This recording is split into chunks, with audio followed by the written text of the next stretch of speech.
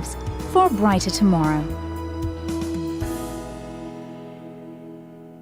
Our 100-year endeavour has been to improve our pumping solutions, enabling us to meet the challenges of tomorrow and bring smiles across the globe. Wake up to the dawn, there's so much to give, making a better world, new life for all to live. Oh, I hate Kirloskar. Oh, I hate Kirloskar. Give a life to every drop, give hope to every soul. We see the world as one. Let your dreams unfold. The power to believe, desire to succeed. New path is playing its way. Let's embrace a new day. Oh,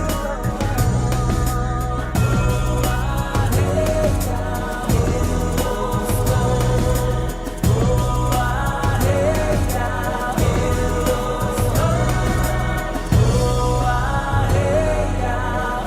Kirloskar.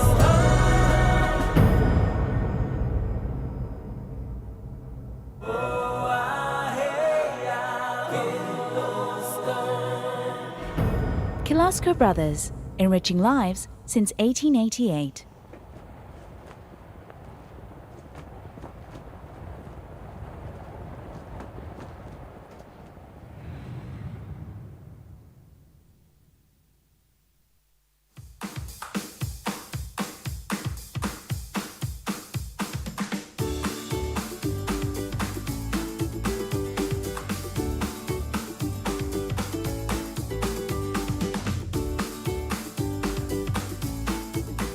AIMA works as an overall India-wide organization for management. It has for long supported, promoted and nurtured the management movement, and it's also reached overseas to try and connect the world with India as well.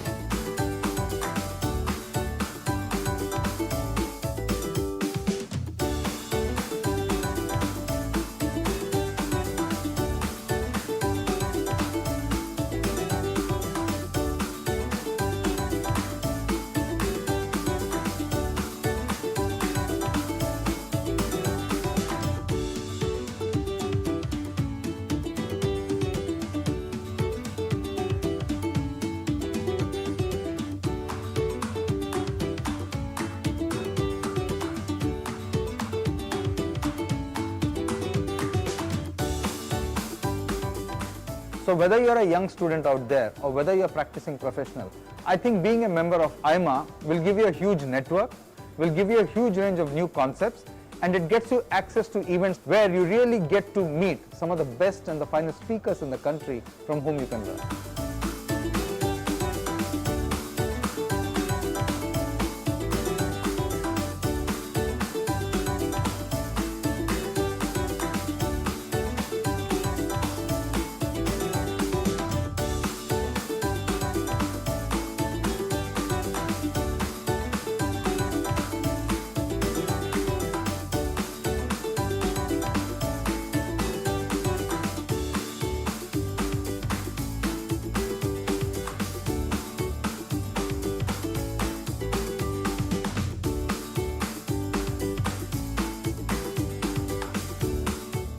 You know, every manager needs to be updated in terms of the latest techniques, the latest thinking, the latest direction.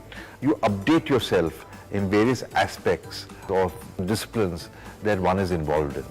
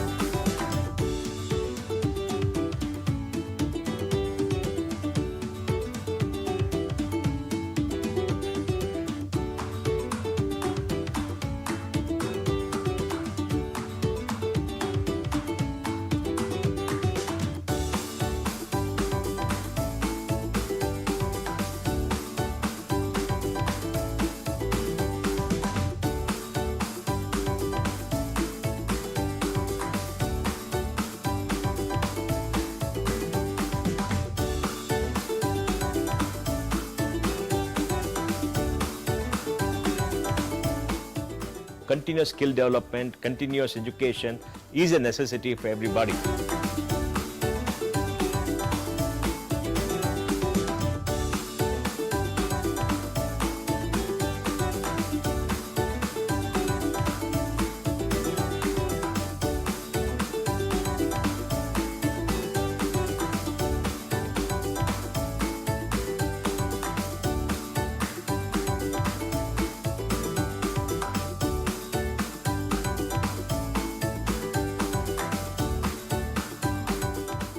AIMA has been known for its testing services.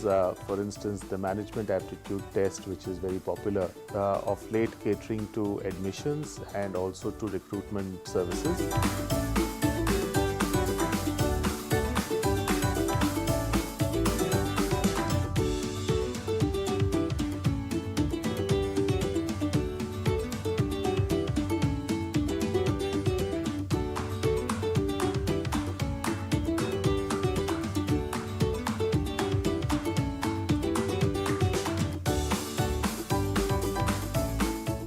Is not just the desire for success, but a fear of failure.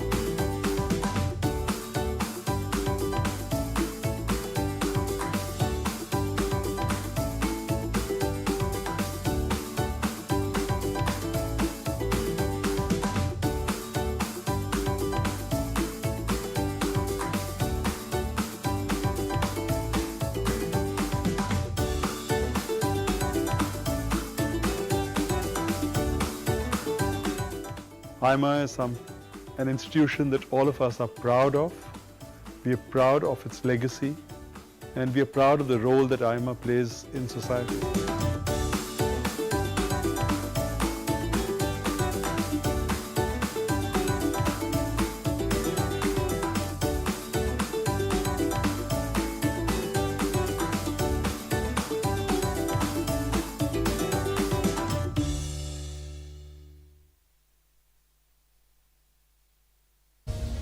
Over a century ago, a vision was born to transform the nation's future through steel. In this journey, steel is more than a word. It encapsulates the values that have propelled us and enabled us to be agile and adaptive through changing times. In the 1990s, when markets opened up in India, we focused on plant modernization and cost efficiency, aiming to become one of the lowest cost steel producers.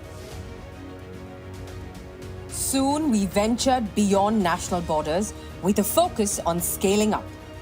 We pioneered branded steel products and entered the automotive market with the aim of achieving differentiation and leadership in discerning segments.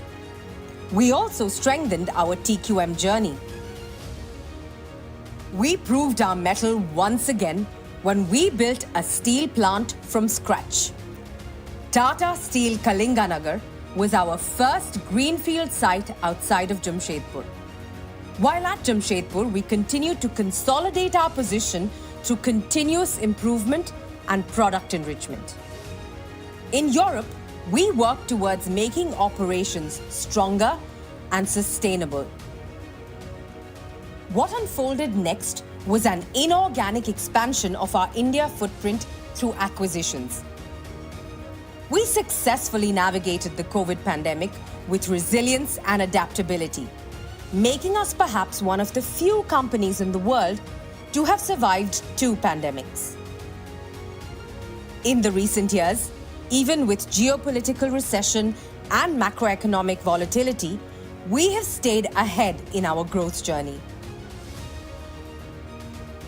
How are we gearing up for the future? By ensuring our readiness structurally, financially, and culturally. We are rebalancing our portfolio to capitalize on India's robust growth story.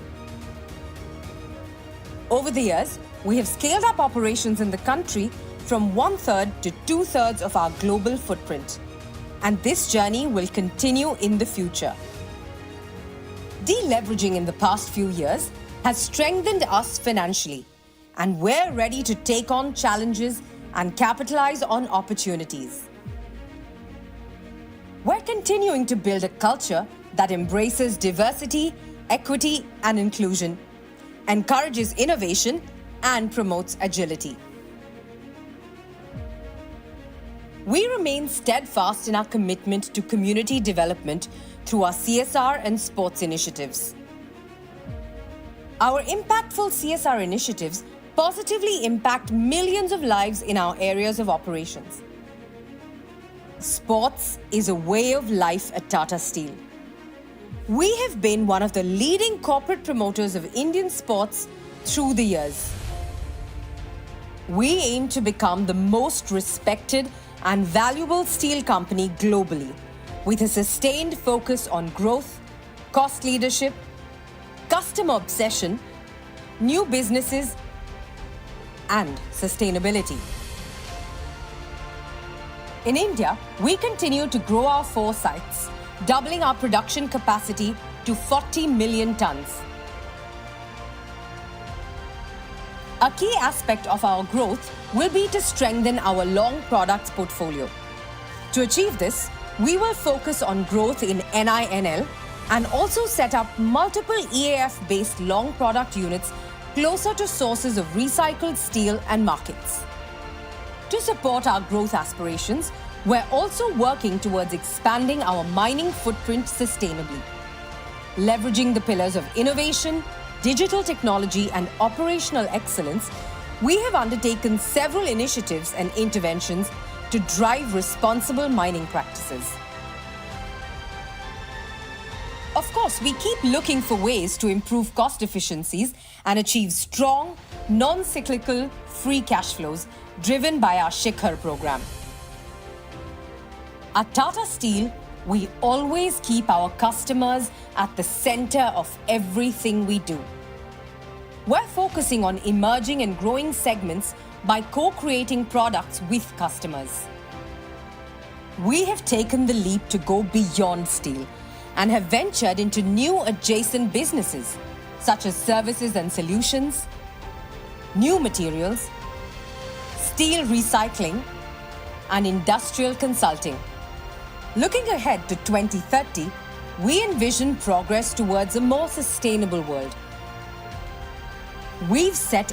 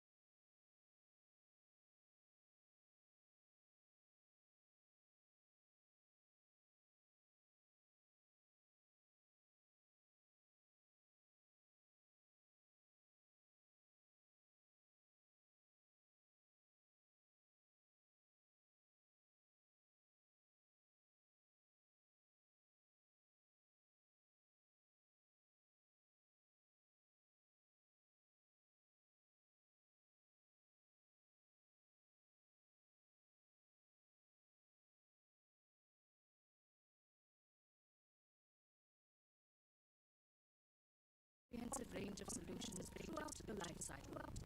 We take pride in the fact that many of our clients have chosen to standardize on our product range for their global operations.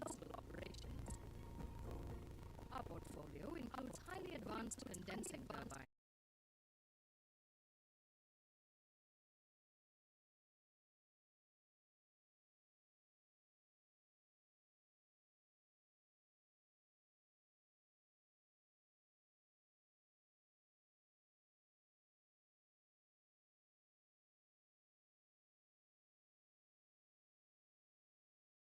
power solutions, and decentralized steam-based renewable turbines, specifically for biomass. Independent power producers process cogeneration, waste to energy, and waste heat recovery. We are driven by a clear mission to offer value-engineered, energy-efficient, and sustainability-led solutions globally. Our dedication to sustainability is evident in our continuous investments in research and development for alternative energy solutions. Our unwavering commitment towards continuous innovation, backed by digitalization and automation, ensures that our customers experience exceptional performance and reliability from our offerings. Ladies and gentlemen, a very good morning and a very warm welcome to all of you. Thank you for joining us at the 51st edition of AIMA's National Management Convention.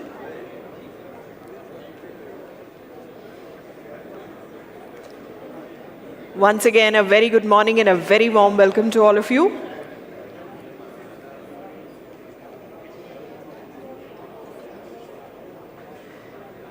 Please kindly take your seats.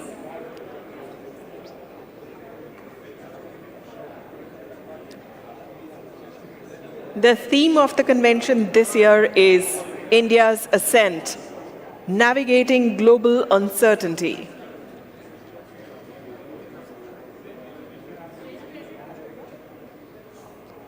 We are privileged to have a most distinguished lineup of speakers, dignitaries, and a very eminent audience with us today. And I take this opportunity to thank all our sponsors who have supported us in putting together this two-day convention on such a grand scale. Our sponsors for this event are Platinum sponsors, Tata Steel Limited and Triveni Turbines Limited. Diamond sponsors, Apollo Hospitals Group, Jindal Steel and Power Limited and Kirloskar Brothers Limited. Gold sponsors, Air India Limited, Transport Corporation of India Limited and Union Bank of India. KPMG in India. Jyotiraditya Group, Apollo Tyres Limited, Kevin Care Private Limited, GAIL India Limited, Hindustan University, Loyola Institute of Business Administration, Chennai, Neo Foods Private Limited, Sona Comstar and TVS Motor Company Limited. Bronze sponsors, Bharat Petroleum Corporation Limited, Delhi School of Business, Dempo Group, Godrej Industries Limited, GL Bajaj Institute of Management and Research, PGDM Institute, IMS Ghaziabad, JK Paper Limited, Mahanagar Gas Limited, Management Development Institute Gurgaon, Medicaps University, NBCC India Limited, NHPC India, NTPC Limited, Oil India Limited, Power Grid Corporation of India Limited, Punjab National Bank and Tata Chemicals Limited. Corporate contributors, Bamal Lorry Company Limited, ASAF, Small Finance Bank, Engineers India Limited, Hindustan Petroleum Corporation Limited, Management and Entrepreneurship and Professional Skills Council, and Nabha Power Limited. Ladies and gentlemen, members of the audience who are still standing are requested to please kindly take your seats.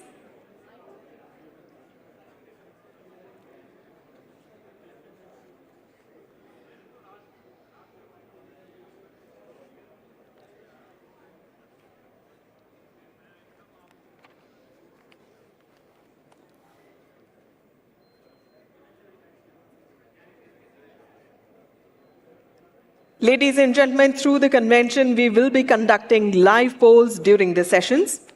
We request you to use the QR code on your table to participate in live polling, or use the QR code on the standees at the back of the hall in case it is required.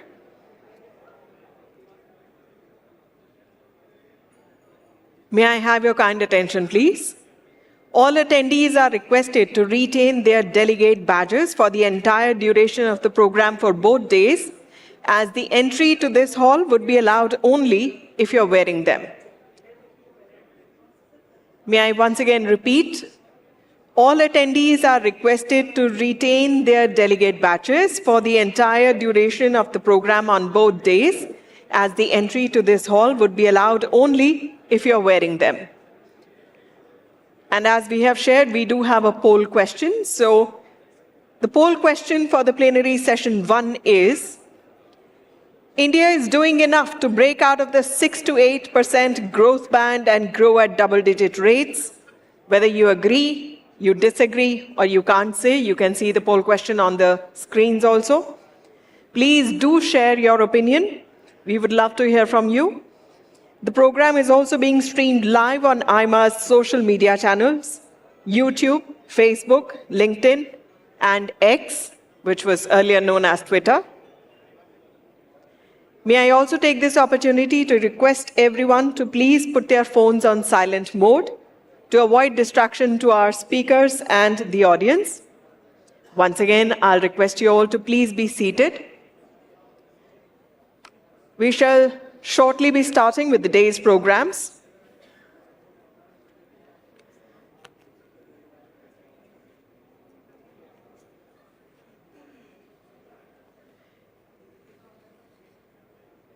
May I also bring your attention to the question slips which are available on all the tables.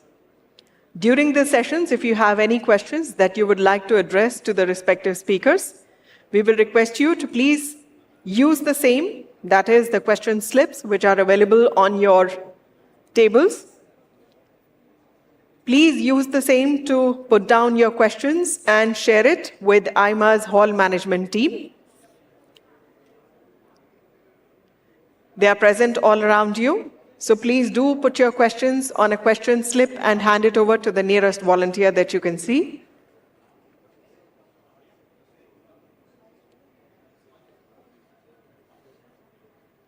May I once again request you all to please kindly take your seats. Members of the audience who are still standing, you are all requested to please kindly take your seats. Please be seated as we are ready to start with the program within a few moments.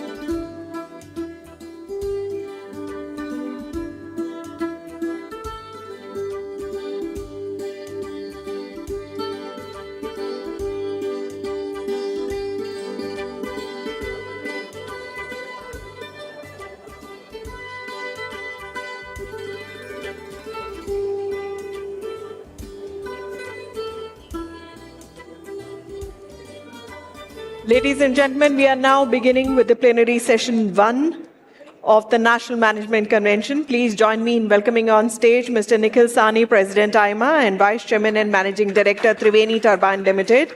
Mr. Sanjay Kirloskar, Chairman and Managing Director, Kirloskar Brothers Limited. Mr. Sudhir Jalan, Past President AIMA and Chairman Neo Foods Private Limited. Ms. Rekha Sethi, Director General, All India Management Association. Let's welcome them on stage with a huge round of applause.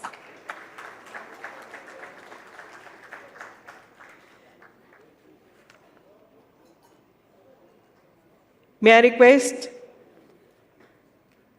all of you to please kindly take your seats very quickly. As you can see, our dignitaries have joined us on the dais. We are now ready to start with the session. May I request all the past presidents of AIMA, Ms. Suneeta Reddy and Mr. T.V. Narendran, to please join us on the stage to light the ceremonial traditional lamp. May I also take the pleasure of requesting Mr. Vishal Kampani, Non-Executive Vice Chairman, JM Financial Limited, to please join us on stage for the lamp lighting ceremony.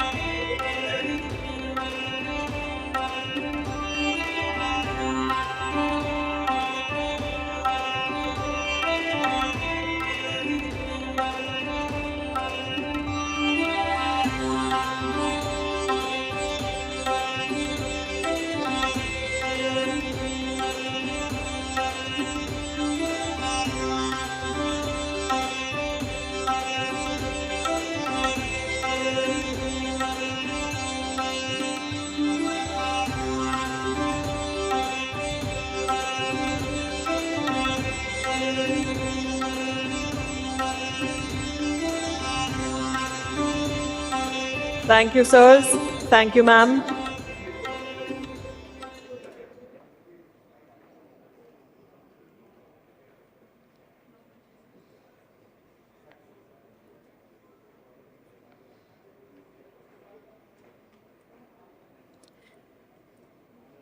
May I now request Ms. Rekha Sethi to deliver the introductory remarks.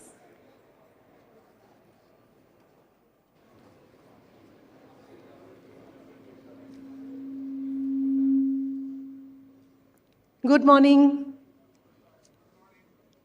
Mr. Nikhil Sawhney, President AIMA and Vice Chairman and Managing Director, Triveni Turbines Limited, Mr. Sanjay Kirloskar, Past President AIMA, and Chairman and Managing Director, Kirloskar Brothers Limited, Mr. Sudhir Jalan, Past President AIMA and Chairman Neo Foods Limited. Ladies and gentlemen, it's a pleasure to have you all with us this morning, and thank you for joining us in AIMA's 51st National Management Convention.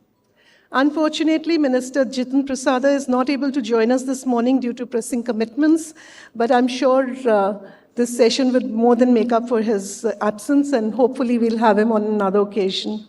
But I'm delighted to welcome the AIMA President and our past presidents to this session this morning.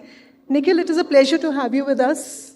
Your direction and help have been vital in putting together the convention's program and staging it successfully. Many thanks for all your support.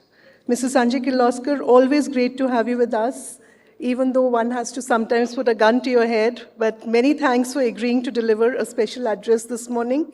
You've always been most supportive of AIMA, and we truly appreciate your time and guidance. Mr. Jalan, it is a pleasure to have you, and thank you so much for agreeing to deliver the concluding remarks this morning. You're one of AIMA's most involved past presidents, and your support for the NMC over the years is much appreciated. For more than 5 decades, the NMC has been an occasion for India's management fraternity to get together and celebrate Indian management. It is very satisfying to see so many AIMA past presidents, office bearers, council members, and especially LMA leaders from all over India and business leaders in this hall this morning. and completely full at 10 o'clock. This gathering of India's management leaders is an excellent opportunity to exchange ideas and experiences and deliberate on the most important issues of Indian economy and business. The NMC is also an occasion to recognize excellence and felicitate extraordinary achievers. During the convention, we will honor some of India's most accomplished leaders from academics, media, marketing, and philanthropy. We will also felicitate the best performing local management associations with AIMA awards.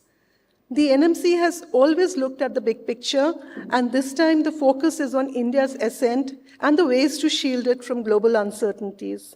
We've invited many powerful and thoughtful leaders from diverse fields to make sense of the prevailing complexity and uncertainty and suggest ways to navigate the unknown. This is a good moment for India, as Indian economy is in good shape and India is wooed by all economic and geopolitical blocs. India has everything going for it: economic size, growth, location, demography, talent, technology, and political stability. India is enjoying one of the most productive phases in industrial growth and technological transformation. India's dramatic infrastructure building, digitalization, and pursuit of green economy makes it a magnet for global investment and R&D. This is indeed the rush hour for Indian economy, and India's ascent has great momentum. Still, India's rise is not immune from the vagaries of global accidents and anxieties. While India is a beneficiary of the churn in the world's economic and geopolitical order, India's rise is also subject to favorable conditions persisting over long term. Therefore, India needs to navigate global uncertainty with sobriety and find ways to secure its industrial, trade, and technological progress against possible mishaps and missteps. During the course of this convention, we will explore the various dimensions of the challenges and chances that lie ahead and try to chart the most promising course ahead. We are privileged that some of India's most important leaders have agreed to join us at the convention and discuss the emerging chances and challenges for India. The speakers at this convention include key economic ministers, pivotal political leaders, leading CEOs, diplomats, experts, and well-known women leaders. We can look forward to 2 days of highly informative and key discussions on some of the most important issues. We also have a session on the serious business of comedy, which will take a look at the new opportunities coming up in today's world. We had done the session with the influencers in our last program, and we want to bring many new such career options to our delegates through this medium. I hope, and I'm sure you'll enjoy the convention with these words.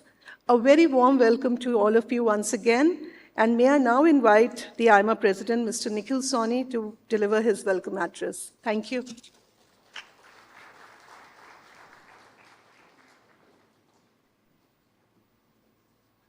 Good morning. Sanjay Kirloskar, past President AIMA and Chairman and Managing Director, Kirloskar Brothers Limited. Mr. Sudhir Jalan, past President AIMA and Chairman Neo Foods, Rekha Sethi, Director General AIMA. Ladies and gentlemen, it's a pleasure to have you all with us and a very warm welcome to AIMA's 51st National Management Convention. Mr. Kirloskar and Mr. Jalan, it's a pleasure to have you with us today. As past presidents of AIMA, you've made outstanding contributions to the organization. AIMA is indebted to you for your guidance and support over the years. Thank you for joining us and a very warm welcome to both of you. I welcome our colleagues from AIMA's Executive Board, past presidents of AIMA, members of AIMA's Council, LMA leaders, distinguished invitees, and AIMA's members who have joined us today. I would also like to extend a very warm welcome to the winners of both the AIMA Keval Noria Award for Academic Leadership in Management Education and the AIMA R.K. Swamy High Performance Brand Award. We are also joined today by a large contingent of almost 200 leaders and delegates from 40 different local management associations all over India. A very warm welcome to all of you. The winners of this year's Best LMA Awards will also be presented their awards in this session. Ladies and gentlemen, it's been more than half a century since we established the National Management Convention as an occasion to congregate and deliberate on the most important management issues of the time.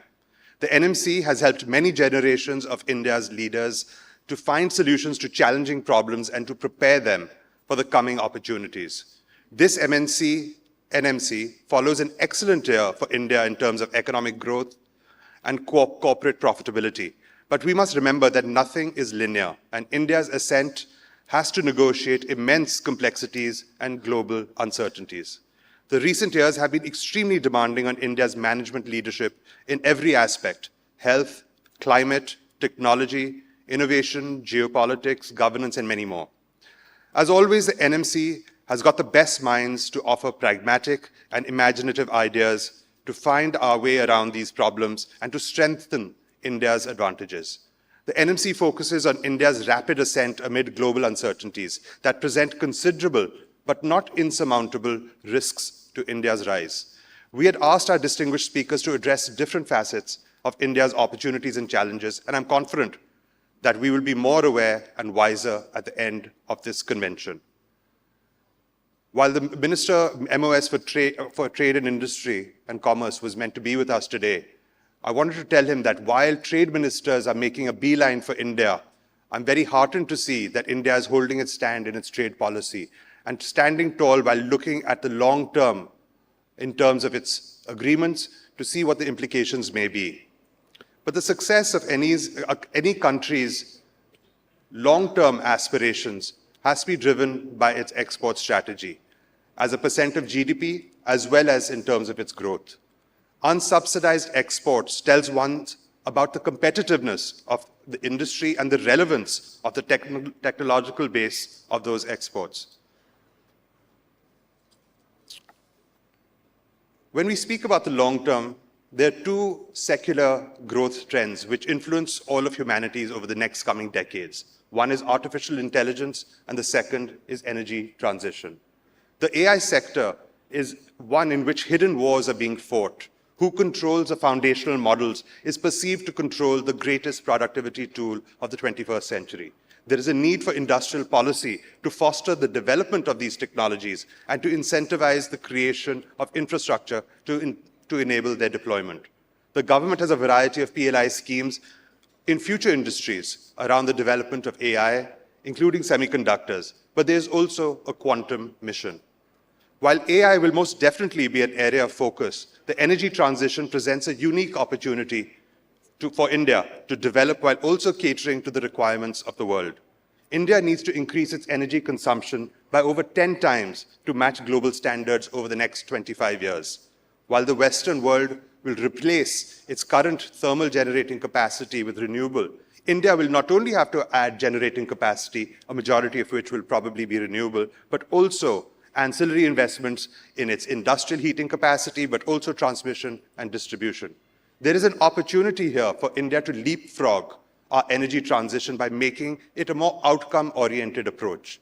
The current global energy consumption is approximately 50% of the final energy consumption is in heating and cooling requirements, while about 30% is for transportation and about 20% for electrification needs. For India, it is believed that 60% of incremental energy consumption will be in heating and cooling. There is an opportunity here for us to have a focused mission on this. The technologies needed to leapfrog here is pertinent only to India and the global south. The West will develop their requirements, and that does not have the same needs as it does for us. The global opportunity for this energy transition is estimated to be over $120 trillion over the next 25 years. A focused export strategy around this sector will not only create the technologies needed for India's development, but also present the single biggest trade opportunity the world has ever seen. We have PLIs for electrolyzers and fuel cells, as well as for solar panels. But the opportunity here is so much more when we view it within the global requirements, which will be technology agnostic. The fight for critical resources has already begun and is leading to greater global risks. The best way to deal with this global uncertainty and guarantee India's uninterrupted ascent is to enable a greater agility and flexibility in the economy's structure and practices. India needs to put its economy in shape to absorb external shocks and to thrive on the opportunities created by the churn in the world. Thank you very much, ladies and gentlemen. Though before we move to the next address, we will present the AIMA's Award for Academic Excellence and Brand Performance. We will also facilitate the winners of this year's Best LMA Award. Thank you, Mr. Sani, for your address. May I now invite Mr. Sanjay Kirloskar to deliver his address.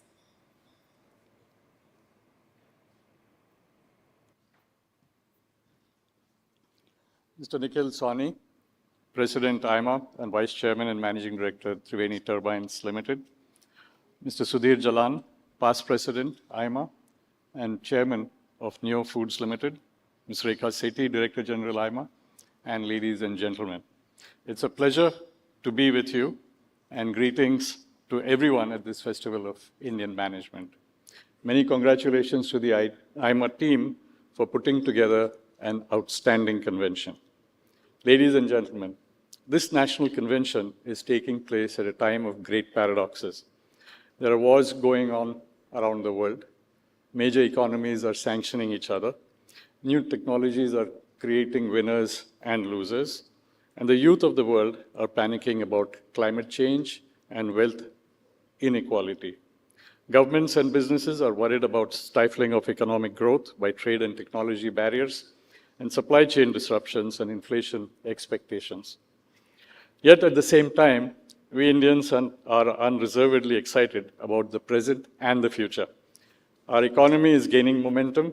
We are positive about technological transformations, and our international status and influence seem to be rising. Clearly, India is ascendant, and it has many reasons to be confident about its progress and its prospects. India has the largest population in the world, most of which is young and optimistic. We have the fastest growing big economy, with GDP sticking close to 7 to 8%. We are set to be the world's third largest economy and one of its biggest markets in the next few years. We have the geography, the economy, and the military to be courted by every geopolitical bloc for our ability to tilt the global balance of power. So we are having the best of times during bad times for the rest of the world, which makes it necessary for India's leaders to do their utmost to make this moment count. We need to stretch this window of opportunity by building capabilities and showing political, economic, and ethical leadership.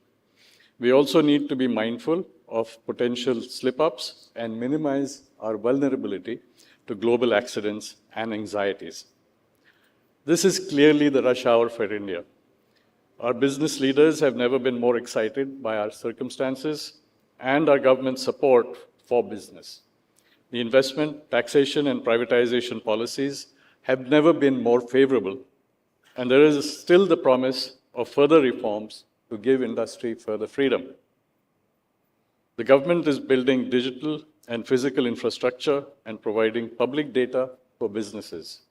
Our government is also ensuring demand for industry's output by sustaining a high level of infrastructure and welfare spending. Our industry must make the best of this rush by becoming world-class by size, technology, and impact. Our startup sector is also in good shape. We have about 115 startups that are worth $1 billion plus. There are hundreds of unicorns. The government is relentless in its digitalization of everything, and that will only expand the herd of unicorns. However, the lowest hanging fruits in the startup sectors have already been taken, and time has come for new startups to raise their game. We need to have more deep startups that supply the underlying technologies and innovations to our economy. Artificial intelligence, research, and innovation has to be the next big area for funding entrepreneurship and While India pursues capital-intensive technologies, it needs to pay attention to its labor-intensive economic underbelly. We are underutilizing our demographic asset, and it needs that to contribute more to GDP growth. Instead of looking at labor as a passive resource that can be made productive by training and hiring, there is a need to prioritize the workforce's consumption and investment in self-improvement. A capital-leaning economy does achieve a quick surge in output and surplus, but without a simultaneous and commensurate rise in the wider population's consumption, this surge cannot be sustained. Even debt-plied consumption needs to be backed with the workforce confidence in rising incomes. To sustain a high rate of economic growth for the next generation or two, it is critical that we maintain a reasonable balance between wealth creation from capital and labor. We are also underutilizing a big section of our population, which is women. Social and economic dynamics of India restrict a large number of women at home. Moreover, incidences of violence against women at work restrict where women would work and during which hours. This underrepresentation of women is particularly severe at the top. There needs to be a policy and regulatory action to make women more visible in leadership roles. We cannot afford to lose the economic output of a half of our population just because of its gender identity. Climate change is also emerging as one of the major impediments to India's rise. Much of India's population relies on fertile soil, adequate rain, and clean air for livelihood. And any major changes in local weather patterns and water flows could upset that delicate balance of nature that we rely on. India is also vulnerable to climate-linked industrial and trade policies of the other big economies. I think the European Carbon Border Adjustment Mechanism is going to kick in next year. And it's a non-tariff trade barrier, basically, which will discourage exports from countries like India. The money that they're going to collect whenever companies from India export is actually going to help create jobs or help reduce the costs of their goods that they make over there. So we need to be very clear about how the Carbon Border Adjustment Mechanism is going to hurt us, because it's going to start hurting us very soon. The intergenerational rights to the planet are becoming a potential opportunity, and campaign against fossil fuels is spreading. Energy transition is becoming an urgent issue for companies from economies like ours. We need to adapt, as our future economic growth will come mostly from exports. We need to get or develop clean fuels and technologies quickly to get to net zero growth much earlier than 2070. It is a complex and uncertain world in which we are rising, and our rise needs more intellectual resources than any other. India can realize its aspirations of becoming wealthy and powerful only by coming up with solutions to not only our own problems, but those of the larger world. We can secure our high status by assuming leadership of production, innovation, and global governance. I am confident that we will find our way around slippery slopes and steep drops and continue our rise to the top of the world. Thank you. Thank you, sir. Ladies and gentlemen, to mark the convention each year, AIMA takes out a special souvenir with interesting article on management trends.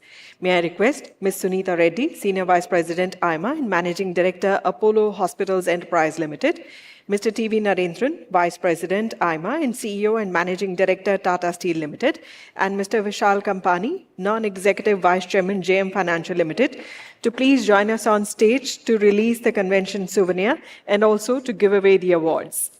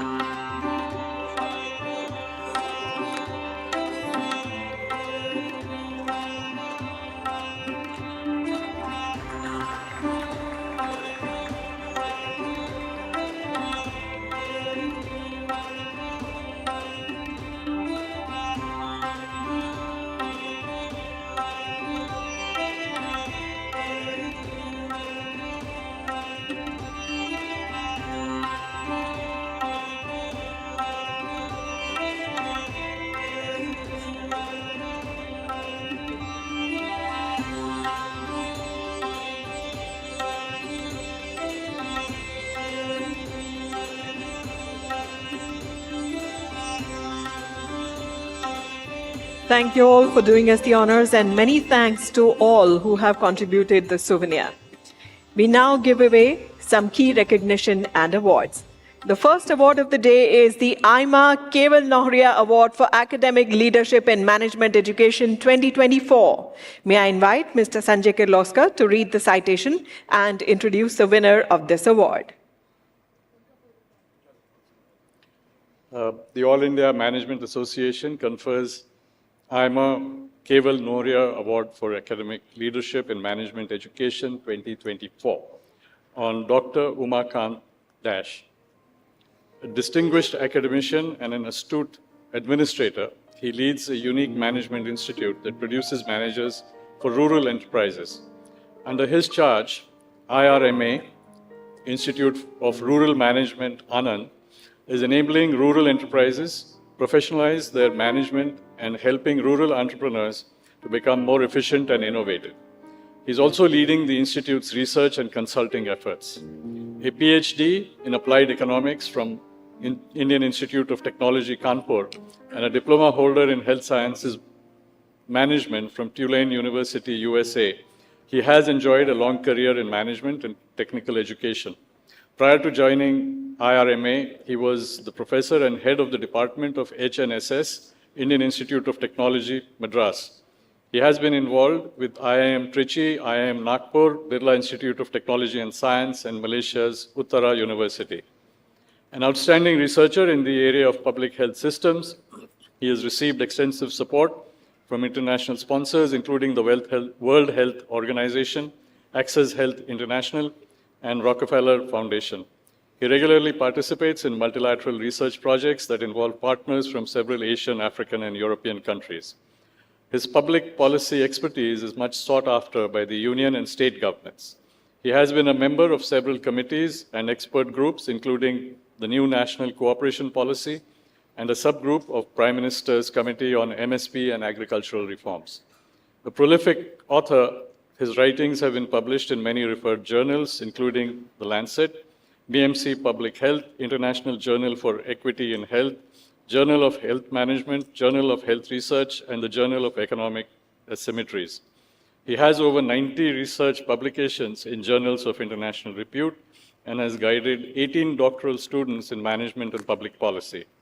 All India Management Association is pleased to present the AIMA Keval Nohria Award for Academic Leadership in Management Education to Dr. Umakant Dash, Director, Institute of Rural Management, Anand.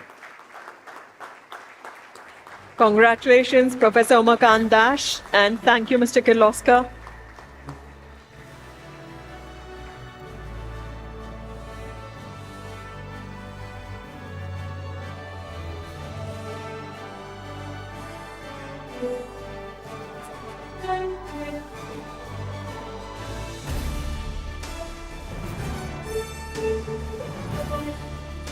The next award is the AIMA R.K. Swamy High Performance Brand Award.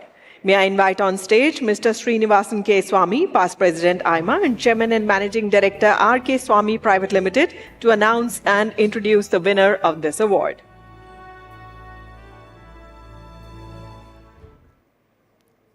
Distinguished AIMA leadership on the stage and friends. It was in the year 2010 that the Council of Management invited people to kind of nominate awards. And we decided at the time to nominate one in my father's name. R.K. Swamy was a past president of AIMA and is a true-blooded Indian. And therefore, we said that we should institute an award which actually is reflecting what he stands for, and at the same time wanted to give to a brand of Indian origin which excelled in various dimensions of the business. It would be excelling in revenue growth, profitability growth, quality of management, and above all, they must outshine the competition in many ways. And we've been giving this award every year. The last 13 awards have been given till now. And I'm very, very happy to say, this year, the worthy winner is Reliance Jio Infocom. And I want to tell you why. Reliance has been, Jio has been an amazing brand. You all know that. What we don't know is that last year, they crossed 1 lakh crores in sales. 1 lakh crores in sales. With a profit after tax of more than 20,000 crores. It's amazing to put in 20% of the profit, pull 20% profit on a turnover of that kind. It's really outstanding. Not just that, they've been growing steadily, outshining the competition, as I said, not just in India, they have now emerged as the global #1 player in mobile services. So I think they deserve a round of applause for the outstanding performance in the market. And I have great pleasure in requesting our representative from Jio, I think Kapil, Mr. Ahuja, to come on stage and collect the award. Thank you. Joining us on stage to receive the award on behalf of Reliance Infocom, Mr. Kapil Ahuja. Heartiest congratulations to Reliance Jio Infocom Limited. And thank you, Mr. Swami, for introducing the winner.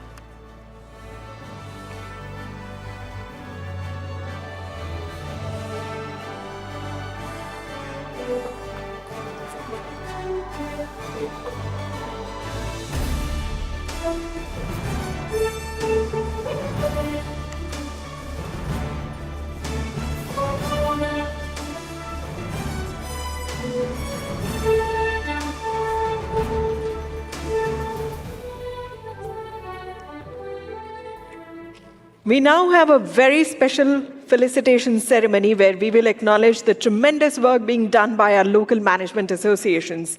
AIMA introduced the Best LMA Award in 1988-89 to recognize the contributions and efforts of its local management associations towards creating institutional excellence.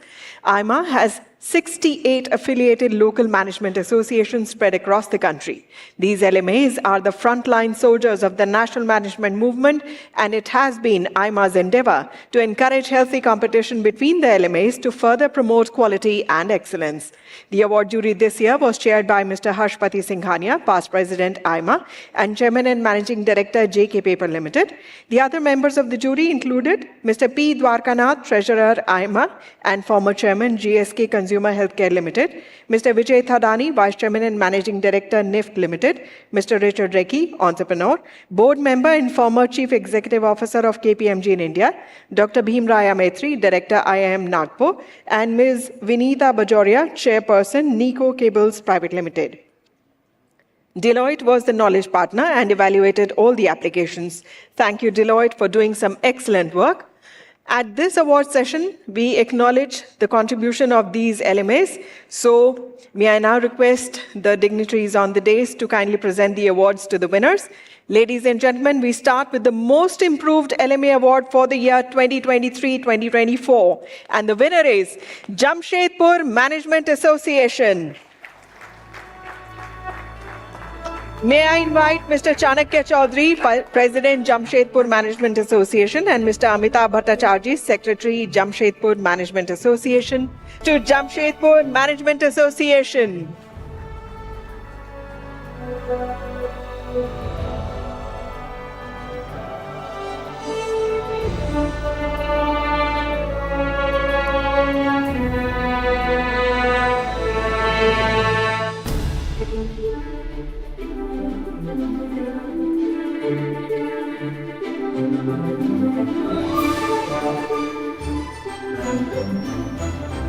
Under the category 4 of the Best LMA Awards, we have 2 awards, the runners-up and the winner.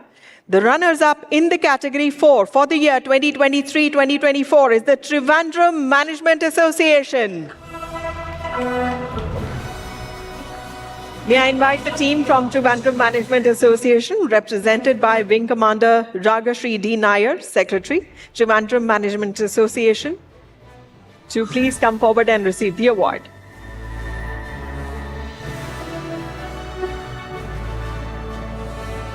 Heartiest congratulations to Trivandrum Management Association and its entire team.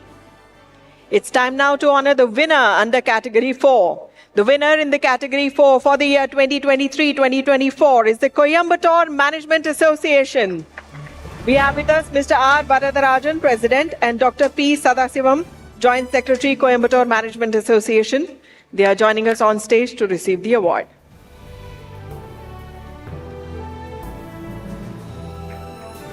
May I request you all to please, let's give them a loud round of applause, please. Heartiest congratulations to Coimbatore Management Association.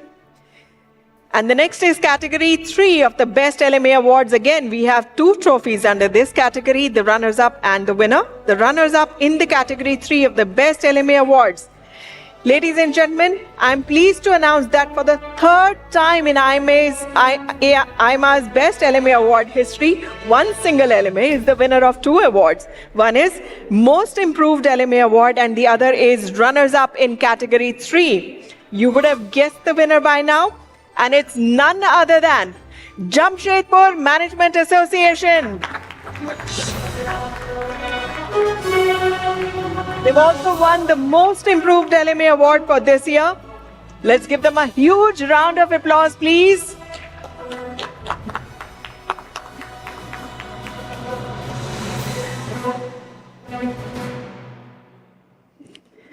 We have with us Mr. Chanakya Chaudhary, President, and Mr. Amitabh Bhattacharjee, Secretary, Jamshedpur Management Association. They are on stage receiving the award. Our heartiest congratulations. And it's time now to announce the winner under Category 3.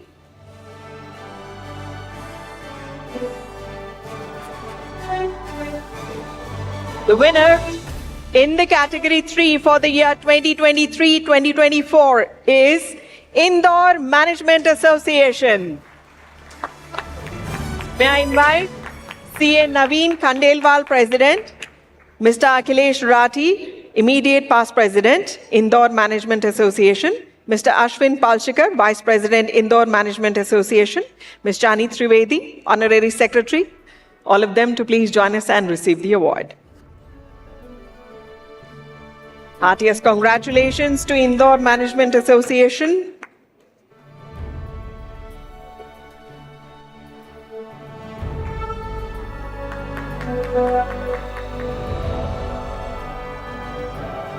Moving on to our next award, we have the Category 2 of the Best LMA Awards. The winner in Category 2 for the year 2023-2024 is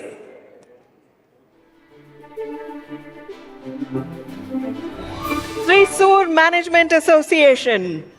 May I invite CATR Anantha, President, Thrissur Management Association, CA GeoJob, Immediate Past President, Mr. Madhur AP, Past Secretary, Thrissur Management Association, to join us on stage and receive the award. Heartiest congratulations to Thrissur Management Association on winning the award. I think they're all being very stingy with our applause today. They deserve a huge, big round of applause. So much hard work.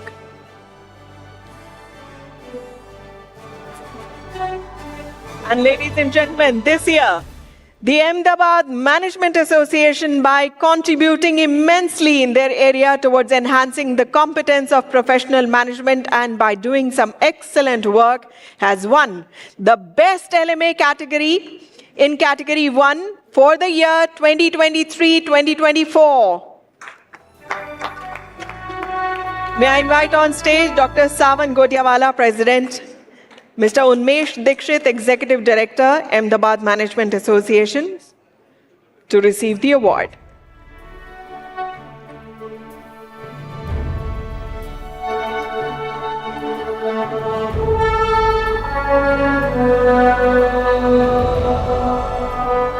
Heartiest congratulations to Ahmedabad Management Association for winning the award.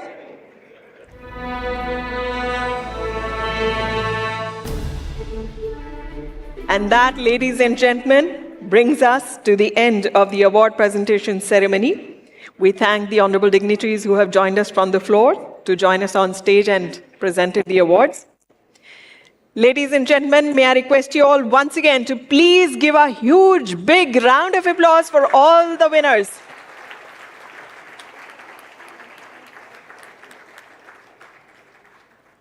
May I now request Mr. Sudhir Jalan to deliver the concluding remarks.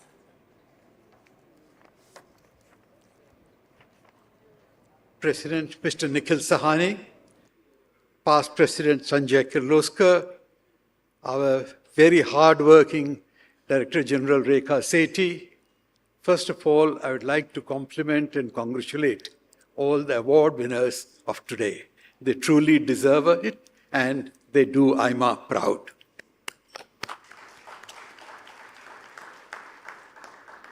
Today we are in a rush hour indeed.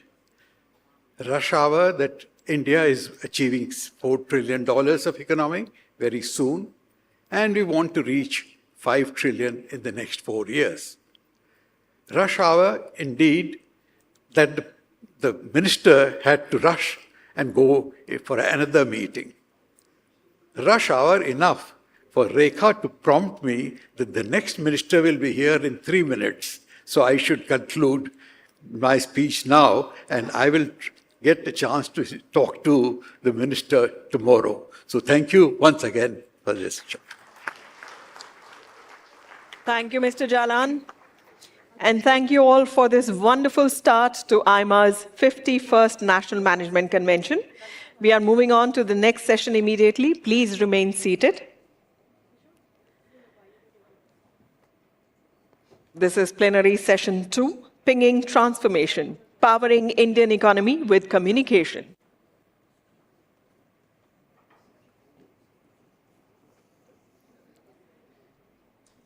Ladies and gentlemen, we shall be starting with the next session shortly. Meanwhile, the theme of this session is Pinging Transformation, Powering Indian Economy with Communication. The poll question for this session is, India should concentrate its telecom investments more on infrastructure and services than on manufacturing. We shall be seeing the poll question on screens in a short while.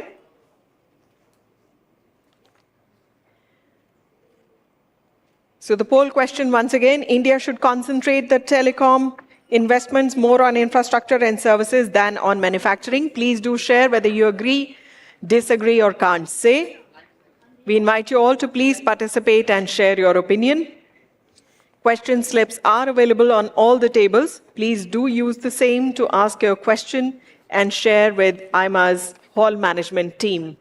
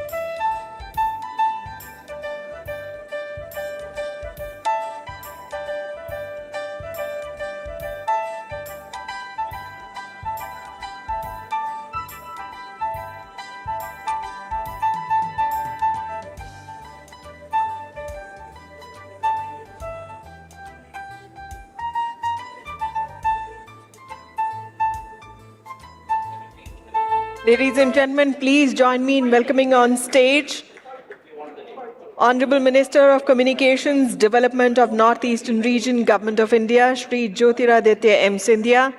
Warm welcome. Mr. Nikhil Sawhney, President AIMA and Vice Chairman and Managing Director, Triveni Turbines Limited. Ms. Suneeta Reddy, Senior Vice President AIMA and Managing Director, Apollo Hospitals Enterprise Limited. Mr. T.V. Narendran, Vice President AIMA and CEO and Managing Director, Tata Steel Limited. And Ms. Rekha Sethi, Director General, All India Management Association. May I request you all to let's welcome them with a huge round of applause.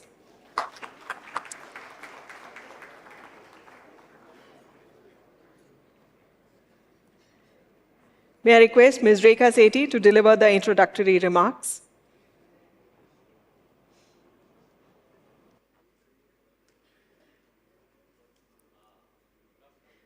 Good morning again, Mr. Jyotiraditya Scindia, Minister of Communications, Development of Northeastern Region, Government of India, Mr. Nikhil Sawhney, Ms. Suneeta Reddy, Mr. T.V. Narendran, ladies and gentlemen. It is a pleasure to have you all in a very special session with a very special person, someone who has provided tremendous leadership to the country in politics and government. He is an economic and technological visionary and an exceptional minister and member of parliament. Mr. Scindia, it's a pleasure to have you with us and many thanks for agreeing to address AIMA's National Management Convention. You have been a friend of AIMA for a long time, and we count on your presence to elevate the importance and gravitas of our discussions. Thank you for joining us, and please do welcome him with warm applause.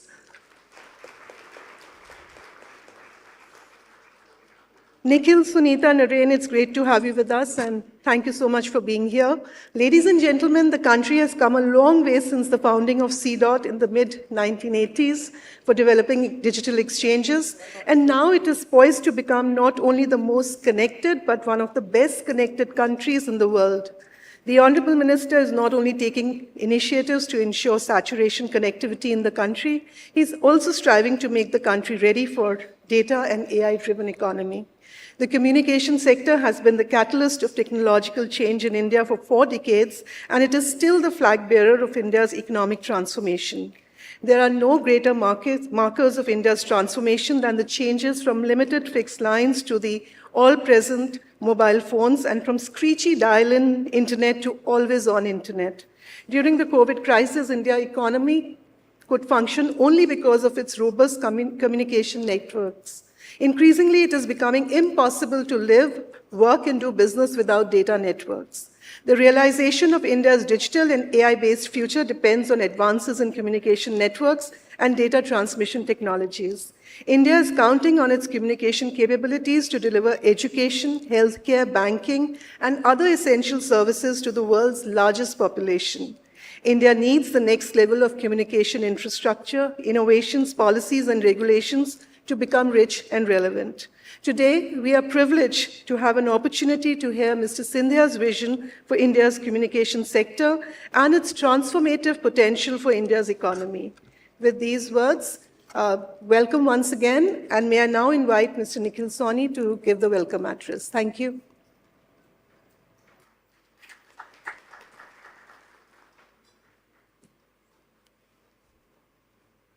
Mr. Jyotiraditya Scindia, Minister of Communications and Minister of Development of the Northeast Region, Government of India.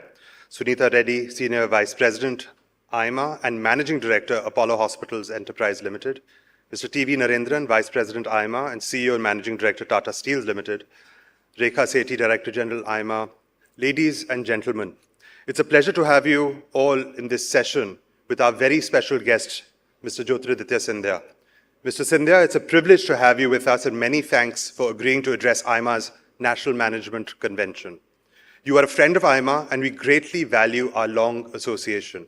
You bring tremendous gravitas to discussions with your in-depth knowledge of economic domains and enormous experience of governance. As a Harvard and Stanford graduate, as well as a former investment banker, you appreciate the importance of management in policy making and implementation. We are grateful to you for agreeing to share your vision and strategy for the Indian economy in general, as well as the communication sector in particular. Thank you for joining us, and a very warm welcome to you. I'm also pleased to welcome the winners of 2 of AIMA's Managing India Awards. They were not able to join us in April for the awards night. Ashish Dhawan for Outstanding Corporate Citizen and Latha Venkatesh for Outstanding Contribution to Media. Both will be facilitated by the Minister in this session. Ashish and Latha represent the best of what India has to offer, and it is most appropriate that they will receive the award from the Minister. Ladies and gentlemen, the communication sector has made a transformative impact on the Indian economy over the past 3 decades. It has now become a critical engine of economic growth and innovation. The advances in communication technologies and the expansion of communication infrastructure have changed the ways in which we share information, learn, teach, work, buy, sell, and much more. The Indian communication sector's statistical milestones are already impressive. There are over 1.2 million phone connections in the country, and 2/3 of the rural population now has a phone connection. Indians are amongst the greatest guzzlers of wireless data. The per-connection wireless data consumption in India has reached over 20 gigabytes per month and is set only to grow. India's journey in telecom epitomizes the transformation that is happening in our economy. It is also emblematic of the form of development and growth that we all aspire for. The leapfrog that the economy achieved in taking a largely unconnected populace to one of the hyperconnectivity is to be lauded. We went from an economy with the privileged access to telecom infrastructure through landlines to that of ubiquitously available mobile phones. The transformation epitomizes 2 key facts that we have to keep in mind for the future growth of India: the leapfrogging nature of and the democratizing nature of technology. India's communication revolution is still young, and a lot remains to be done in strengthening the communication spine of the country. The infrastructure coverage can improve, and the quality of connectivity should be equally good and reliable in all regions and all places. Policies and regulations will play an increasingly important role in promoting data rights, data safety, and innovative use of data. Not only will the spectrum policy have to ensure revenue for the exchequer, but also growth of competition in the sector so that the consumers benefit. Parallelly, India's infrastructure needs to support data transmission of such volumes and at such speeds that support India's transition to universal digitization with the mass usage of AI and the Internet of Things is also an imperative. Given India's appetite for modern communication infrastructure, devices, and technology, it is only logical that India makes the most of the necessary products and applications at home. India has already achieved a significant production and export of mobile phones, and the PLI schemes offer great encouragement for producing technology equipment and telecom equipment in India. India needs to foster technology development at home to attract global tech giants to innovate and make in India. The communication sector is a great job creator as well, and it will be a key job creator in the future, with India's dependence on greater interdependence on interconnected machines, the high-speed, high-volume data transmissions, data centers, as well as growth in artificial intelligence applications and companies. There is a massive potential to train and deploy people in catering, maintaining, and upgrading the new communication networks of the future. The greatest opportunities will lie with the entrepreneurs who will create new business models and propel the economy forward. Innovation and entrepreneurship is key to India's future growth in today's geopolitical environment, and that is where technology will be centered. And we already find a rivalry between 2 great powers happening on the issue of technology.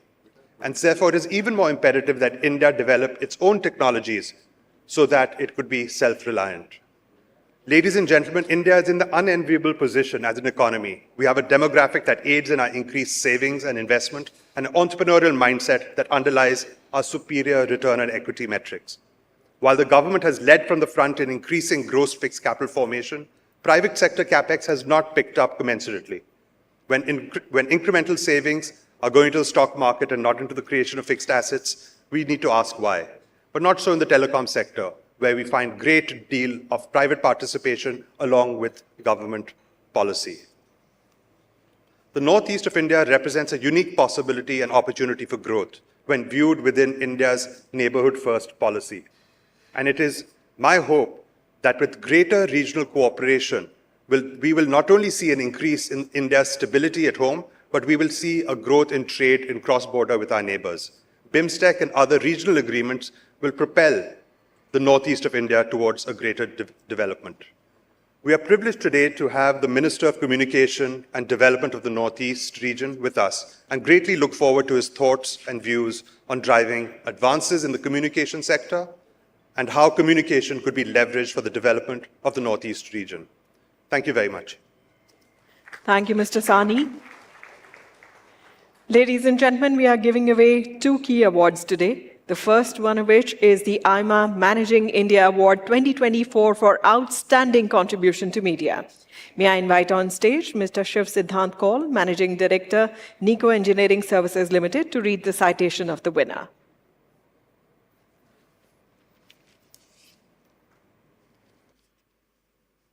This is the AIMA Managing India Award 2024 for Outstanding Contribution to Media.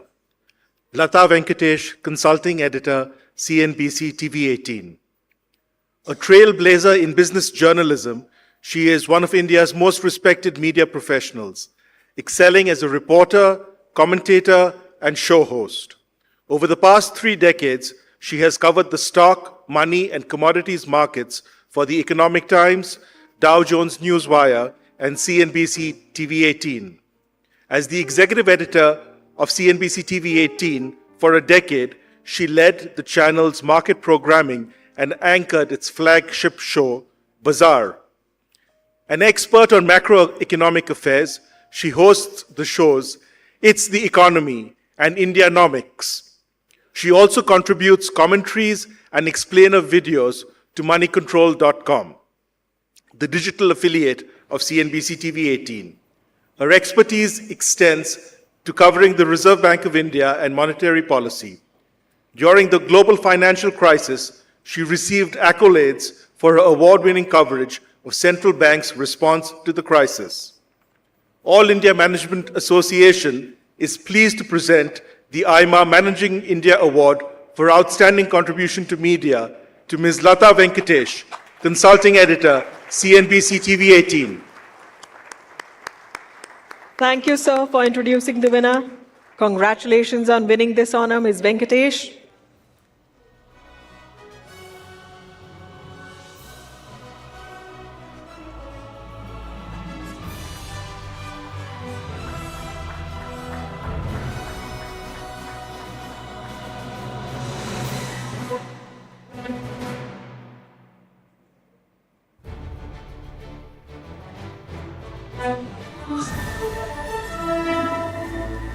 Heartiest congratulations to you. The second award of this session is AIMA Managing India Award 2024 for Outstanding Corporate Citizen. May I invite on stage Mr. Anil Somani, founder, Faustima Business School, to read the citation of the winner.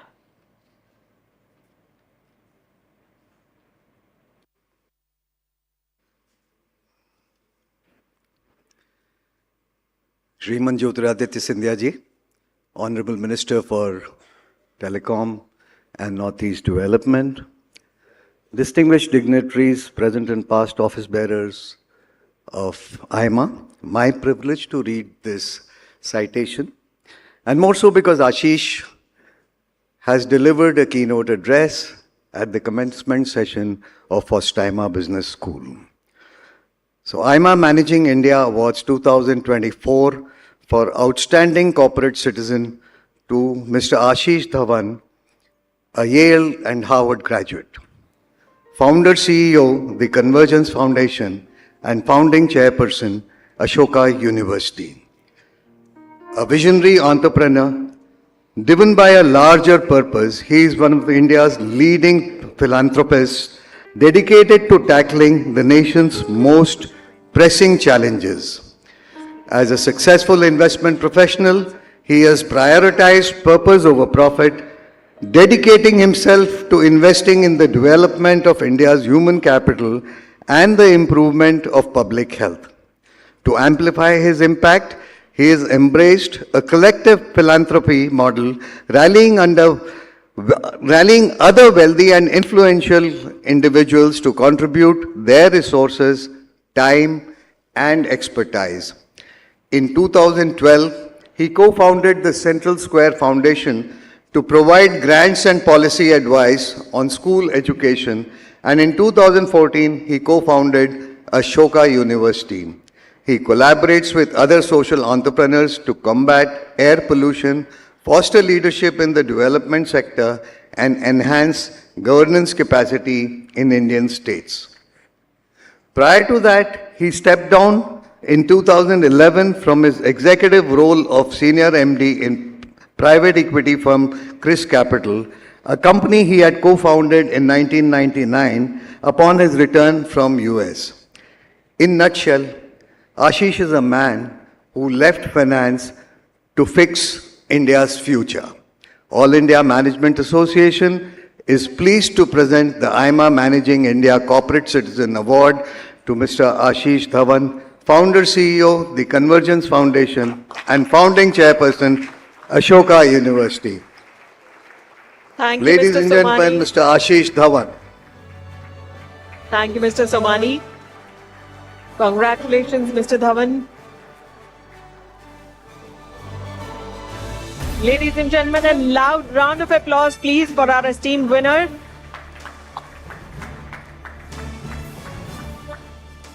May I now invite Mr. TV Narendran to introduce the Honorable Minister.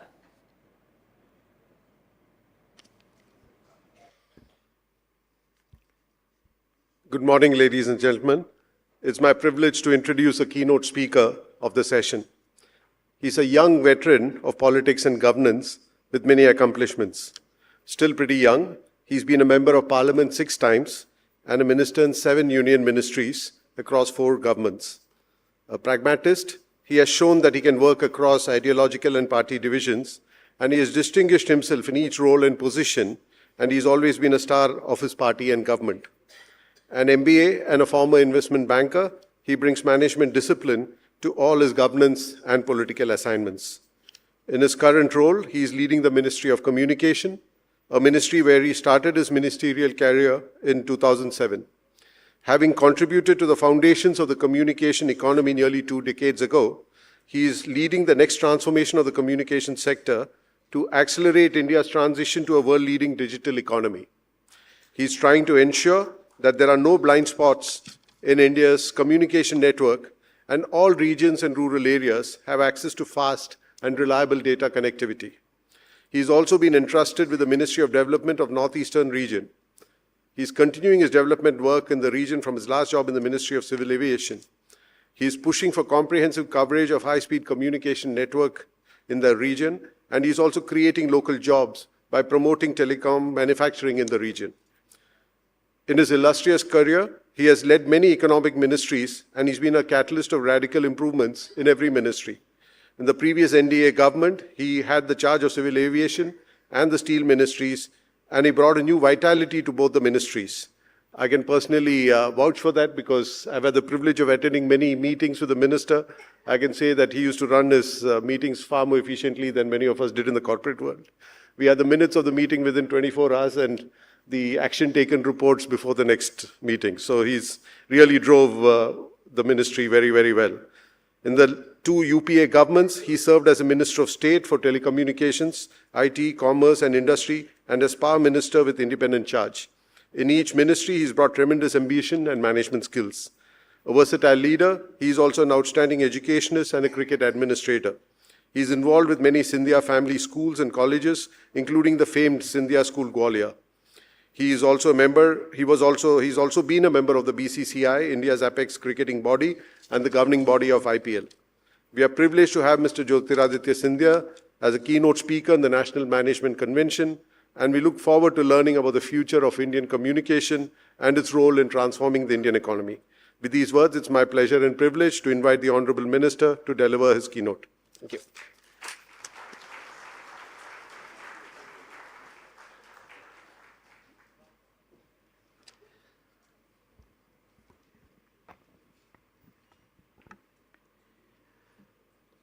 Seated on this dais with me, President of AIMA, Nikhil Sawhney, my good friend TV Narendran, Vice President, Suneeta ji, Rekha Sethi ji, the 2 awardees today, who have trailblazed their sectors, both Latha, Venkatesh ji and Ashish Dhawan, all the members of the AIMA body, ladies and gentlemen. It indeed is always an honor to be a part of this illustrious body's activities. AIMA is an institution that I feel honored to have been associated with for over 2 decades. It not only is a federation of industry and corporates, but in many ways is a think tank of how to further not necessarily pure sectors alone, but to take India forward, to take every sector and every vertical of India forward.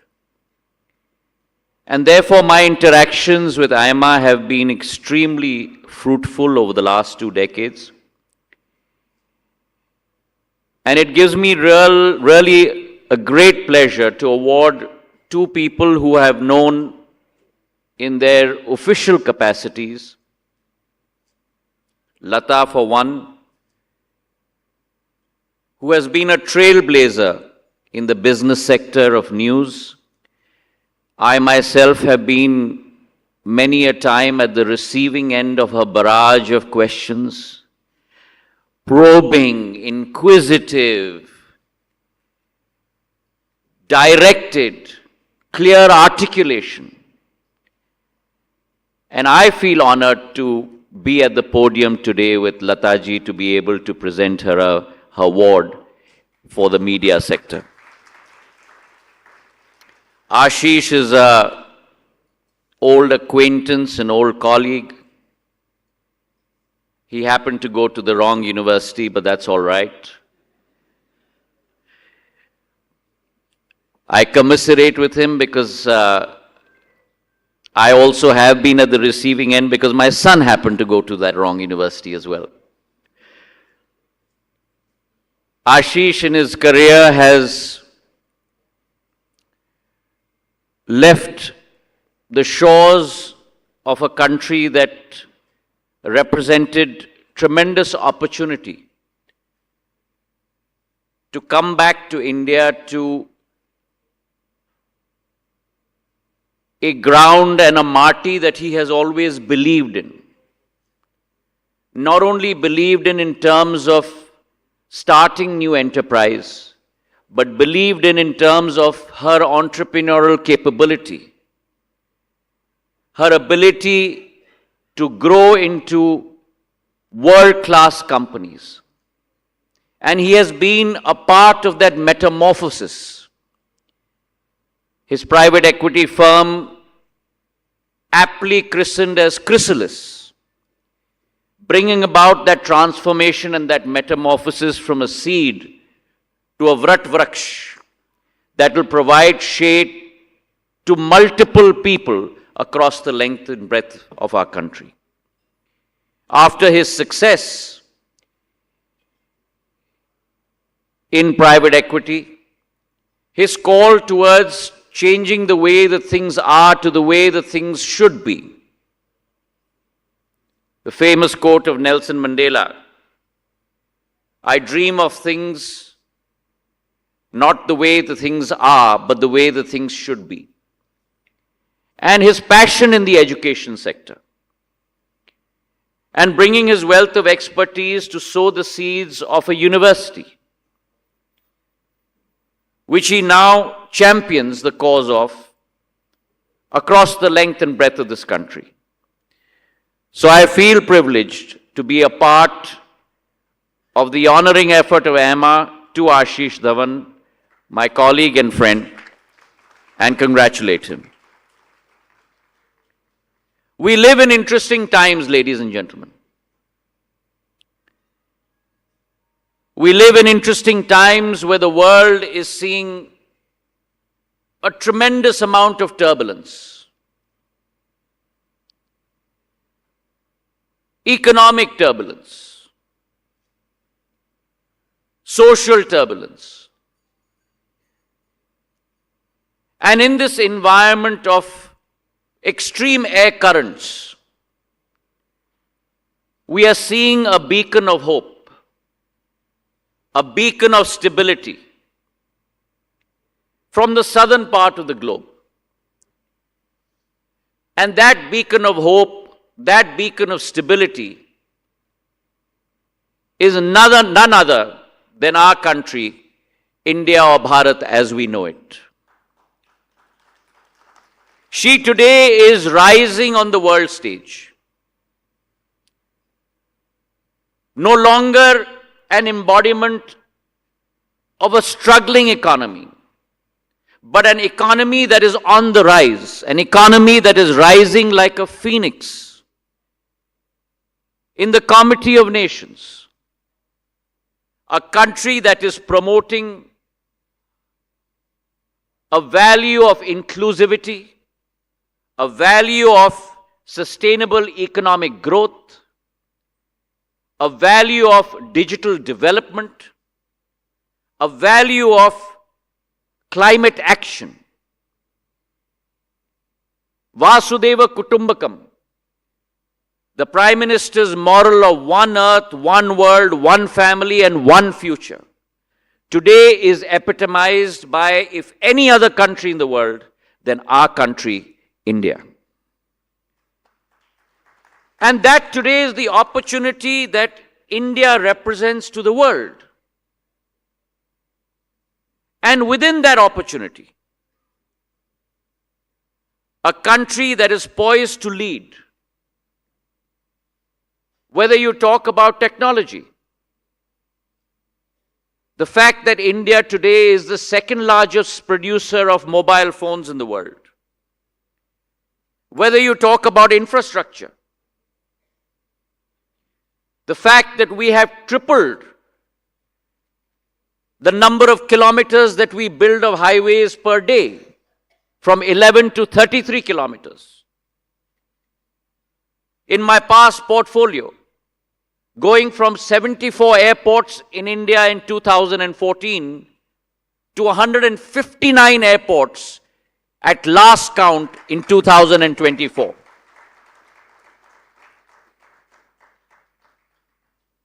The fact that we have Delhi today as the second largest capacity airport in the world at 109 million. We need to move the international business hubs for air traffic from our eastern and western neighbors back into India. And I am confident, it is my former portfolio, but I am confident that in the next decade, you will see not one international hub in India, but at least 3 international hubs being created in India. If you move away from infrastructure, if you move away from telecom, when you look at social development, the fact that we have raised 25 crore of our people, our brothers and sisters, from poverty. Public health, what could not have been dreamt of before. Under the Ayushman Card Yojana, 28.5 crore people today have health insurance cover of up to 5 lakh rupees per annum. Something that we could not comprehend. 10 crore of our sisters and mothers who are covered under Ujjwala Yojana. And all of this has not happened in 75 years. All of this, ladies and gentlemen, has happened in the last 1 decade of India's progress. And all of you have been a part of that journey. I have always believed that India's rise is based upon the rise of her people. It is our job in government, and I have mentioned that to Narendran ji many a time during our advisory group meetings. Government today has to become less of a regulator and more of a facilitator. in your success lies the government's success, lies India's success. And therefore, our working has to be a partnership where a minister does not necessarily have to head a table, but a minister has to be a partner with you, not sitting on a square table, but sitting on a round table, a feeling of partnership and camaraderie with every single person. So India today is on the rise. Last financial year, we grew at above 8%, the fastest growing economy in the world. Could we comprehend that 10 years ago? The fact today that India represents a booming economy, a commitment to inclusivity, sustainability, and a drive for international collaboration. Now, in this profound shift that we have experienced over the last decade, the communication industry has gone through its own metamorphosis, its own transformation. If you look at the number of broadband users in our country, from 60 million, we have gone to 940 million. If you look at the number of kilometers of optical fiber cable that have been laid out, 30 lakh kilometers of OFC fiber cable has been laid out in the last decade alone. We have grown to 119 crore mobile subscribers.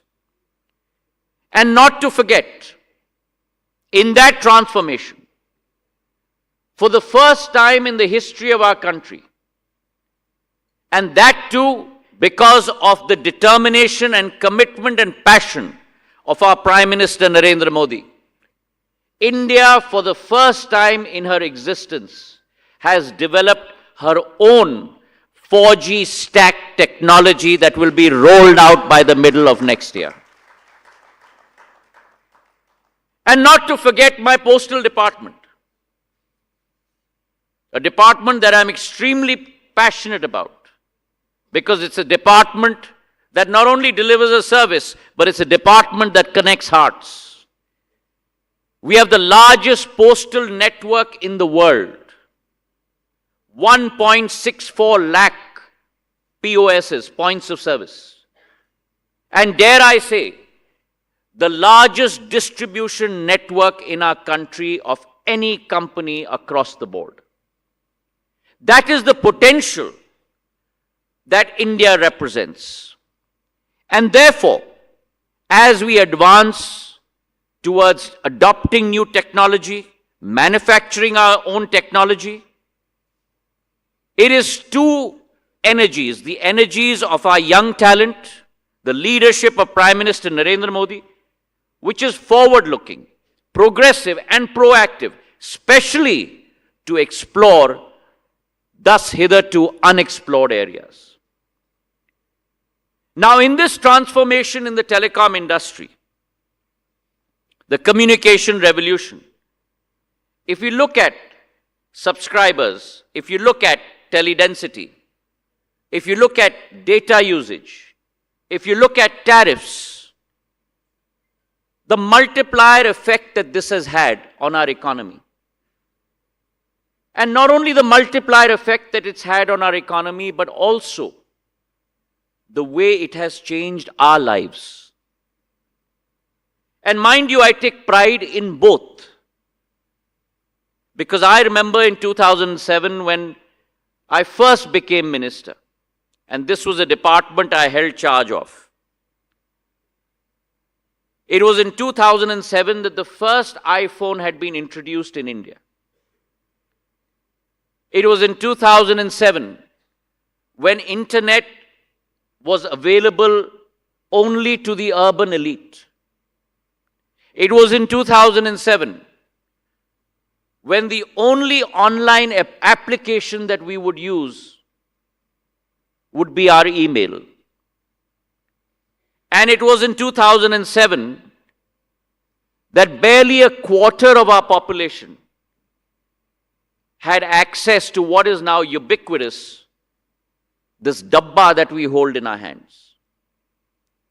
And in the last 17 years, the journey that our country has undertaken, 119 crore telecom subscribers today,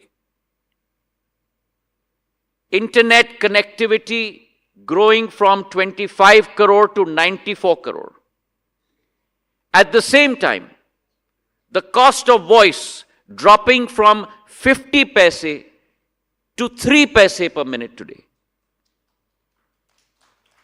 The cost of data per GB dropping from 280 rupees to 12.8 rupees today, a 95% drop in cost.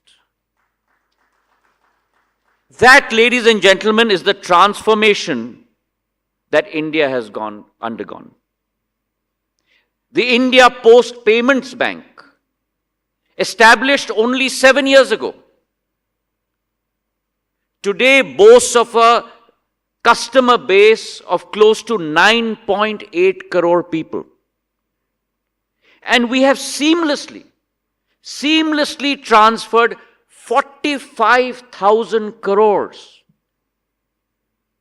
worth of dues directly to customers through DBT. No intervention, immediate and electronic.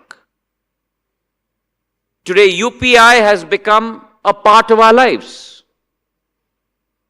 India transacts 46% of the world's digital transactions. That is the huge transformation that has taken place in communications, the digital revolution in India. And therefore, I believe, as the Prime Minister has always said, it's important not only to set up towers in India, but to ensure quality of service.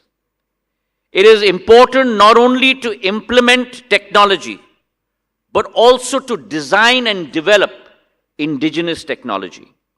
It is not only important to copy what the world has set as standards, but India should set the standards for the world in the days to come. And she, ladies and gentlemen, is on her path. And there are 3 targets that we have set for ourselves. The first target is to ensure saturation, saturation, and saturation. Every corner of our country must be connected digitally. Every single person must be able to avail of every single opportunity through the digital revolution. अवसरों का अगर अभाव है तो digital technology के आधार पर हर व्यक्ति को अवसर प्रदान करना हमारी जिम्मेदारी बनती है.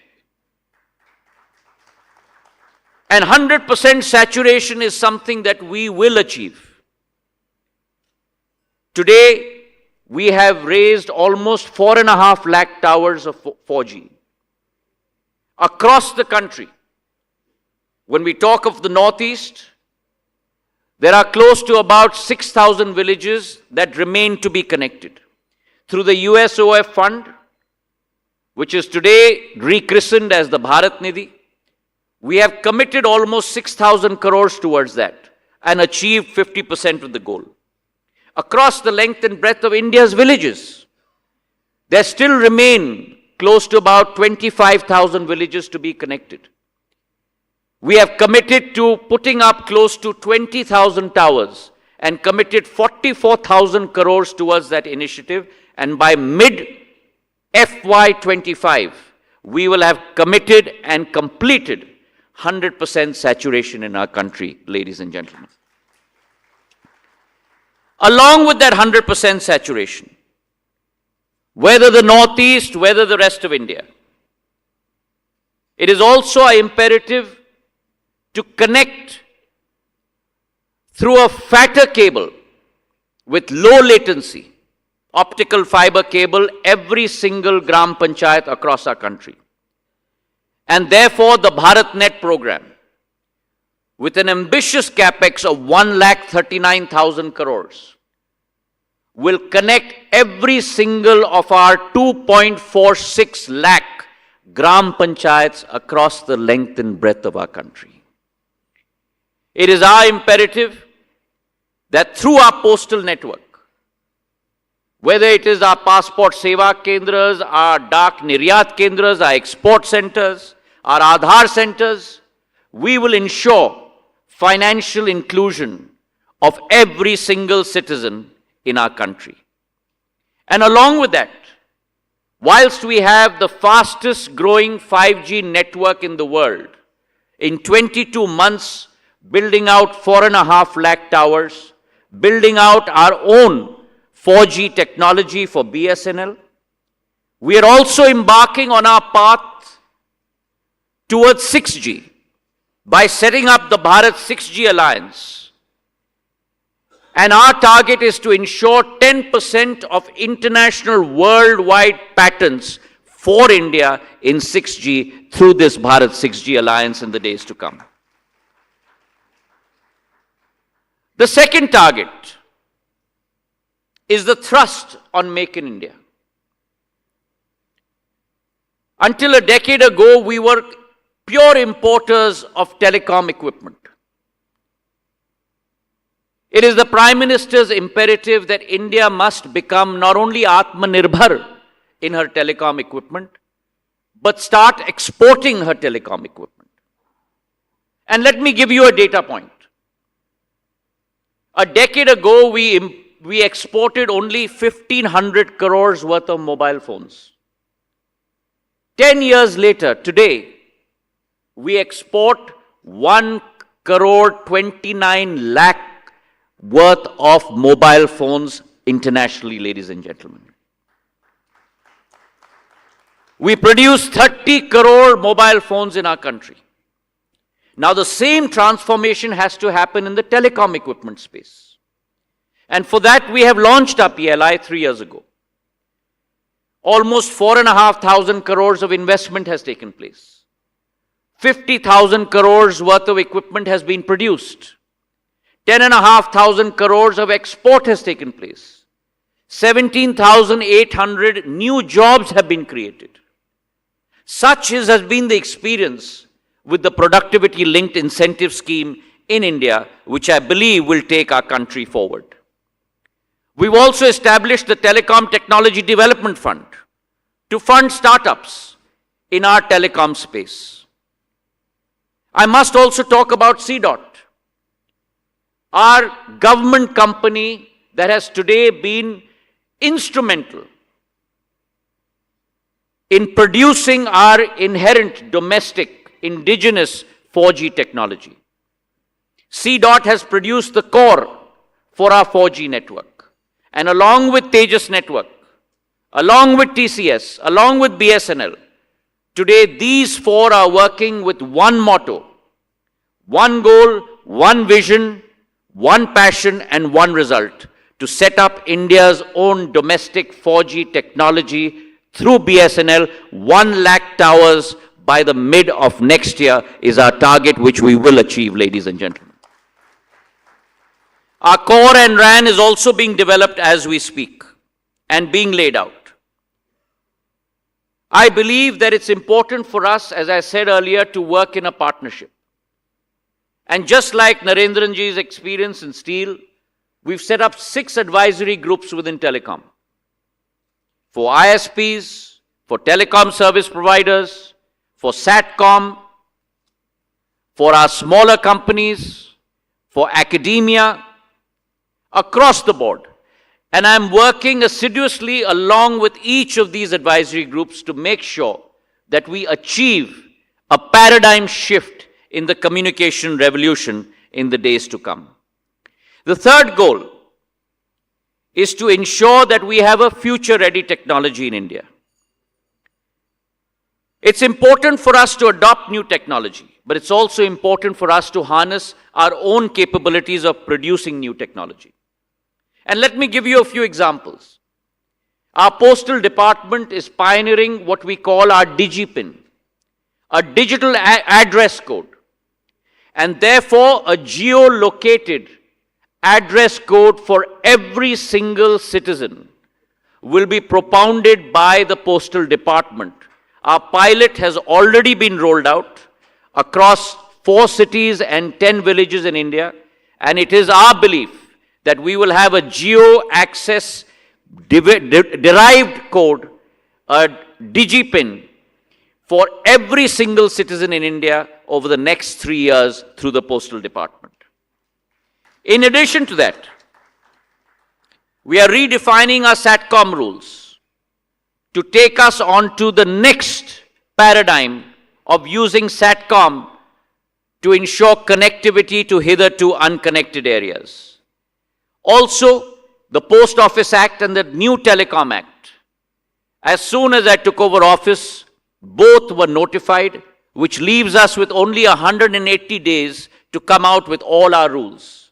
And I commit to all of you, a very transparent, forward-looking rule mechanism will be promulgated by both departments by December of this year to enable a new paradigm shift in our sector. Along with this, as far as new technology is concerned, the Internet of Things is here, and that requires speedy connectivity.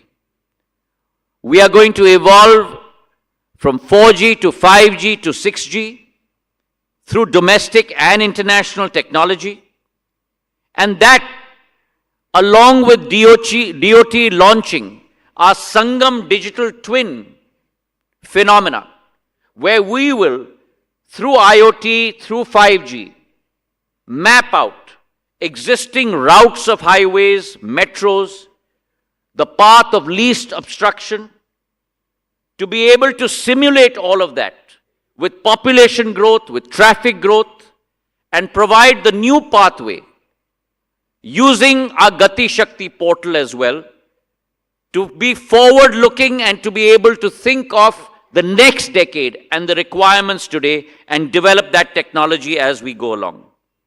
And therefore, I believe that while we are service-enabled, we must also be secure.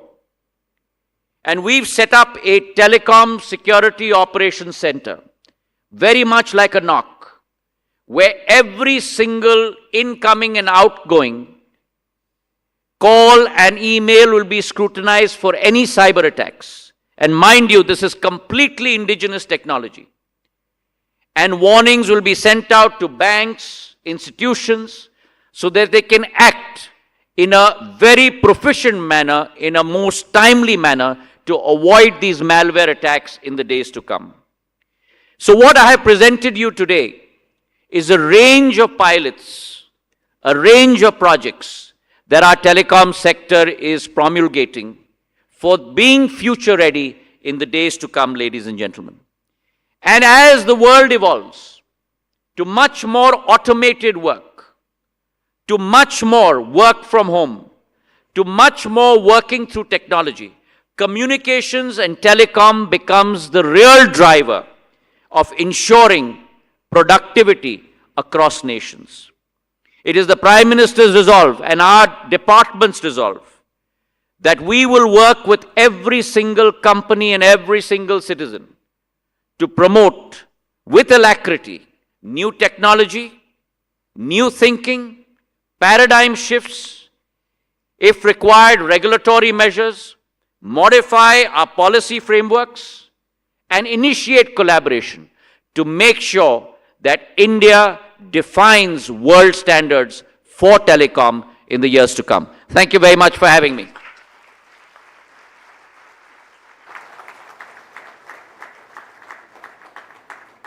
Thank you, Honorable Minister, sir, for your inspiring address. May I now request Ms. Suneeta Reddy to deliver the concluding remarks.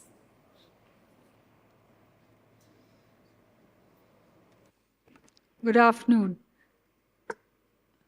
Jyotiraditya, Minister of Communications Development of the Northern Region, Government of India. Nikhil, President AIMA and Vice Chairman and Managing Director, Triveni Turbine Limited. Mr. T.V. Narendran, Vice President AIMA CEO and Managing Director, Tata Steel, Rekha Sethi, Director General, All India Management Association. It's been such a pleasure to conclude this session by listening to our Honorable Minister Jyotiraditya, who is unique in many ways. Not only is he young, but he has the wisdom of a veteran. And we've seen what he's achieved in the aviation sector, where there was 50% CAGR in domestic travel, 6% CAGR in international travel, the privatization of Air India, and most importantly, like he said, shifting the center of gravity for aviation to India ahead of all the other Asian countries. I think it's extremely remarkable work and work that needs to be applauded. Moving on, Honorable Minister, it is always exciting to hear you speak on economic matters and your vision for the communication center that is transformative to the larger economy. Now, with the communication ministry under your charge, we know that you can build on this trifecta that exists of direct benefit transfers, bank account penetration, UPI, and unique Aadhaar. Your projection of the transformative potential of the communication sector is extremely encouraging for both the industry and for all consumers. Your view of the future of the communication networks, the fact that we will have our own 4G unique made in India networks, along with projecting what we can do with 6G and a timely rollout of 6G is indeed futuristic and will help many businesses. The reach, the speed, and the reliability of communication networks is the lifeblood of business. Given the centrality of high-speed and large-volume data transmission to work, life, and business, your ministry is indeed the center of India's economic and technological future. It is great to learn that the government is about to achieve saturation and connectivity that you spoke about in the country, with all villages joining the national network. And of course, making India inclusive.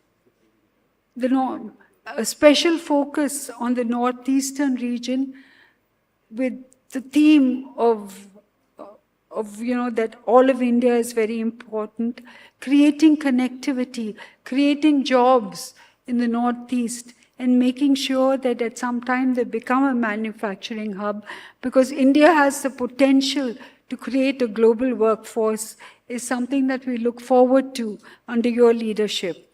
And of course, the continuous induction of new technologies and the localization of research, the manufacturing of phones that you spoke about, not just manufacturing, but exporting has become vital for this economy. The data flowing through the communication networks is both an economic asset and a national security matter. And we are pleased to know that the Honorable Minister is working towards greater network and data security. The communication sector is also vital for economic growth and job creation. It is one of the most dynamic sectors, and it requires enormous quantities of a great variety of equipment and devices. It involves relentless research, upgrades, and innovations, which we will see with your leadership. We are sure that Mr. Scindia's leadership in India's communication will make the communication a very strong spine with the impact on the economy and the communication sector. But after listening to him, I want to add that it is not just the spine, it is not the story of connecting many towers, but it is the impact that it will have on neural networks. It is the impact that you've shown that we can create, connecting urban India with rural India.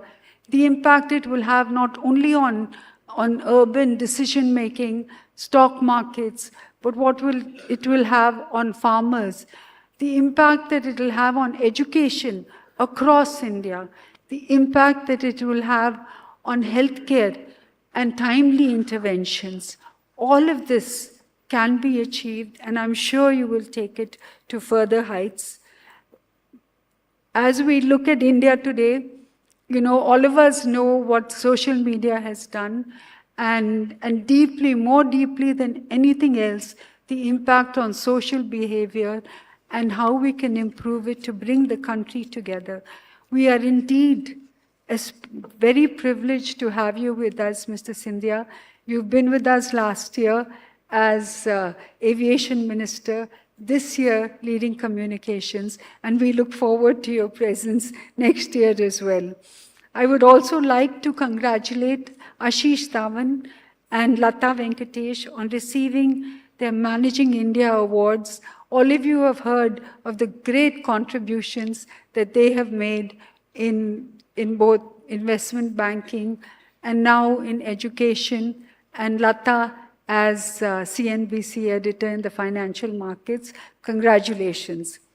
We have now come to the end of this session, so do join us for the next session on the very serious business of comedy after a short break. Thank you. Thank you, ma'am. May I request President AIMA, Mr. Nikhil Sawhney, to present a memento to the Honorable Minister.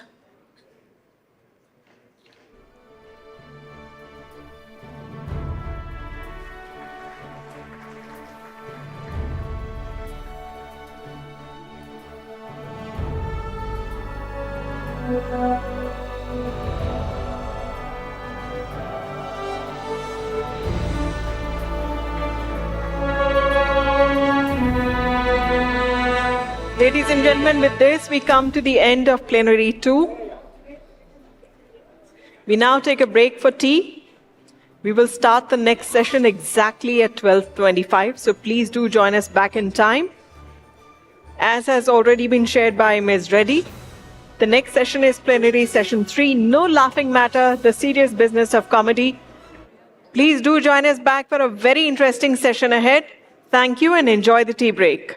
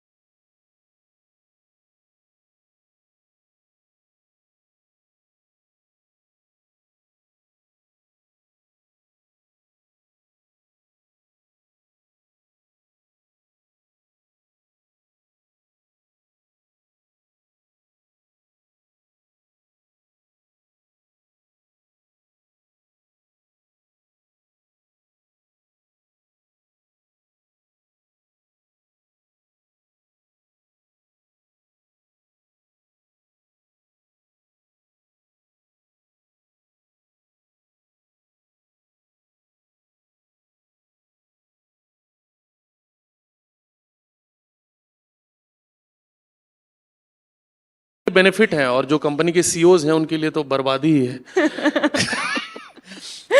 But benefit मैं इसको बहुत अलग तरीके से देखता हूँ। हालांकि एक चीज़ जो मैं सीरियस पहलू पे बात करूँगा कि हमारा अटेंशन स्पैम बहुत कम हो गया है, कि हम फटाफट देख रहे हैं बहुत स्क्रीन बदलते हुए। बट इससे फ़ायदा भी हुआ है क्योंकि इंस्टाग्राम मोनेटाइज नहीं है, हम उससे पैसे नहीं कमाते, पर उससे एड्स आ जाते हैं हमारे पास। और बहुत सारे लोगों के करियर बने हैं जिनके पास कोई टैलेंट उस तरह से नहीं था, पर वो घूम के नहीं मैं ये तो मजाक की बातें कर रहा हूँ, पर जो लोग इंस्टाग्राम पे कुछ कर रहे हैं, जो किसी भी तरह से फेमस हुए हैं, वो किसी न किसी तरीके से काबिल हैं और वो अपना काम कर रहे हैं। तो इंस्टाग्राम एक मौका और देता है। और मुझे लगता है ऑडियंस यूट्यूब और इंस्टाग्राम की दोनों अलग है। इंस्टाग्राम एक नॉन सीरियस चीज़ है कि हमें उस पर कुछ सर्च नहीं करना है, हम जस्ट रैंडम खोला और हमने अपना 1.5 घंटा बर्बाद कर दिया। ठीक है, वैसे चीज़ है कि वहाँ पे चलता रहता है, कुछ ना कुछ एंटरटेन होते रहते हैं। यूट्यूब इज़ लाइक थोड़ा सा सीरियस है कि हम सर्च करते हैं प्रॉपर कि हमें इसका स्टैंड अप देखना है, हमें ये व्लॉग देखना है, हमें ये मूवी देखनी है, तो हम वो सर्च करके जाते हैं। तो दोनों पर्सपेक्टिव अलग अलग हैं और मुझे लगता है कि इंस्टाग्राम अपनी जगह वो भी रिलेवेंट है और यूट्यूब भी अपनी जगह रिलेवेंट है और दोनों समानांतर ही चल रहे हैं। दोनों होने चाहिए तो दोनों होने चाहिए, बिल्कुल। यूट्यूब पैसा देता है ना, होना चाहिए। सर आजकल ऐसा है कि बहुत अच्छा करियर ऑप्शन हो गया है, स्टैंड अप इंजीनियरिंग और स्टैंड अप कॉमेडी अब ऐसे हो गया है, तो अब हर कोई स्टैंड अप कर रहा है। तो वो जो मतलब बाकी प्रोफेशंस के लिए ऐसा नहीं है, बट स्टैंड अप कॉमेडी हर किसी को लगता है कि ये तो हम भी कर सकते हैं। तो उस पे क्या टेक है और क्या सच में इतना अच्छा करियर ऑप्शन है आज की डेट में स्टैंड अप कॉमेडी? नहीं, बिल्कुल है, अच्छा करियर ऑप्शन है। मतलब कि पैसे कम हैं अगर घर में, तो फिर जो है क्या करोगे और यही करोगे। But on a serious note, अगर आपको लगता है कि क्योंकि इट्स ऑल अबाउट कि आप क्यों करना चाहते हो स्टैंड अप। लाइक अगर आपने देखा है 4 लोगों को स्टैंड अप करते हुए कि मैं भी कर लूँ, तो वो अपनी चीज़ अलग है। मुझे स्टैंड अप इसलिए करना था कि मुझे अच्छा लगता है लोगों को हंसाना। मैं कॉलेज से ही बहुत एक्टिव था स्टेज पे और ऑफिस में भी मैं कुछ ना कुछ करता रहता था, लोगों को मज़ा आता था। तो मैंने करियर ऑप्शन तो बाद में सोचा, ये मेरा पैशन था, मुझे अच्छा लगता था। दिन में जॉब कर रहा हूँ बट रात में मेरे को कुछ अपनी बातें बोल के स्ट्रेस रिलीज हो जा रहा है। वो धीरे धीरे आया। फिर हमने 10 साल से मुझे लगता है स्टैंड अप में काफ़ी बूम आया है। बहुत सारे करियर में ये बहुत अच्छा कर रहे हैं जो भी स्टैंड अप कॉमेडियंस हैं। हम बहुत सारे शोज़ करते हैं, ऐड करते हैं, जो स्टैंड अप तक ही सीमित नहीं रह गई ये चीज़ें। तो डेफिनेटली अगर आप करना चाहते हो स्टैंड अप और आपको लगता है कि मुझे अच्छा लगता है ये करना, सो ये बहुत अच्छा ऑप्शन है। इट विल टेक टाइम, आपको पहचान बनने में बहुत वक्त लगता है। बहुत सारे लोग हैं जो बहुत सालों से स्टैंड अप कर रहे हैं, उनको मैं भी लगभग 8 साल मुझे लग गए और पिछले साल कुछ अच्छा हुआ तो मुझे लगा कि ठीक है स्टैंड अप चल रहा है। अदरवाइज तो मैं काम कर रहा था और स्टैंड अप कर रहा था, दोनों चीज़ें कर रहा था। बट जब कुछ अच्छा होता है तो बहुत अच्छा होता है और इससे बेहतर कुछ नहीं है कि आप वो चीज़ कर रहे हो जो आप करना चाहते हो और वो चीज़ आपको पैसे भी दे रही है, तो ये बेस्ट चीज़ है। सर जैसे अभी आपने बोला कि 8 साल लग गए आपको, so you gained success very later in your career, मतलब वायरल आप बहुत लेटर हुए अभी रिसेंटली कुछ टाइम पहले। तो ऐसा नहीं है कि आपको लग रहा है कि बहुत लॉन्ग प्रोसेस है? मतलब 8 साल is a very long time. तो ऐसे कभी नहीं हुआ कि बीच में गिव अप कर दिया कि क्यों कर रहा हूँ मैं, इससे कुछ हो तो नहीं है? किया था मैंने, मन लगा कि 1 साल खूब जॉब करी, मुझे बहुत अच्छा लग रहा था कि पैसे आ रहे हैं। कोविड के टाइम था ना, जॉब मिल गई थी वापस मुझे, तो मुझे लगा यही करूँगा। पर ये होता है ना कि तुमको ज़रूरत थी पैसे की, तुमने मन लगा कि जॉब किया, फिर 8 महीने बाद अंदर से आया कि मैं तो आर्टिस्ट हूँ, मैं क्यों कर रहा हूँ ये सब चीज़ें। तो वो भी शुरू कर दिया फिर मैंने। तो मुझे लगता है कि मिल जाना, पहचान मिल जाना ये बड़ी बात है, चाहे जितना टाइम मिल जाए, चाहे जितना टाइम लग जाए। सो मुझे कभी नहीं लगता, मैंने इस पूरी जर्नी को एंजॉय किया है। मैं वो चीज़ कर रहा था जो मुझे अच्छा लगता है। मैं लोगों को खुश करने की कोशिश कर रहा था और लोग खुश हो रहे थे। सो वो जर्नी मैंने एंजॉय ही करी। मुझे कभी भी ऐसी फीलिंग नहीं है कि बहुत टाइम लग गया, क्योंकि मैं साथ में काम भी कर रहा था, तो वैसी कोई दिक्कत मेरे पास आई नहीं। और जब ये चीज़ चल रही है तो इससे भी मैं बहुत खुश हूँ कि चलो बहुत अच्छा है। सर आजकल हम लोग सुनते हैं कि जो इंस्टाग्राम इन्फ्लुएंसर्स हैं और सब, वो लोग IITN से ज़्यादा कमा रहे हैं, जो लोग हाई प्रोफाइल्स पे हैं, बहुत जॉब्स पे, उससे ज़्यादा कमा रहे हैं। तो is it genuinely like that कि इंस्टाग्राम से बहुत पैसा आ रहा है इन्फ्लुएंसर्स को? नहीं, झूठ बोल रहे हैं वो लोग। इन्फ्लुएंसर नहीं कमा रहे हैं, कॉमेडियन कमा रहे हैं, वो मैं बता देता हूँ। इन्फ्लुएंसर्स क्या ही, मतलब ठीक है वो अपना कर रहे हैं, बट मुझे इसका ये सुन के ऐसा लगता है कि यार ये तो पढ़ाई लिखाई बेकार है, पर ऐसा कुछ नहीं। मैंने ग्रेजुएशन किया है BHU से, और मुझे लगता है कि सस्टेन कर पाना भी बहुत मुश्किल है यहाँ पर, क्योंकि बहुत सारे ऑप्शन है आपके पास, और जनता जो कंज्यूमर है वो ये किसी की लॉयल नहीं है, उसको जहाँ अच्छा एंटरटेनमेंट मिलेगा वो वहाँ चली जाएगी। सो ये जो चीज़ है कि यार इससे अच्छा कमा रहे हैं, ऐसा कुछ नहीं है। वो भी अपना काम कर रहे हैं जो अपनी जगह पे है, और उनको उसमें बने रहने के लिए निरंतर काम करते रहना होगा। और जो प्रोफेशनल्स जो वर्क कर रहे हैं, जो ऑफिस जा रहे हैं, वो नहीं होंगे तो ये क्या करेंगे, तो वो चीज़ भी है। हाँ, मन कर जाता है कि भाई ये तो बहुत मज़े कर रहे हैं, बहुत अच्छा लग रहा है, बट नहीं, हम इन्फ्लुएंसर्स बहुत ज़्यादा स्ट्रेस में रहते हैं कि यार क्या होगा, अभी तो नया कुछ चल रहा है, अभी मैं क्या नया कुछ करूं जो वायरल हो जाए। वो बहुत प्रेशर में रहते हैं, वो अभी अपनी तकलीफ नहीं बताएंगे, वो पैसे ही बताएंगे। पैसा आ तो रहा है बहुत ज़्यादा, पर वो कितना स्ट्रेस में है वो नहीं पता। उनको मन भी नहीं है, उनका घर पे झगड़ा चल रहा है, बट उनको भी निकलना है, उनको अपना शूट करना है, तो सब चीज़ें भी चल रही। तो हर चीज़ उसके अपने प्रोज है, अपने कॉन्स हैं, तो वो कर रहे हैं, वो ये चीज़ें कर रहे हैं। राइट तो सर अभी जैसे बहुत बूम पे है स्टैंड अप करियर और सब, ठीक है, इंडस्ट्री इन जनरल, तो अभी हम कह सकते हैं कि एट इट्स पीक जितना पिछला रहा है उसमें सबसे ज़्यादा पीक पे है। सब इतने फेमस कमेडियंस हैं, सब इतना अच्छा कर रहे हैं, तो आपको क्या लगता है कि इसके बाद देयर इज़ अ डिक्लाइन, कि अब क्योंकि बहुत लोग हो गए हैं कि यहाँ से it will move forward only? Okay, ये चीज़ मैं तो नहीं बता पाऊंगा, क्योंकि मुझे खुद कल तक का नहीं पता कि क्या होगा, और परसों तक भी नहीं पता था कि क्या चीज़। बट अगर हम देखें कि पिछले 10 सालों में स्टैंड अप कॉमेडी इंडस्ट्री या एंटरटेनमेंट इंडस्ट्री जिस तरीके से ऊपर बढ़ी है, जैसे OTT आया और वो अचानक से आया कोविड के टाइम पे, और उसने बहुत सारे ऐसे कलाकारों को मौके दिए जो बहुत टैलेंटेड थे और जिनको कभी मौका नहीं मिला। अगर आप वेस्ट में देखें तो स्टैंड अप कॉमेडी का जो कल्चर है वो लगभग 100 साल या इसके आसपास का है, और वहाँ लोग 40-40 साल से स्टैंड अप कर रहे हैं। अभी जो इंडिया में स्टैंड अप का कॉमेडी मुझे बढ़ते हुए ही दिखा है, बहुत सारे कॉमेडियंस आ रहे हैं, बहुत अच्छे लोग कॉमेडी कर रहे हैं, और मुझे लगता है कि बढ़ेगा ही। जब खत्म होगा तब तक मैं मर जाऊंगा, मुझे होते तो उसका जब टाइम आएगा मुझे नहीं पता, बट अभी मुझे लगता है मेरे जीते जी तो ग्रोथ ही होगी कुछ, लेकिन कुछ कह नहीं सकते, फिर कोविड आ जाएगा तो। सर अगर स्टैंड अप कॉमेडी नहीं करते आप, तो मतलब जॉब तो एक चीज हो गई, तो उसके अलावा ऐसा क्या पैशन है कि आप क्या फॉलो करते हैं, आपको क्या लगता है लाइफ? मैं इलस्ट्रेटर हूँ, मैं स्केचिंग करता था, मैं अपने जहाँ पे था कार्टूनिस्ट था मैं, और एनिमेशन के लिए मैं काम कर रहा था, वो करता। मुझे घूमना पसंद है, मैं वो करता। खाना पसंद है तो खाता खूब, अभी भी खाता हूँ बहुत ज़्यादा।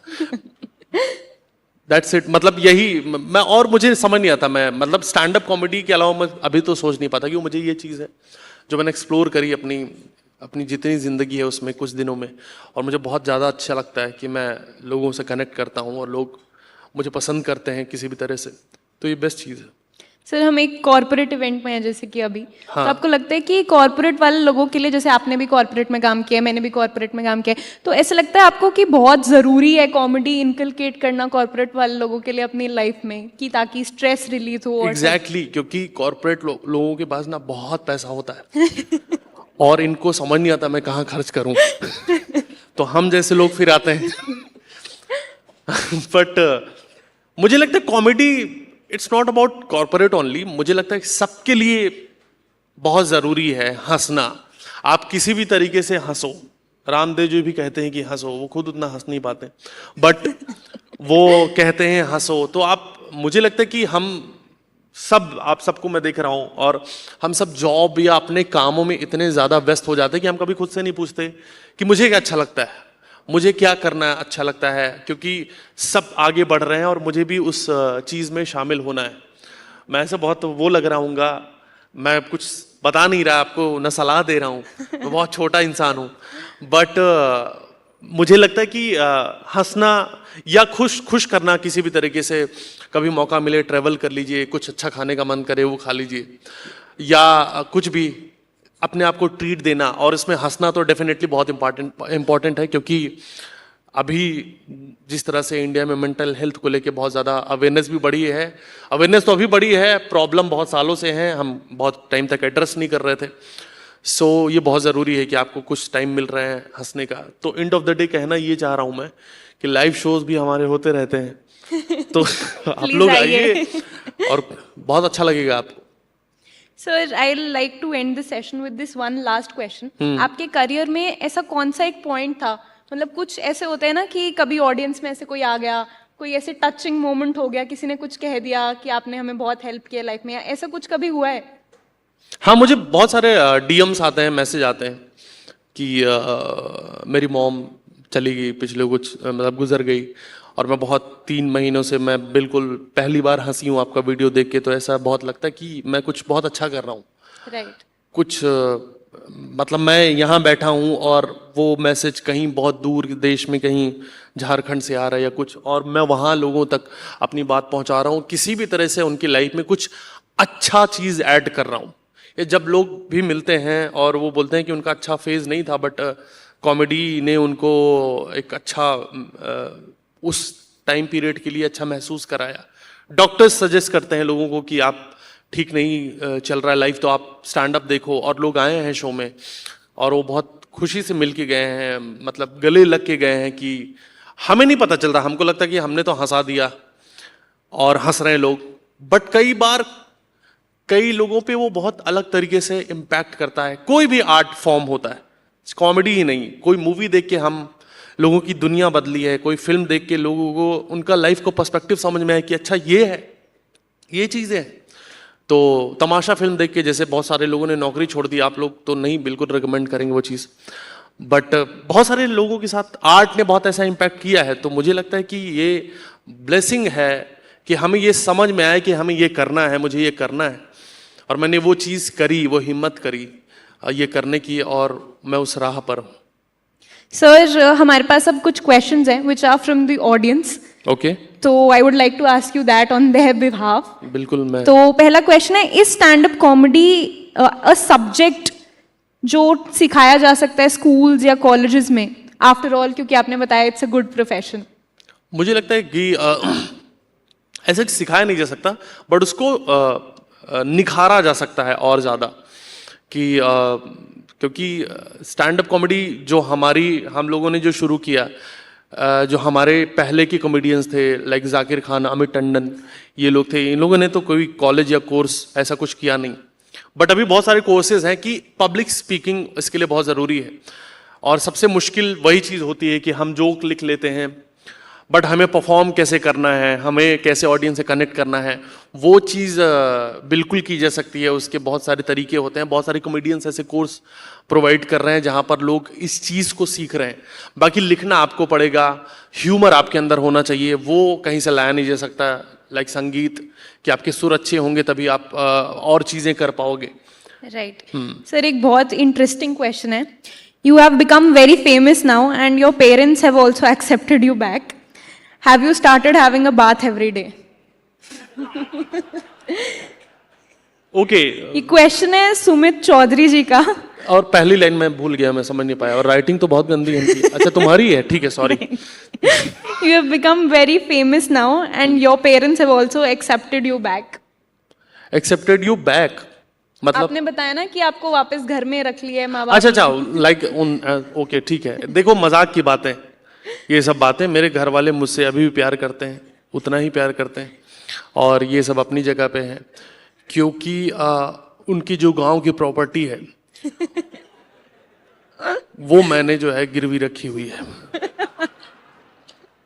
तो उनको पता है कि पैसा फंसा हुआ है, सोर्स मैं ही हूँ, तो वो मुझसे बना के रखते हैं, और मैं भी उनके साथ वैसे ही प्यार मोहब्बत से रखता हूँ। कभी कुछ दिक्कत हुई तो फिर देखेंगे, प्रॉपर्टी अपने पास है, कोई प्रॉब्लम है नहीं मेरे पास।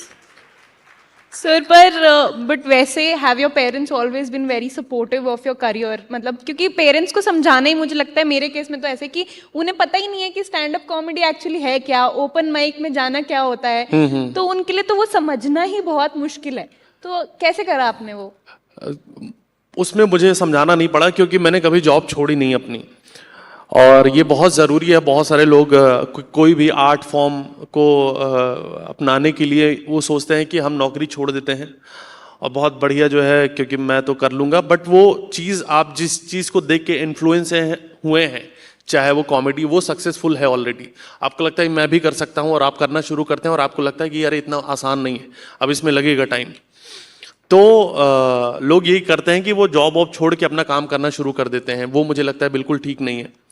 आप पहले समझो, मुझे लगता है कोई भी चीज़ आप अपना पैशन बिना नौकरी के जो है, नौकरी करते हुए भी कर सकते हैं, आप जॉब करते हुए भी कर सकते हैं। सोर्स ऑफ इनकम एक बहुत ज़रूरी है, क्योंकि आपके पास जब पैसा नहीं होगा और माँ बाप भी मान लो पहले से गरीब हैं, तो आप वैसे भी कुछ नहीं कर पाओगे। कुछ दिनों बाद आपके पास फ्रस्ट्रेशन रहेगा, क्योंकि आपको सक्सेस वैसे भी नहीं मिल रही और इधर से भी आपके पास कुछ है नहीं अर्न करने के लिए। तो मुझे लगता है कि कभी मेरे माँ बाप तो परेशान नहीं हुए, क्योंकि मैं जॉब कर रहा था और स्टैंड अप कर रहा था। और स्टैंड अप जॉब भी मैंने तभी छोड़ी जब मुझे लगा मैं दोनों चीज़ें मैनेज नहीं कर पा रहा। मुझे पैसे भी ठीक मिल रहे हैं वहाँ पर जो जॉब से मिल जाते हैं, तो मुझे लगता है कि अब बैलेंस नहीं कर पा रहा, तो मुझे लगता है कि एक चीज़ मुझे चूज़ करनी होगी। और फिर उन्होंने बोला कि वापस निकलो। सर एक और क्वेश्चन आया बहुत खूबसूरत हैंड राइटिंग में, ठीक है जो मैं पढ़ नहीं पा रही हूँ, पर ये क्वेश्चन है कि happiness at work place is a double measuring expression. Happiness is same happiness is in same, मतलब फिर से मतलब आपको क्या लगता है कि हैप्पीनेस जो है वर्क प्लेस पे वो मिल सकती है इंसान को, कि क्या है मतलब? बिल्कुल, अगर आपको अपने काम से प्यार है तो बहुत मिल सकती है। मुझे नहीं था तो मुझे नहीं मिली, बट बहुत सारे लोग हैं जो बहुत पैशनेट हैं और मैं उनसे कनेक्ट नहीं कर पाता कि यार इतना पैशनेट क्यों है, क्यों कर रहा है रात में 2-2 बजे तक काम। बट ऐसा नहीं है कि वो passion comes from the money they are getting, वो डायरेक्टली प्रोपोर्शनल। हाँ, तो बाद में पता चला कि 2-2 बजे तक वो बॉस से ही सीधे बात कर रहा है ना और मैं तो नहीं कर रहा था बहुत बात, मेरी मैनेजर से ही बात होती थी, तो मेरा झगड़ा चलता था उनसे। बट यस, मतलब भाई देखो, मुझे समझ में आता है कि एंड मोटिवेशन जो है ना वो पैसा है। मैं बहुत पैशन फॉलो कर लूँ, मुझे बहुत मज़ा आने लगा, पर मुझे लगा 1 रुपया मैं उससे नहीं निकाल पा रहा, तो फिर एक दिन वापस आके अपना काम ही करूँगा जो शायद मेरा मन ना हो।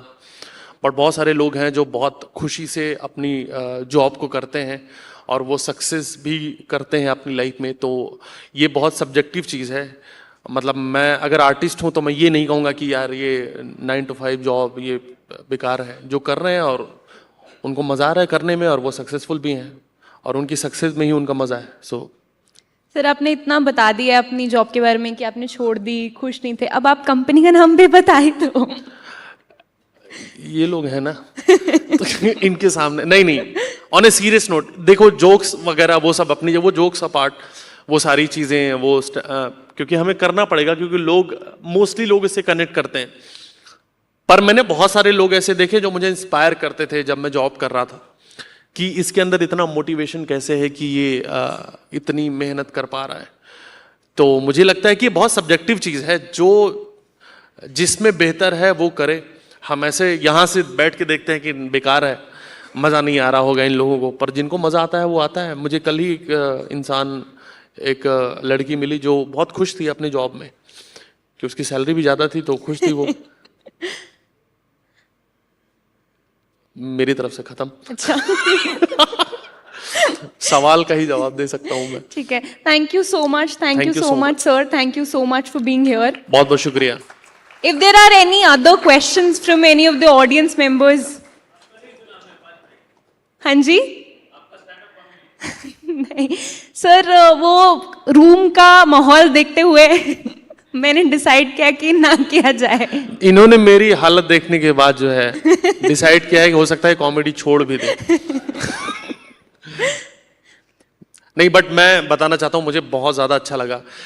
स्टैंड अप कॉमेडियंस के लिए कॉर्पोरेट जो सबसे टफ एक बुरे सपने की तरह होता है, क्योंकि आप बहुत लाइफ में बहुत अच्छा करने वाले लोग हो और आप कॉमेडी को ऐसे देखते हो। जैसे मैं कई बार स्टैंड अप कॉमेडी शो में गया हूँ और पीपल आर लाइक कि ये बोलता ही रहेगा क्या, कुछ और क्यों नहीं कर रहा। और एक शो में तो एक सर ने दूसरे को डांट ही दिया था कि सामने एक कुछ बोल रहा है बंदा, तुम हा हा हा हा कर रहे हो। तो कई बार ये चीज होती है, क्योंकि जो देखिए आप लोग मेरे फैन नहीं हो, मुझे पता है, आप अपना काम कर रहे हो। हमें आदत है तालियों की बहुत ज्यादा। हमें फैंस नहीं नहीं नहीं, अरे सर प्लीज नहीं मैं तो हमारे शो में आते हैं ऑडियंस जो पागल है कि भाई आपके लिए तो भाई, पर यहाँ जो है कि हाँ भाई हंसा के दिखा दे तू हमें आज तो अब अपनी जगह सही है। तो यस, हाँ, इन केस अगर कुछ कोई पूछना चाहता तो सर बताइए।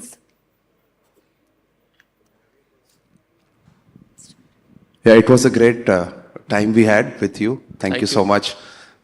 My question is कि normally जो मैं देखता हूँ stand-up comedians को थोड़ा below the belt comedy होती है most of the time, and that's what is more popular on the OTT जिसका आप जिक्र कर रहे हैं बार बार.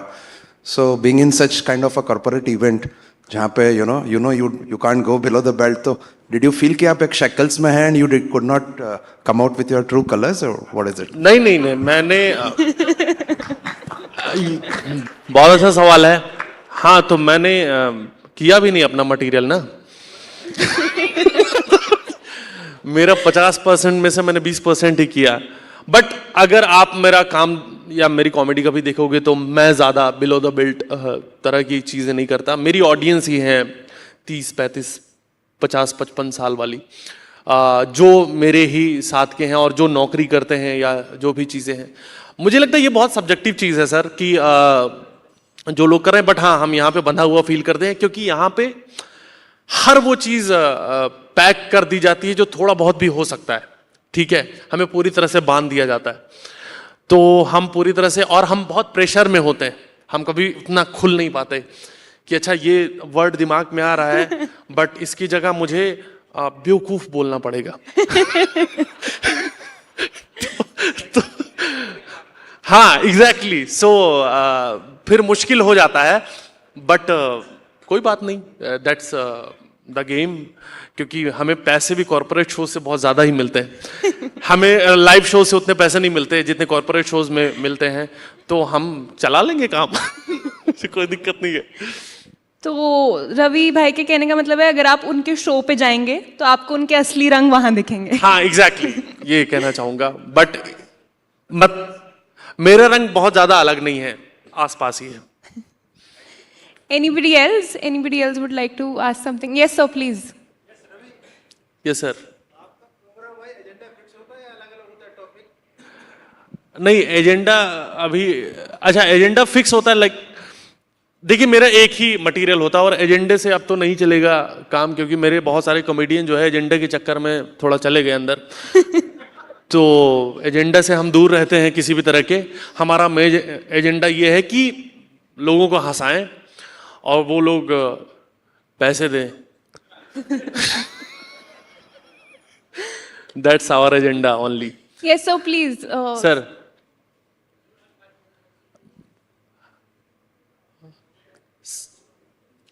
अब वैसे आपकी आवाज आ रही है, आप वैसे बोल सकते हो।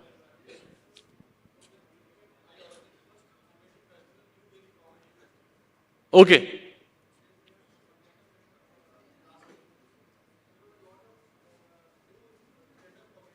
हाँ हाँ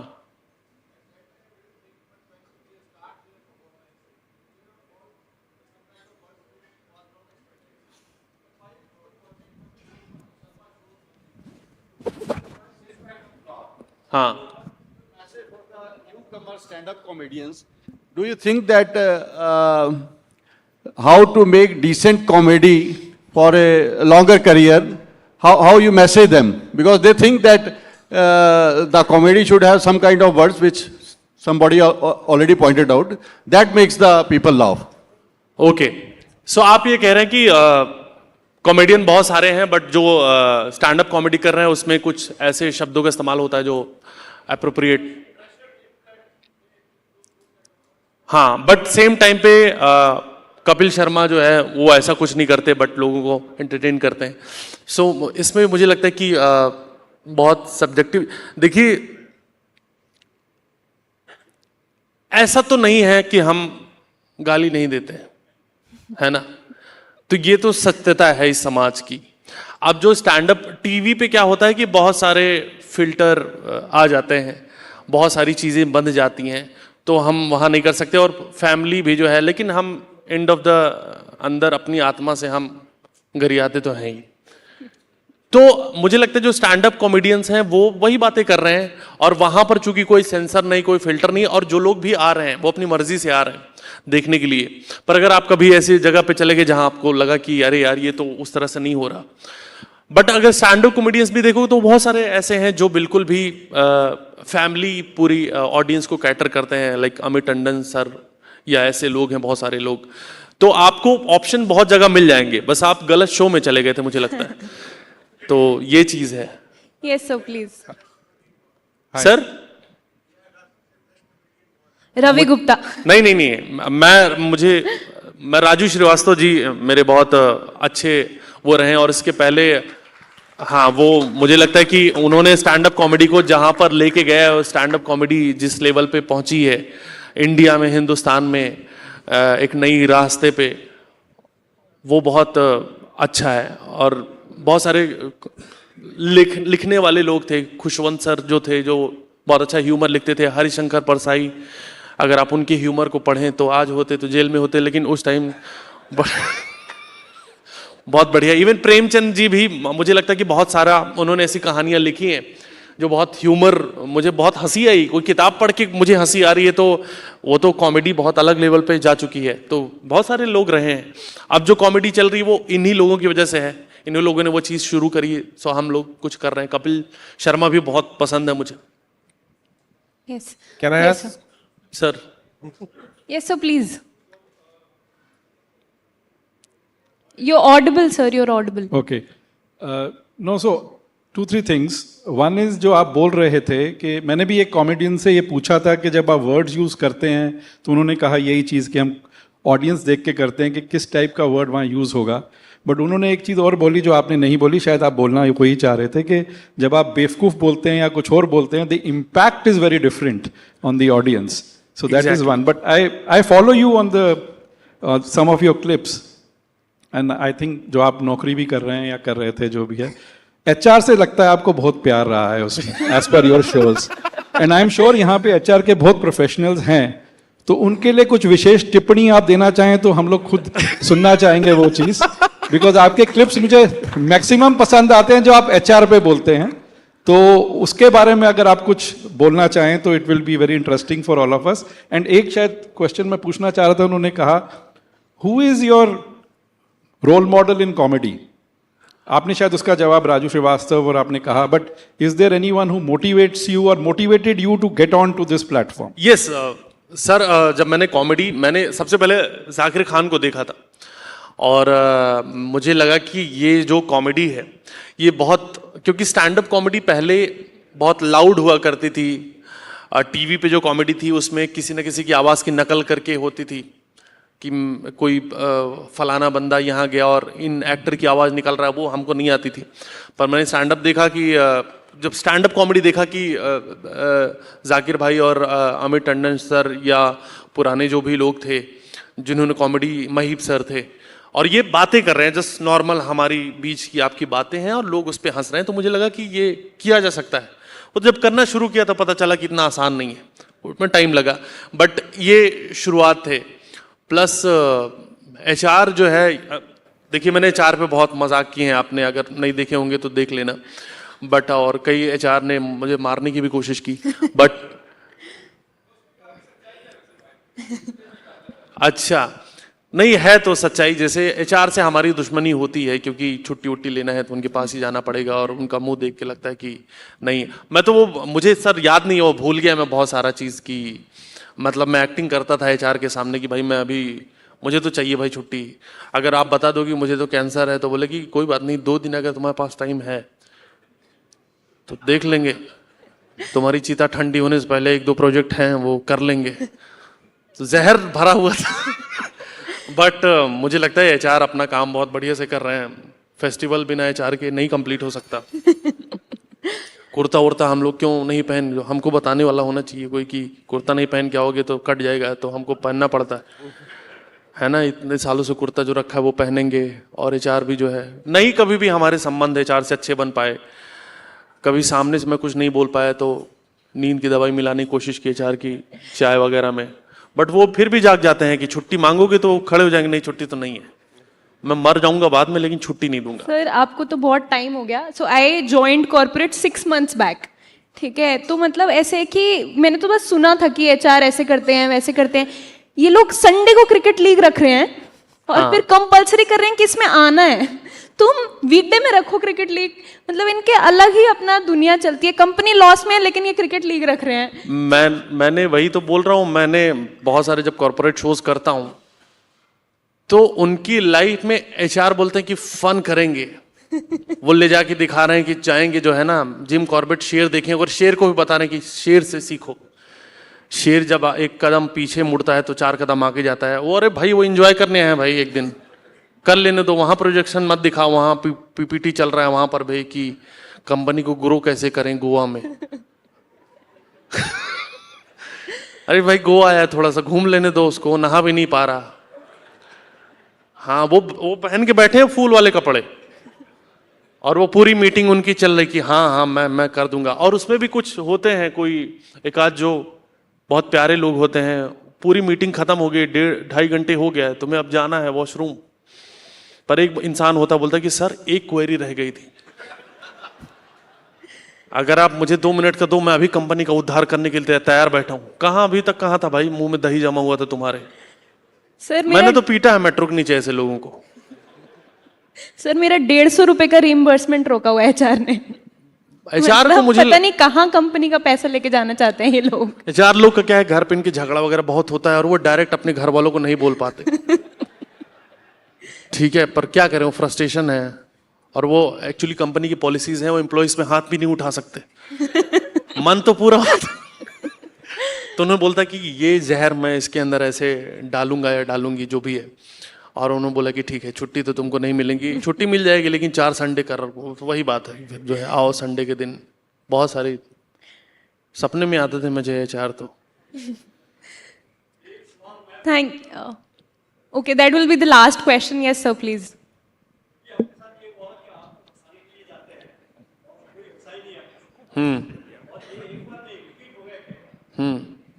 क्या करते हैं फिर? What do you मैं do? फिर उन If लोगों you के wanted साथ to make people laugh हाँ. and nobody laughed at your jokes. What has it happened to you firstly? Yes. And if it has happened repeatedly, what do?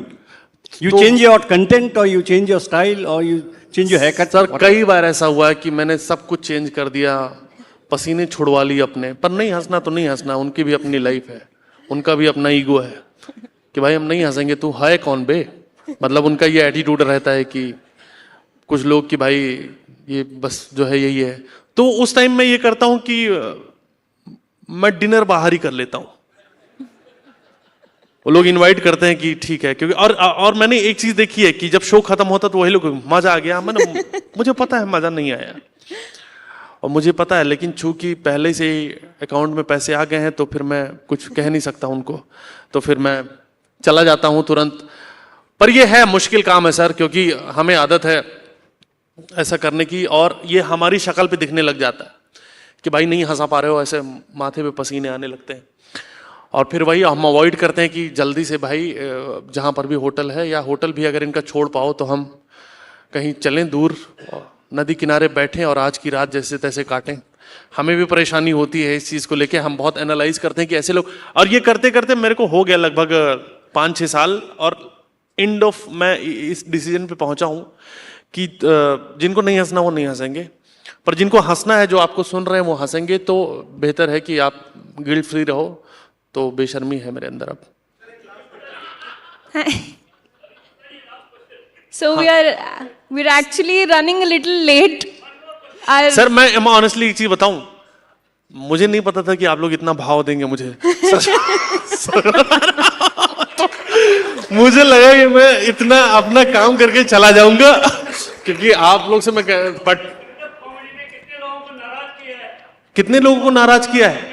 वो मेरा दोस्त गया ना जेल, तो फिर जो है पता चला कि नहीं करना है नाराज। अब बहुत लोग हैं हो जाते हैं नाराज जो है, फिर हम लोग उनको बोलते हैं कि जो लोग नाराज हो जाते हैं वो बाउंसर भी हमारे होते हैं, फिर उनको हम भेज देते हैं कि आप ना हो नाराज, कोई दिक्कत नहीं। मतलब ऐसे नाराज हो जाते हैं जो बहुत इंटरप्ट करते हैं। सर आप अगर आप कुछ पूछना चाहें लास्ट में। हाँ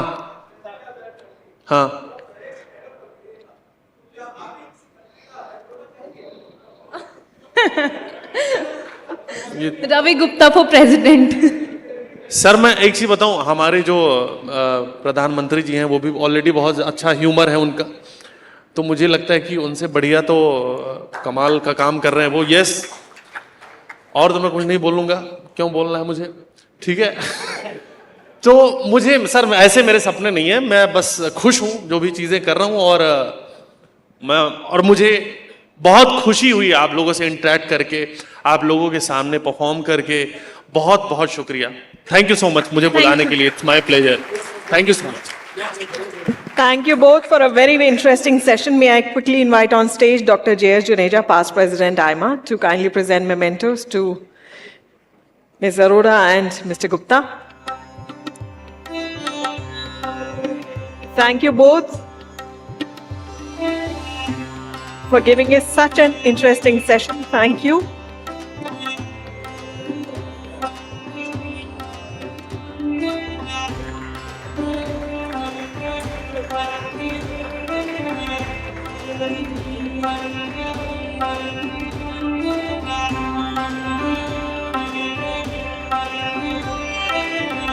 Thank you, Dr. Juneja, for joining us on stage to present the mementos. Thank you, Ms. Arora. Thank you, Mr. Gupta. Ladies and gentlemen, we are now taking a break for lunch. Please note, the lunch is being served in this hall. Lunch will close at 2:10, so please do make sure that you have your lunch in time and join us for the next session, which starts at 2:15 sharp. A panel discussion on I Did It My Way, and all of you attendees are requested to please retain your badges, the delegate badges that you've been given. Please retain them for the entire duration of the program on both days, as the entry to the hall would be allowed only if you're wearing them.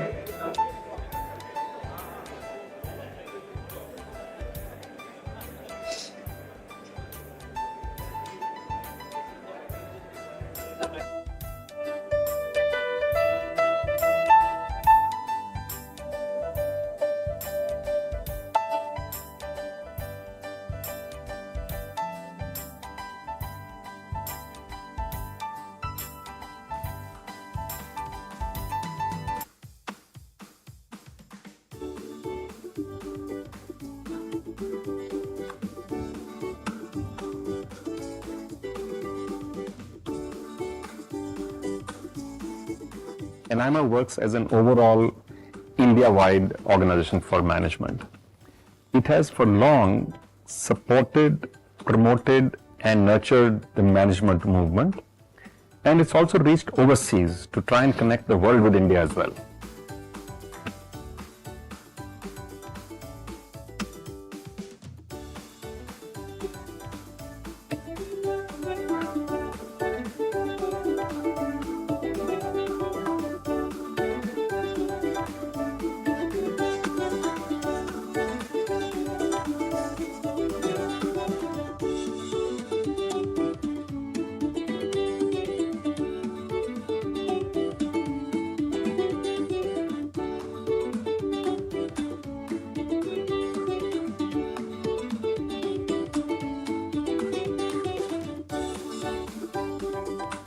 So whether you're a young student out there or whether you're a practicing professional, I think being a member of AIMA will give you a huge network, will give you a huge range of new concepts, and it gets you access to events where you really get to meet some of the best and the finest speakers in the country from whom you can learn.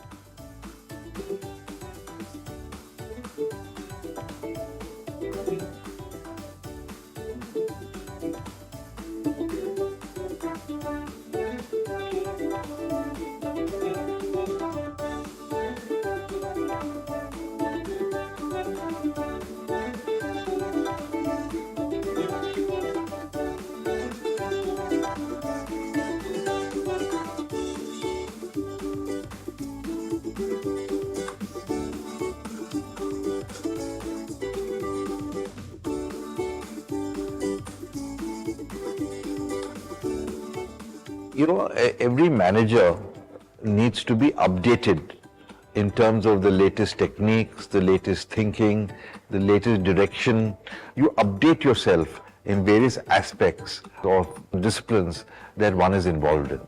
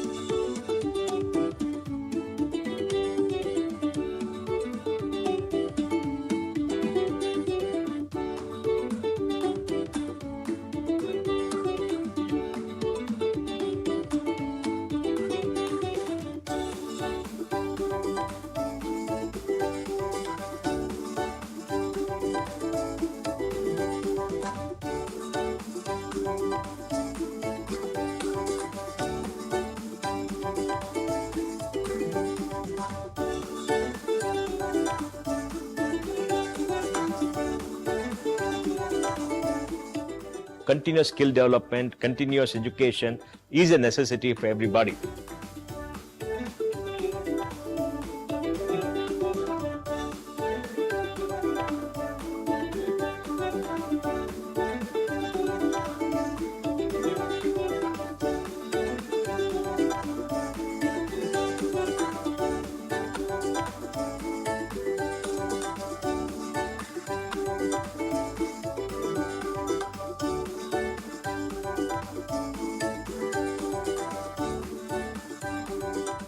AIMA has been known for its testing services. For instance, the management aptitude test, which is very popular, of late catering to admissions and also to recruitment services.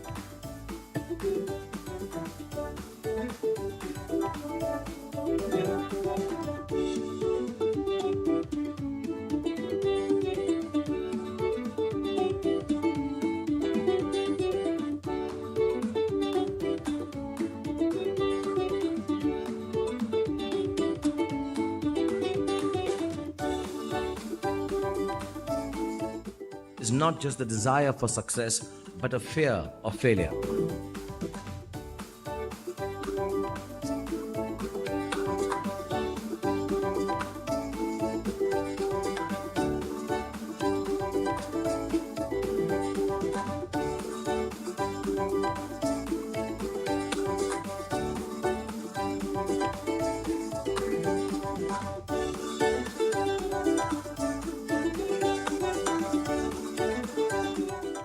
AIMA is an institution that all of us are proud of. We are proud of its legacy, and we are proud of the role that AIMA plays in society.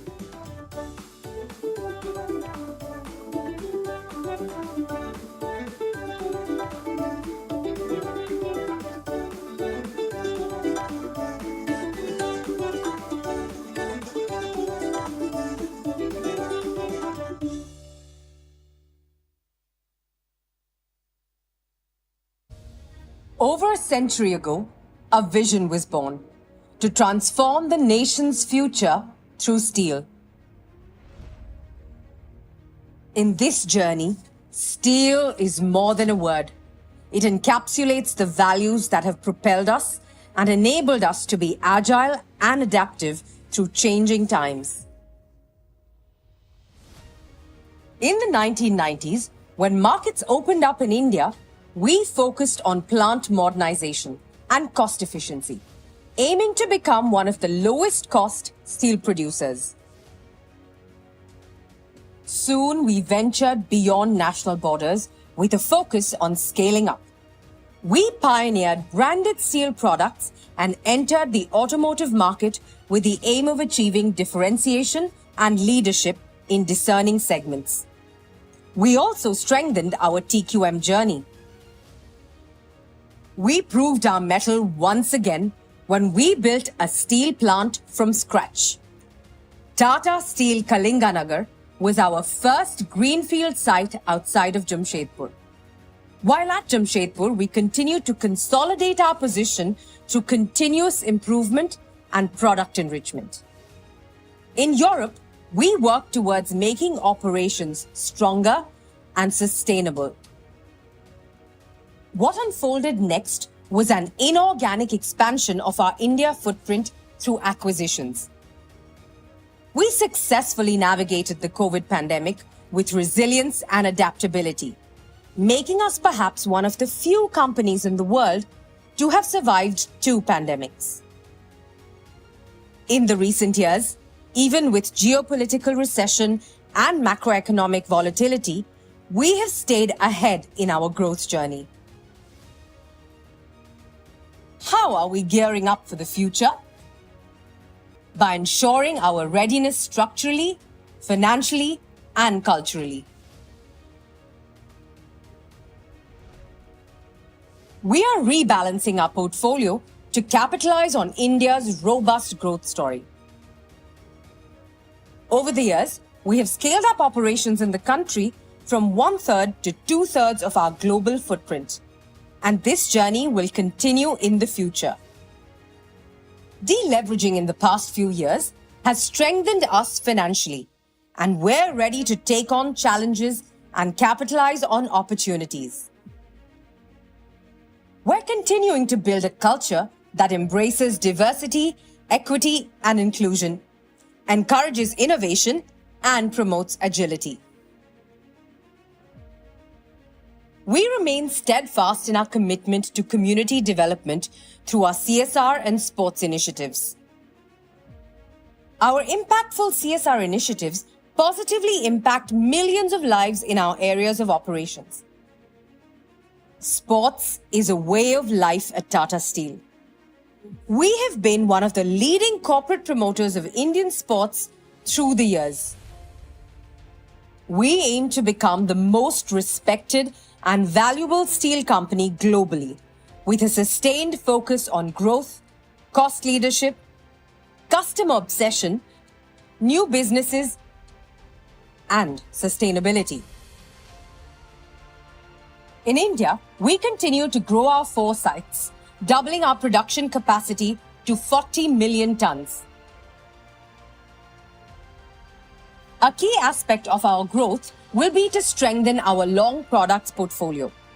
To achieve this, we will focus on growth in NINL and also set up multiple EAF-based long product units closer to sources of recycled steel and markets. To support our growth aspirations, we're also working towards expanding our mining footprint sustainably. Leveraging the pillars of innovation, digital technology, and operational excellence, we have undertaken several initiatives and interventions to drive responsible mining practices. Of course, we keep looking for ways to improve cost efficiencies and achieve strong, non-cyclical free cash flows driven by our Shikhar program. At Tata Steel, we always keep our customers at the center of everything we do. We're focusing on emerging and growing segments by co-creating products with customers. We have taken the leap to go beyond steel and have ventured into new adjacent businesses, such as services and solutions, new materials, steel recycling, and industrial consulting. Looking ahead to 2030, we envision progress towards a more sustainable world. We've set ambitious targets to significantly reduce greenhouse gas emissions by 2030 and achieve carbon neutrality by 2045. We are actively exploring and implementing sustainable practices, including material efficiency, water neutrality, and nature-based solution projects to achieve a net positive impact. Through digital and technology, we're designing platforms for hyper-personalized experiences, supply chain visibility, and channel management, and building a knowledge-based organization. We foster a diverse and inclusive work environment and strongly emphasize agile behaviors.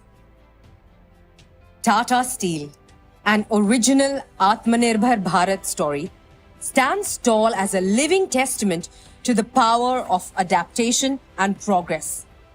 A journey that began more than a century ago and one that continues to shape a better tomorrow.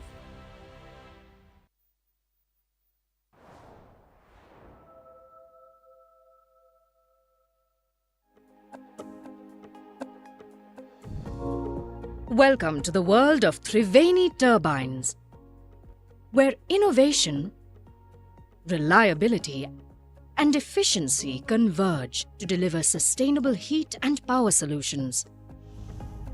We manufacture industrial steam turbines up to 100 megawatts and refurbish rotating equipment at our state-of-the-art facilities.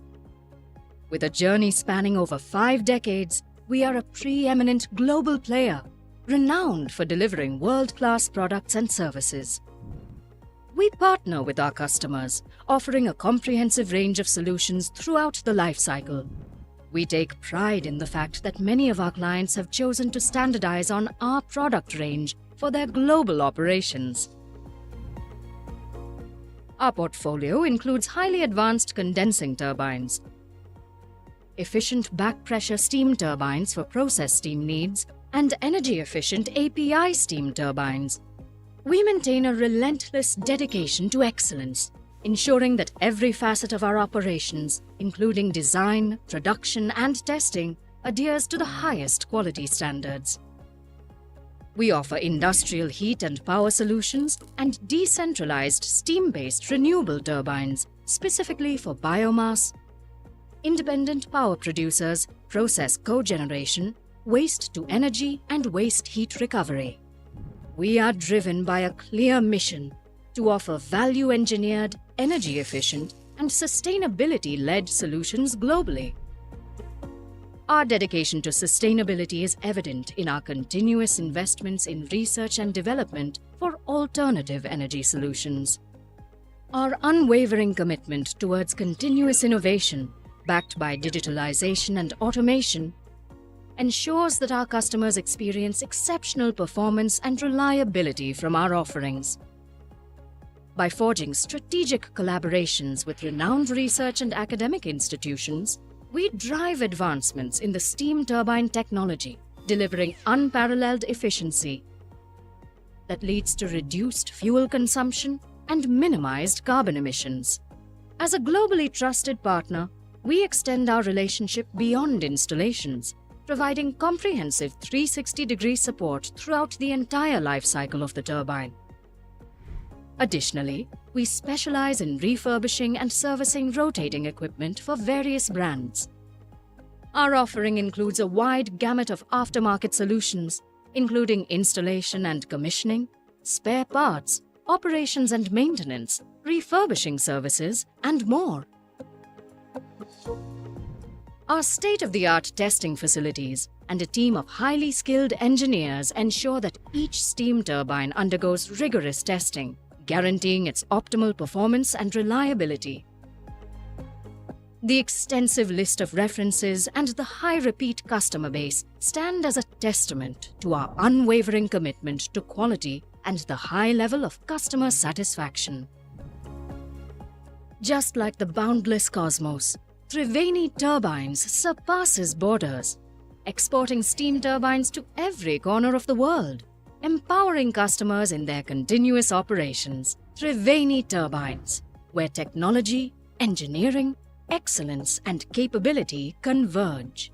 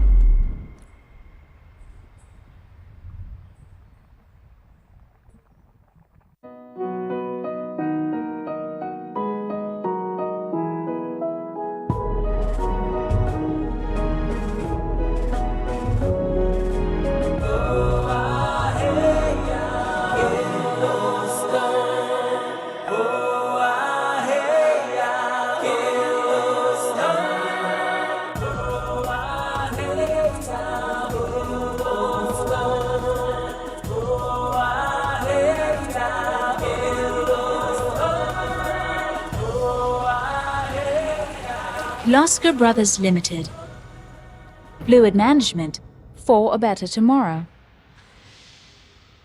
Tomorrow, nuclear power plants will be a source of sustained and unlimited energy supply. Kirloskar Brothers Limited is the only Indian company that provides primary heat transfer pumps for nuclear power plants. We are one of the 9 global pump companies to be certified NNMPT by American Society of Mechanical Engineers, ensuring safety and allowing full nuclear power potential to be achieved in the future.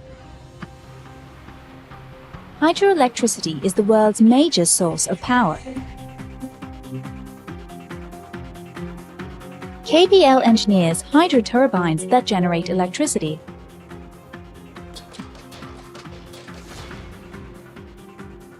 We have the largest concrete volute pumps that provide service to major power companies.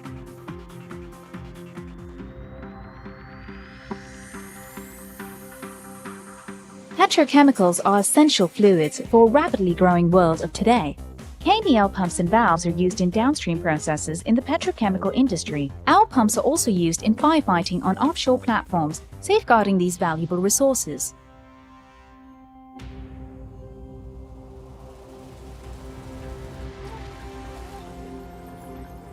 Two-thirds of the earth is water.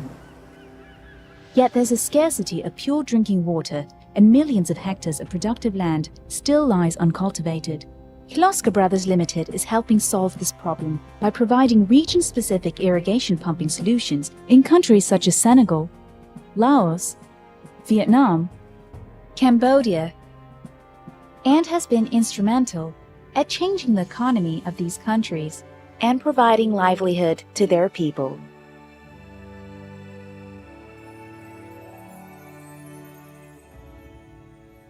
In Portugal, KBL provides pumps that allow farmers to control irrigation projects by simply using their mobile phones, aiding convenience and timely execution.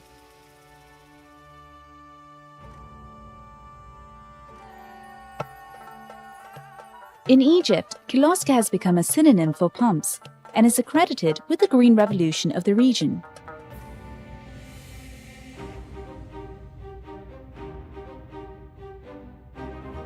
Cities are growing rapidly with advanced infrastructure, transforming the face of the world as we speak. But space constraint is a perpetual issue, and the only solution is to go higher up. Kirloskar pumps are facing the challenges head-on. With our new space-saving concepts and advanced multi-stage multi-outlet pumps, we ensure that uniform water pressure is maintained at any height.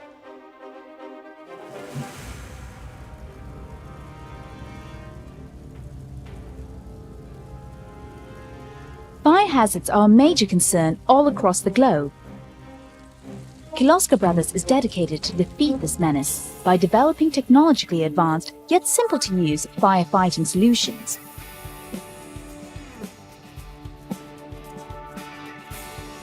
SPP, a group company of Kirloskar, is one of the leading manufacturers of firefighting systems in the world, providing fire safety in homes, hospitals, schools, offices, thereby protecting your loved ones. Many iconic buildings in the world are exclusively using Kirloskar pumping solutions.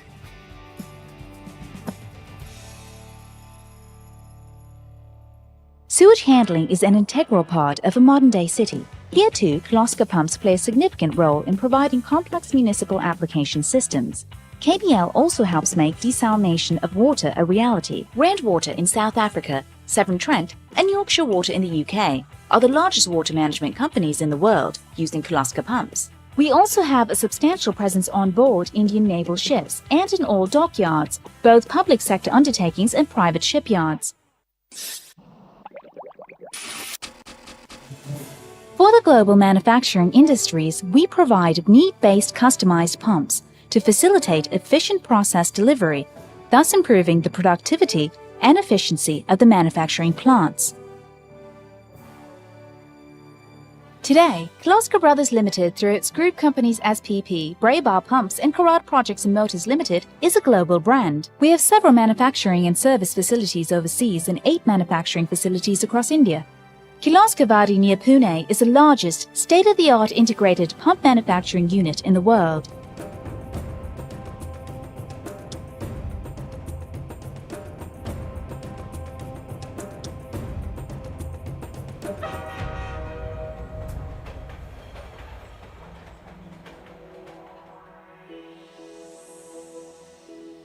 Kirloskar Brothers' DNA is based on Think Green philosophy. Our pumps are coral coat coated with least shaft deflection over the life cycle of the product and lowest cost of ownership, ensuring maximum energy efficiency. Kirloskar Brothers also conduct regular energy audits and provide access to refurbishment centers that offer state-of-the-art technology and support. This philosophy, along with a AAA motto, appropriate, adaptable, affordable, has won us many accolades and a special place in the hearts of our customers.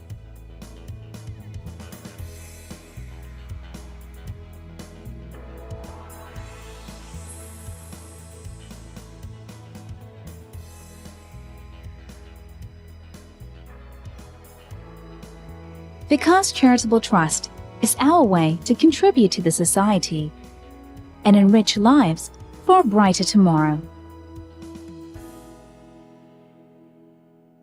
Our 100-year endeavor has been to improve our pumping solutions, enabling us to meet the challenges of tomorrow and bring smiles across the globe.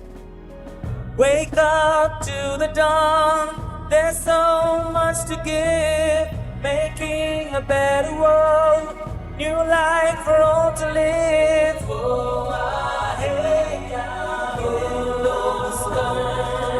Oh, hey, Kirloskar. Give a life to every drop, give hope to every soul. We see the world as one. Let your dreams unfold. The power to believe, desire to succeed. New paths made its way. Let's embrace a new day.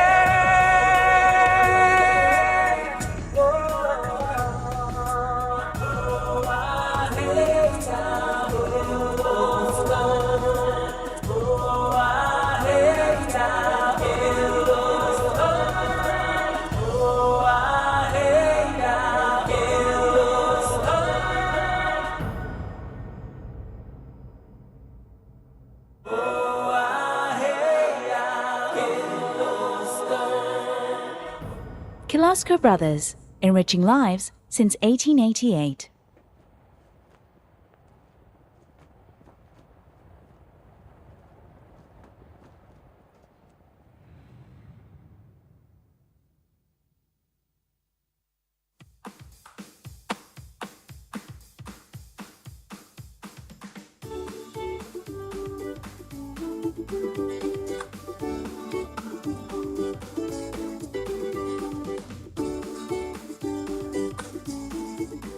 AIMA works as an overall India-wide organization for management.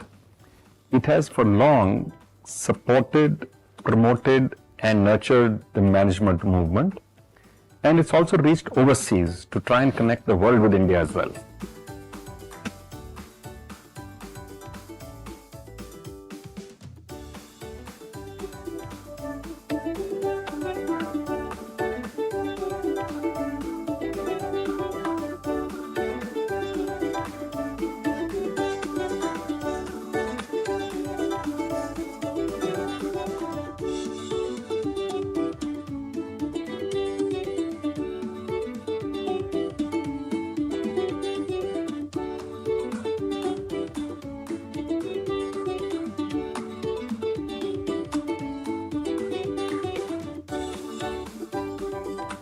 So whether you're a young student out there or whether you're a practicing professional, I think being a member of AIMA will give you a huge network, will give you a huge range of new concepts, and it gets you access to events where you really get to meet some of the best and the finest speakers in the country from whom you can learn.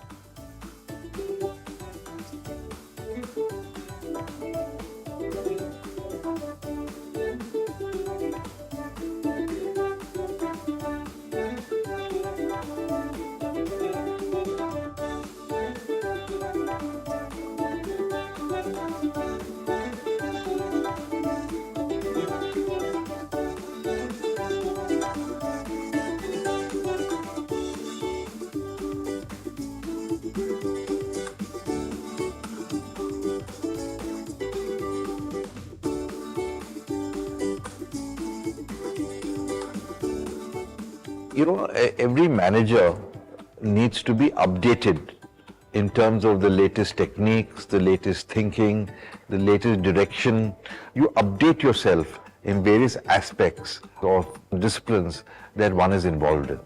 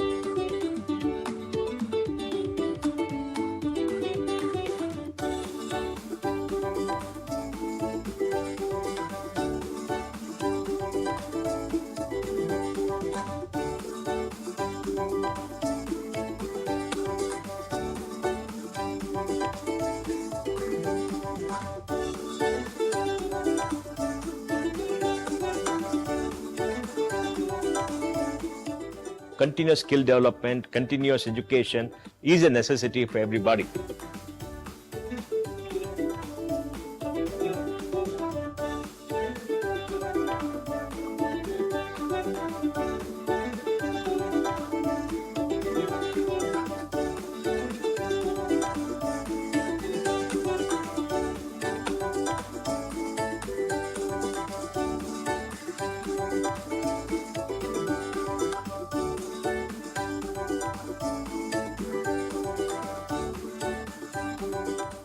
AIMA has been known for its testing services. For instance, the management aptitude test, which is very popular, of late catering to admissions and also to recruitment services.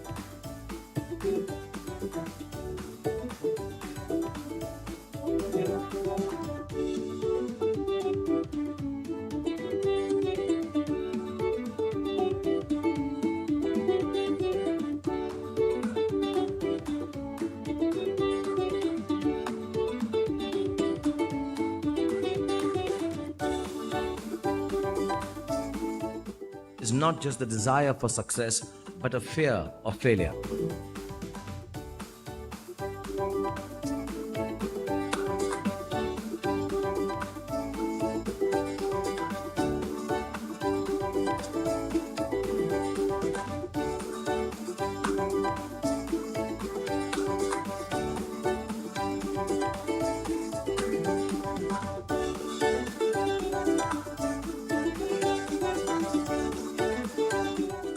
AIMA is an institution that all of us are proud of. We are proud of its legacy, and we are proud of the role that AIMA plays in society.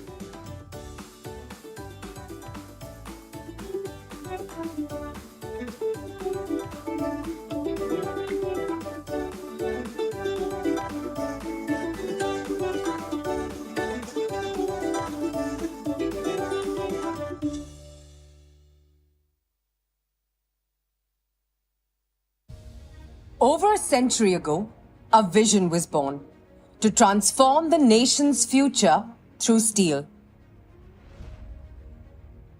In this journey, steel is more than a word. It encapsulates the values that have propelled us and enabled us to be agile and adaptive through changing times. In the 1990s, when markets opened up in India, we focused on plant modernization and cost efficiency, aiming to become one of the lowest cost steel producers. Soon we ventured beyond national borders with a focus on scaling up. We pioneered branded steel products and entered the automotive market with the aim of achieving differentiation and leadership in discerning segments. We also strengthened our TQM journey. We proved our mettle once again when we built a steel plant from scratch. Tata Steel Kalinganagar was our first greenfield site outside of Jamshedpur. While at Jamshedpur, we continued to consolidate our position through continuous improvement and product enrichment. In Europe, we worked towards making operations stronger and sustainable. What unfolded next was an inorganic expansion of our India footprint through acquisitions. We successfully navigated the COVID pandemic with resilience and adaptability, making us perhaps one of the few companies in the world to have survived 2 pandemics. In the recent years, even with geopolitical recession and macroeconomic volatility, we have stayed ahead in our growth journey. How are we gearing up for the future? By ensuring our readiness structurally, financially, and culturally. We are rebalancing our portfolio to capitalize on India's robust growth story. Over the years, we have scaled up operations in the country from 1/3 to 2/3 of our global footprint. And this journey will continue in the future.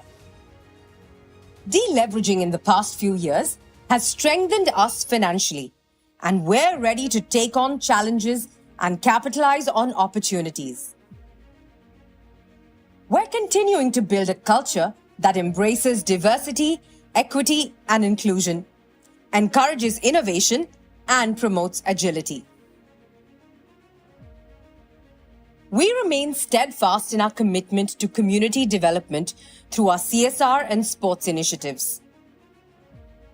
Our impactful CSR initiatives positively impact millions of lives in our areas of operations.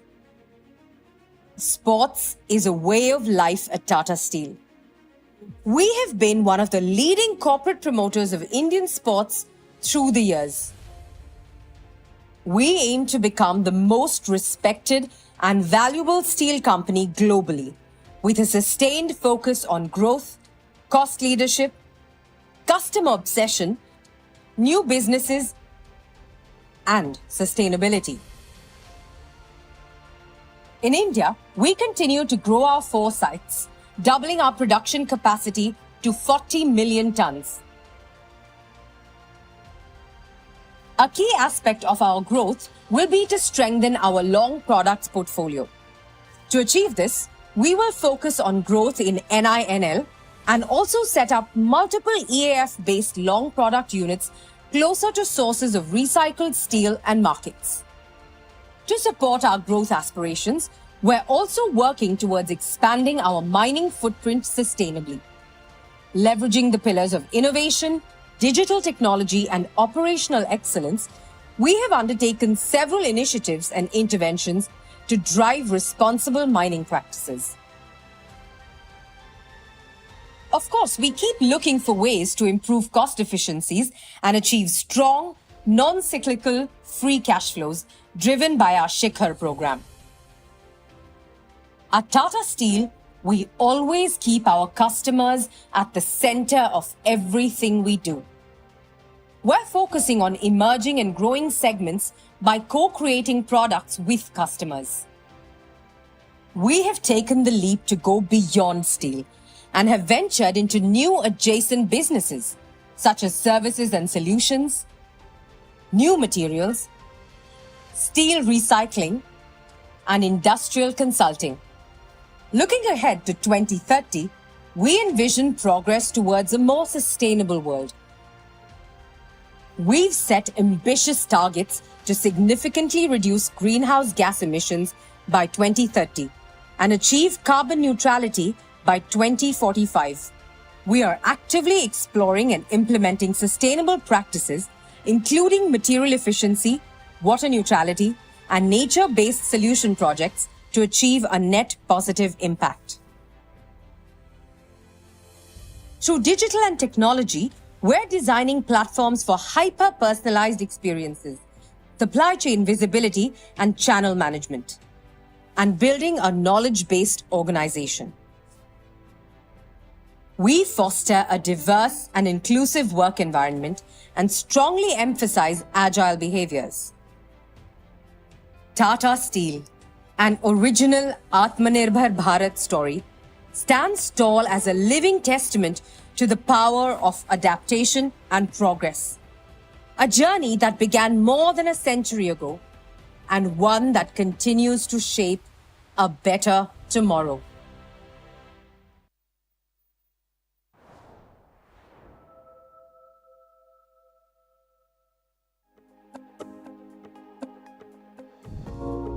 Welcome to the world of Triveni Turbines, where innovation, reliability, and efficiency converge to deliver sustainable heat and power solutions. We manufacture industrial steam turbines up to 100 megawatts and refurbish rotating equipment at our state-of-the-art facilities. With a journey spanning over 5 decades, we are a preeminent global player, renowned for delivering world-class products and services. We partner with our customers, offering a comprehensive range of solutions throughout the life cycle. We take pride in the fact that many of our clients have chosen to standardize on our product range for their global operations. Our portfolio includes highly advanced condensing turbines, efficient back-pressure steam turbines for process steam needs, and energy-efficient API steam turbines. We maintain a relentless dedication to excellence, ensuring that every facet of our operations, including design, production, and testing, adheres to the highest quality standards. We offer industrial heat and power solutions and decentralized steam-based renewable turbines, specifically for biomass, independent power producers, process cogeneration, waste-to-energy, and waste heat recovery. We are driven by a clear mission to offer value-engineered, energy-efficient, and sustainability-led solutions globally. Our dedication to sustainability is evident in our continuous investments in research and development for alternative energy solutions. Our unwavering commitment towards continuous innovation, backed by digitalization and automation, ensures that our customers experience exceptional performance and reliability from our offerings. By forging strategic collaborations with renowned research and academic institutions, we drive advancements in the steam turbine technology, delivering unparalleled efficiency that leads to reduced fuel consumption and minimized carbon emissions. As a globally trusted partner, we extend our relationship beyond installations, providing comprehensive 360-degree support throughout the entire life cycle of the turbine. Additionally, we specialize in refurbishing and servicing rotating equipment for various brands.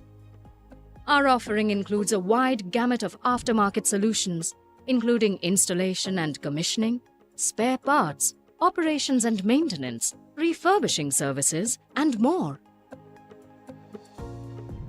Our state-of-the-art testing facilities and a team of highly skilled engineers ensure that each steam turbine undergoes rigorous testing, guaranteeing its optimal performance and reliability. The extensive list of references and the high repeat customer base stand as a testament to our unwavering commitment to quality and the high level of customer satisfaction. Just like the boundless cosmos, Triveni Turbines surpasses borders, exporting steam turbines to every corner of the world, empowering customers in their continuous operations. Triveni Turbines, where technology, engineering, excellence, and capability converge.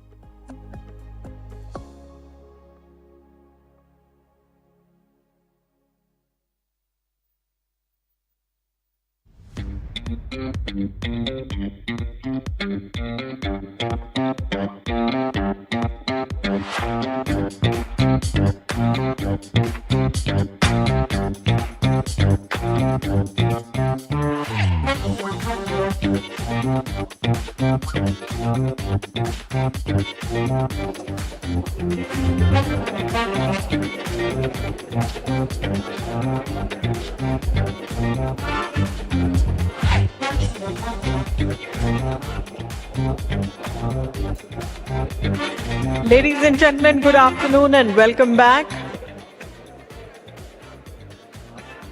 Welcome back.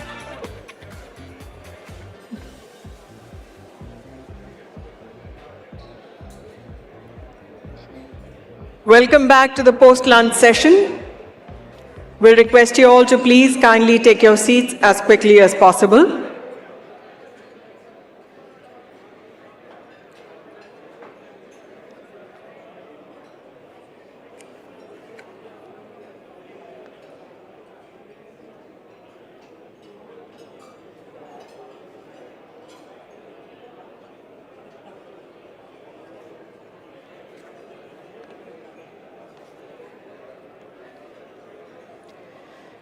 Ladies and gentlemen, good afternoon and welcome back. May I request you all to please kindly take your seats as quickly as possible.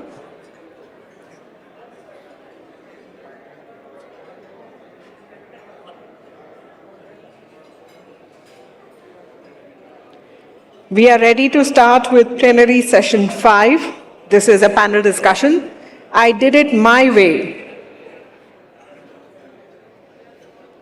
We once again promise you a very interesting session, so I'll request you all to please quickly have your seats. Please kindly be seated so that we can start the session on time.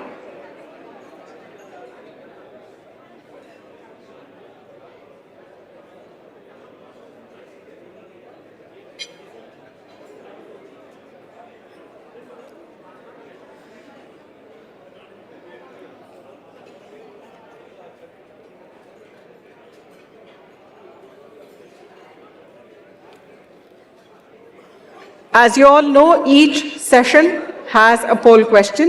So let's take a look at the poll question for this session. Women's quotas are needed in top executive positions also.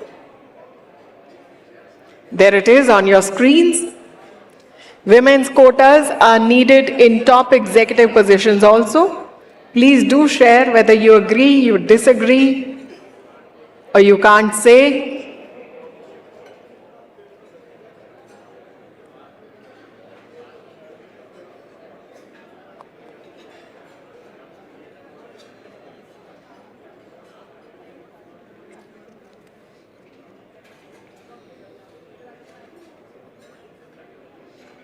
We would love to hear from you, so please do share your opinion on whether women's quotas are needed in top executive positions also.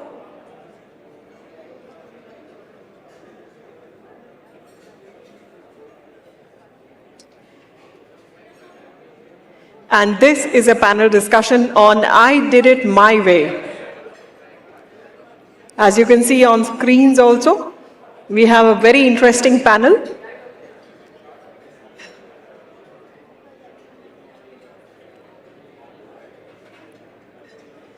May I once again request you all to please kindly take your seats.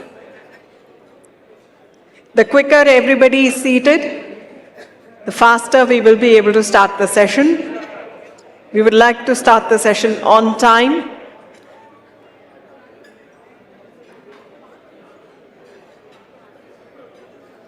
Members of the audience who are still standing, I'll request you all to please kindly have your seats.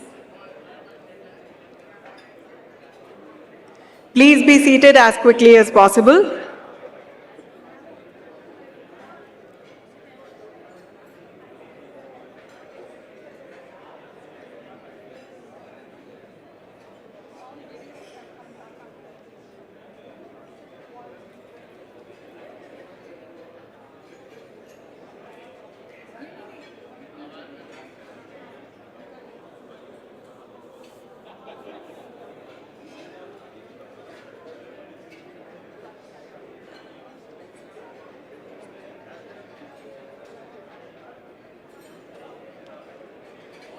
May I request all of you to please kindly have your seats. Please be seated. We are ready to start with the post-lunch session.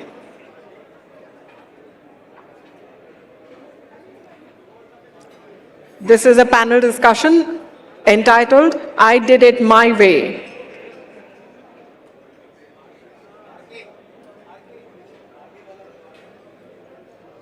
We have a very interesting lineup of speakers. So may I once again request members of the audience who are still standing to please kindly have your seats.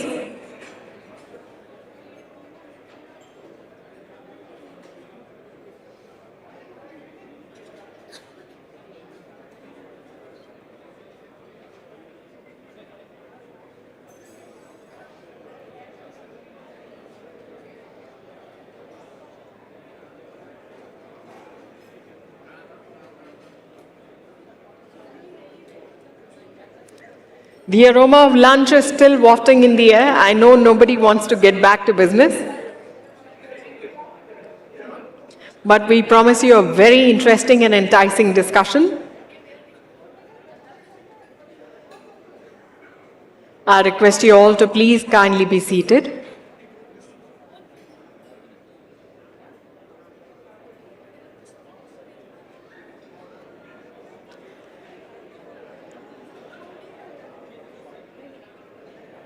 Members of the audience who are still standing, will request you all to please be seated.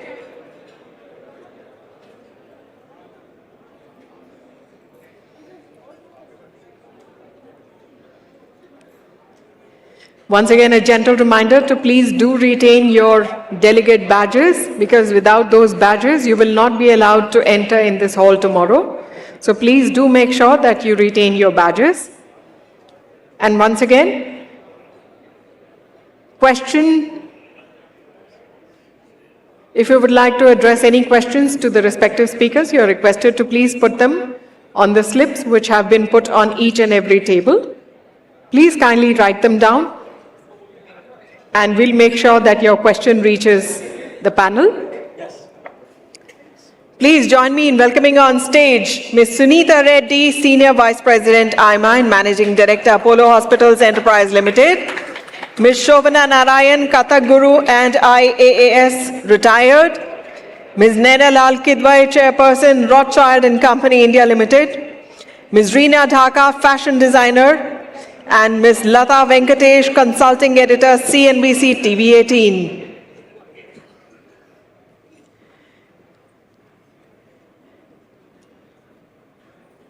Please join me in welcoming them all with a huge round of applause.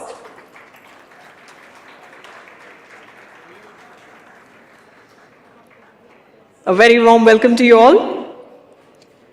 May I request Ms. Latha Venkatesh to conduct the session.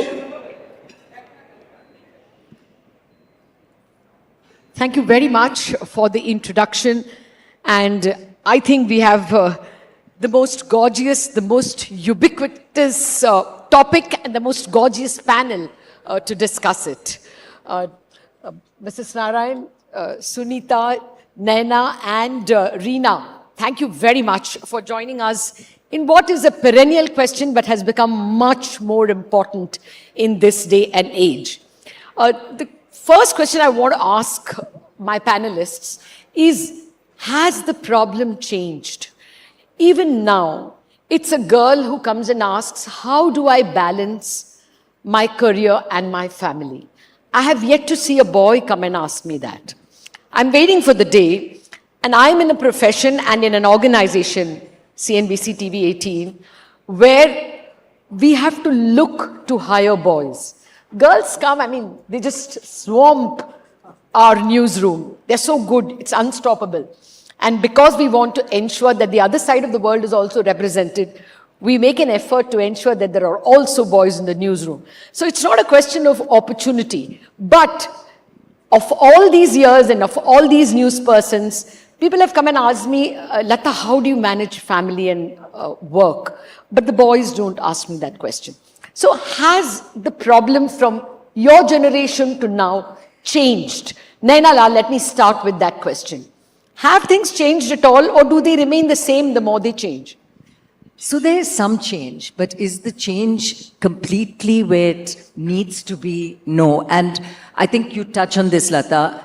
I think as long as society still has an expectation of women to be the mother, to be the right daughter-in-law, to be the daughter, society's expectations will always lead a young woman to guilt if she cannot fulfill all those expectations and do her job the way she has to. So society is changing, but not completely, in terms of accepting that the role of providing for at home is a joint role of both the husband and wife, both the son and daughter, and not for the daughter alone. And the girls that come worrying about work-life balance, exactly as you say, also go to work with a deep sense of guilt for all that they need to be doing. And that needs to change. And that will change with time, but it hasn't changed yet. And the other pressure, which I feel is going in the reverse direction, is families are getting more and more unitary and smaller. So the support systems that came with being in a joint family, I know how much I relied on my mother, my mother-in-law to step in. And I know I'm not going to be as good a mother to my daughter's child because I work, which my mother didn't. So you get these societal pressures which are also changing the support systems, even while the corporate has got more progressive. That today you do have a corporate culture which will give you support systems, 6 months maternity leave, maybe a creche on the premises, etc., which help on the other side. So it's different pressures coming on the one side, some easing on the other, but the problem doesn't go away. Okay. Well, thank you very much for putting so many points on the table in terms of, the social evolution and working mothers and mothers-in-law, making it difficult for the younger generation, which probably you and I had easier. and the need for both society and government to pitch in. So many questions over there. But Suneeta, let me toss the same question to you. You and your sisters are a living example of disagreeing with what Naina said. I mean, well, who says there are no opportunities? It is Pratap Reddy and daughters that runs Apollo Hospital. For once, we don't have someone and sons running a company. But tell me, have the problems across generations improved, or have they not, as Naina says? You know, I think certain things have improved, and that is expectations. What is not improved is the loss of the joint family system. So I was able to work 14 hours a day, travel almost every week because I had a good, the joint family system supported that. In today's world, I think we need to connect the dots. And the dots are family, work, and society. And those who connect those dots well actually do well. On a very personal level, since the theme was I did it my way is that when I'm at work, I'm 100% at work. I don't even have my mobile phone with me. When I'm at home, I'm 100% with family. This is a way that I find balance, but I'm sure that it changes for every person. So I'd like to say it's very individual. But having said that, I think the theme for me is connect, see what society expects, see what the family expects and what is expected at work. And once you connect all of this, you probably turn out, you turn out to your own satisfaction and to the satisfaction of everyone you're with. Okay, actually, that's a good point.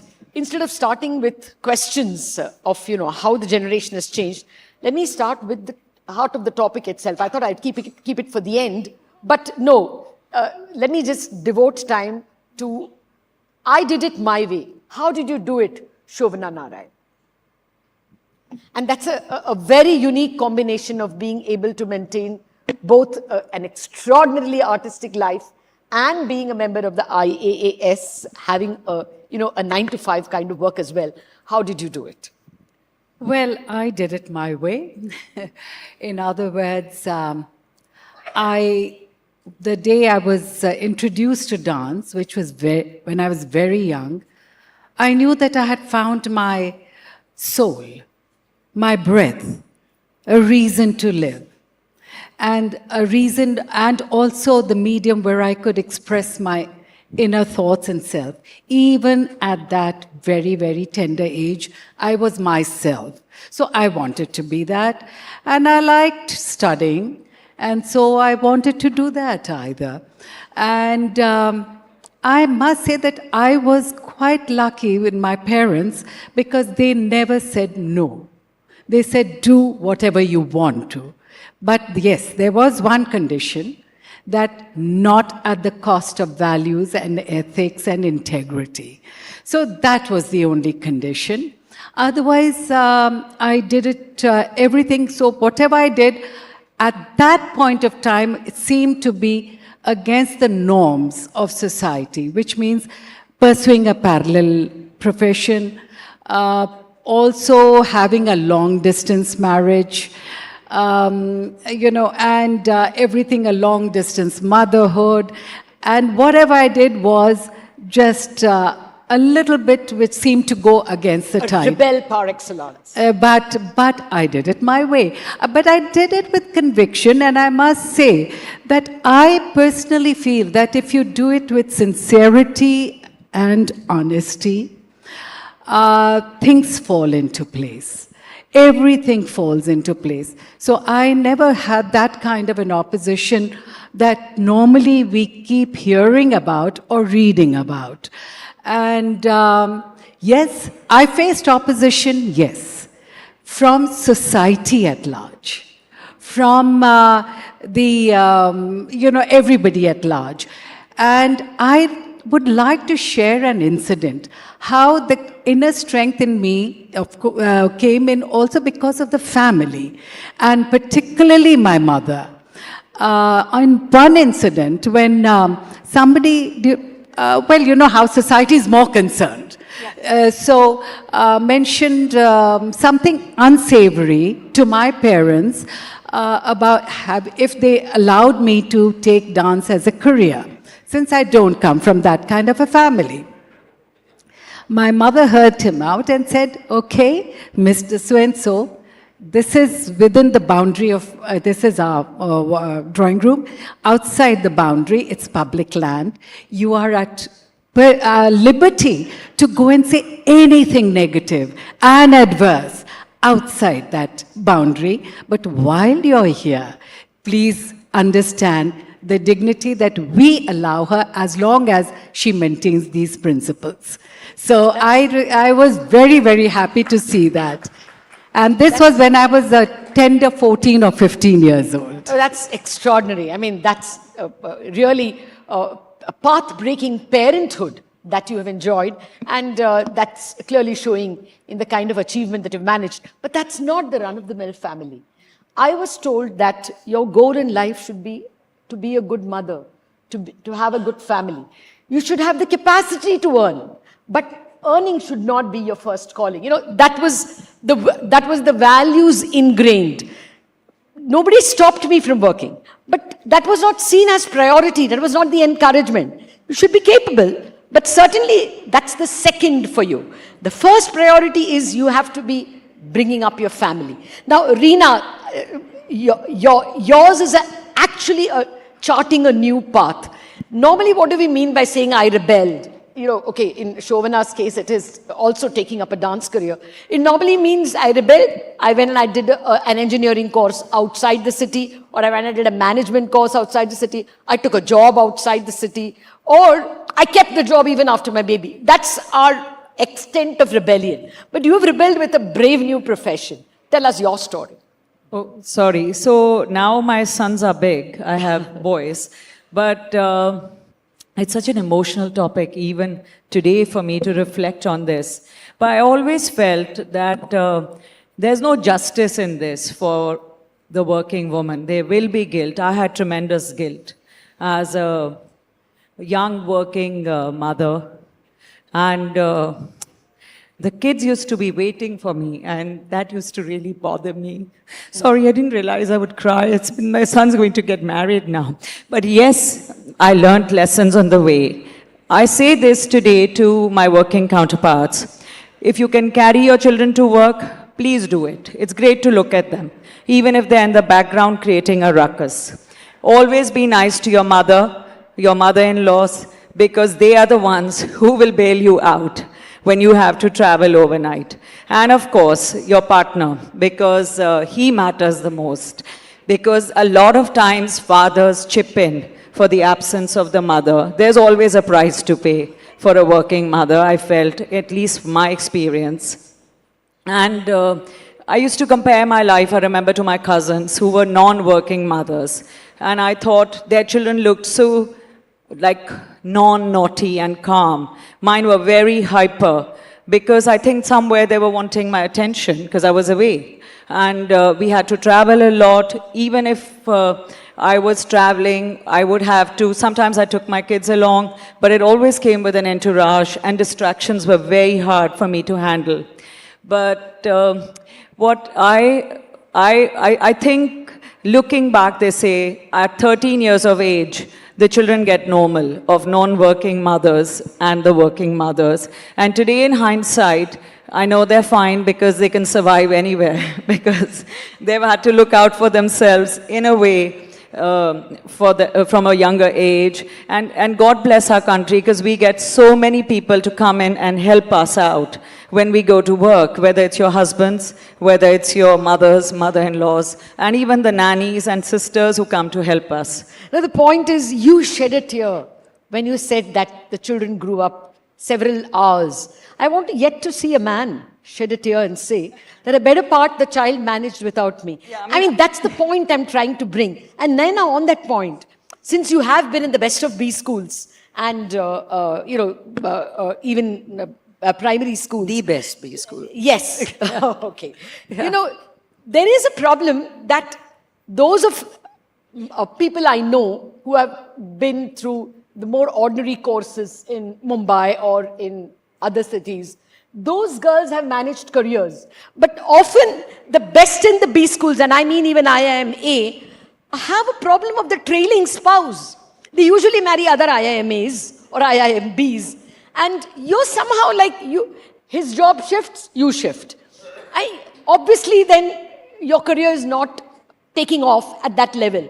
So being more educated or going to a better school has not always ensured the self-fulfillment of women. Do you notice the problem? That more money is not the solution.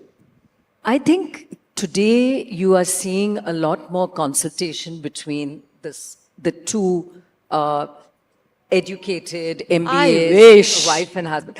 Well, I can tell you the book I put together, 30 Women CEOs, it was very much a case of the women there were the trailing spouse. They managed their careers because they were good. They moved jobs because they couldn't change within their job as they followed their husband. So you're right.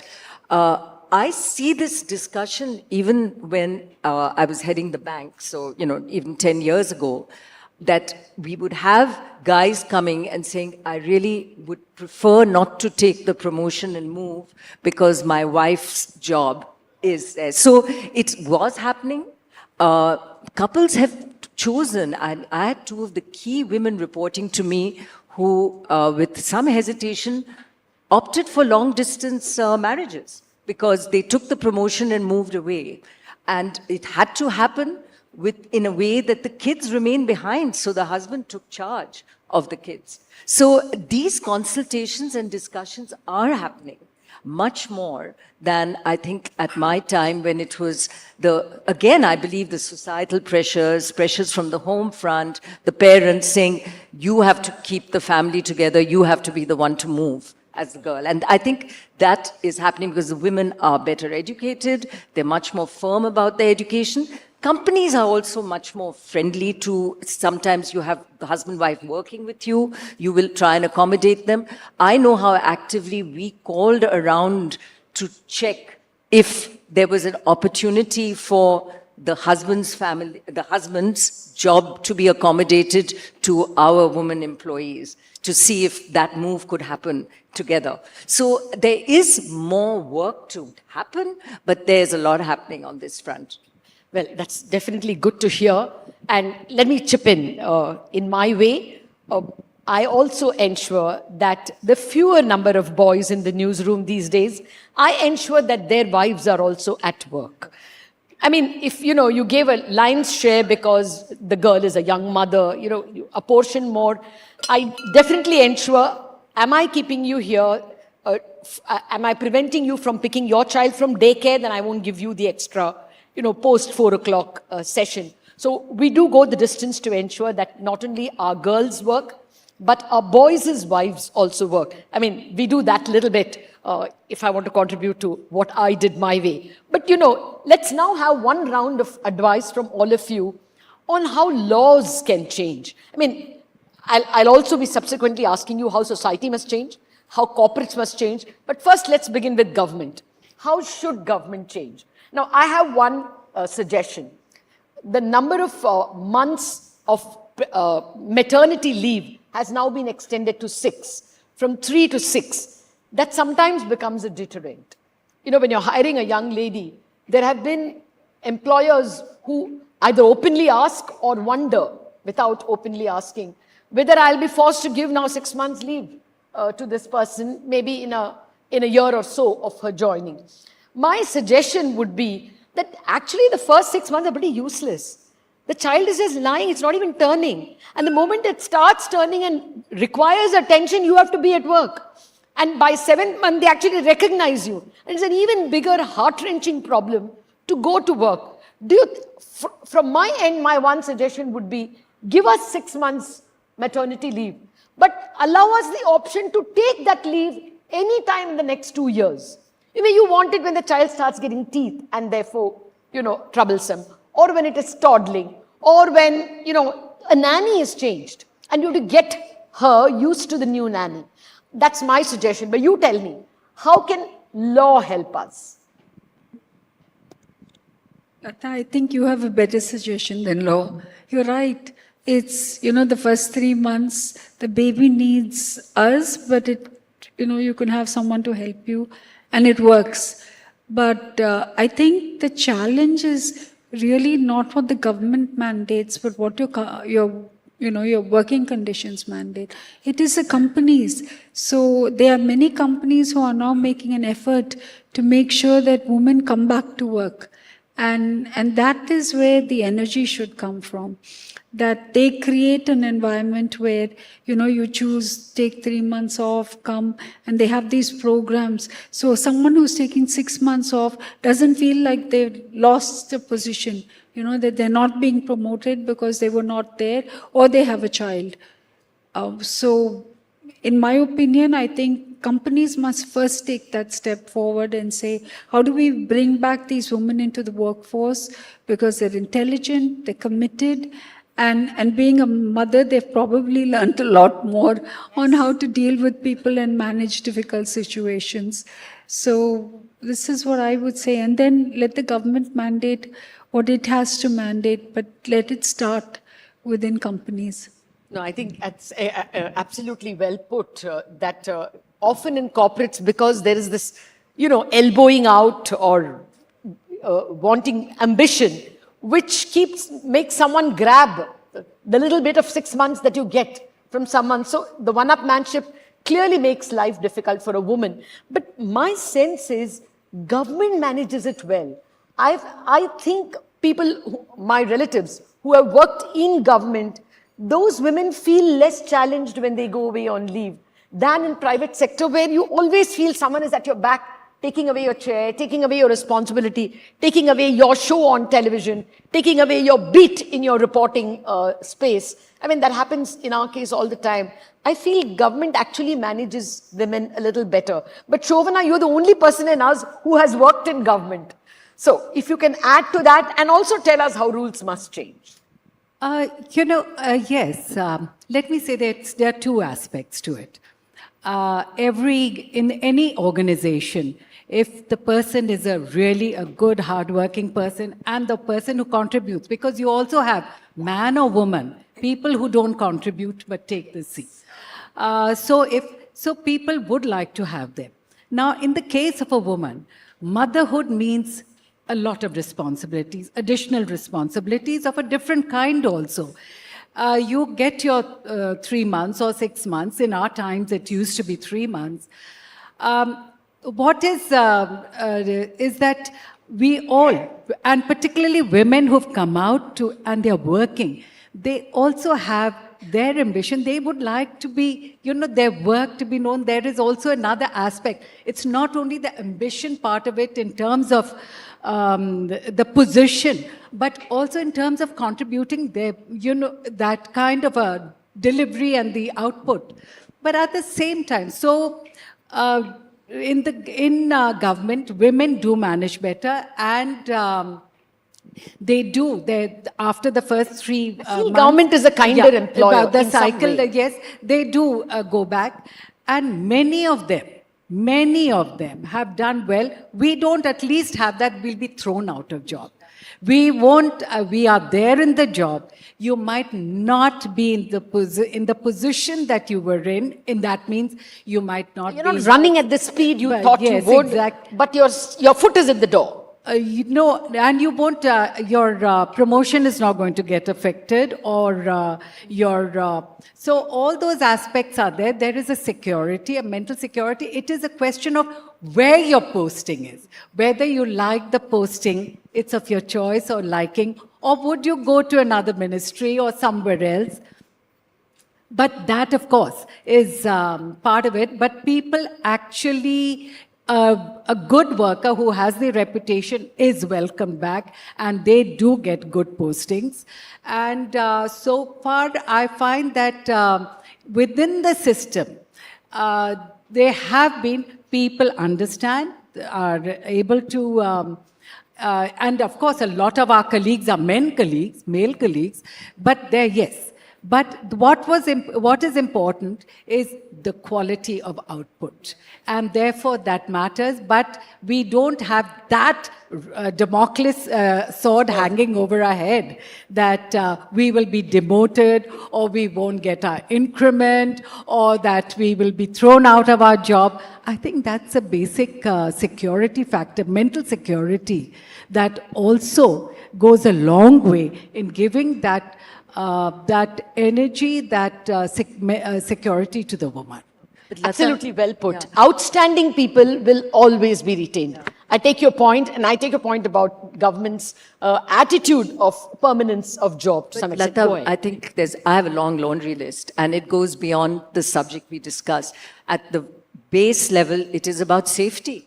Until it is entirely government's responsibility to provide safety. We've also seen now it is a corporate's or the hospital's responsibility to provide safety in the workplace.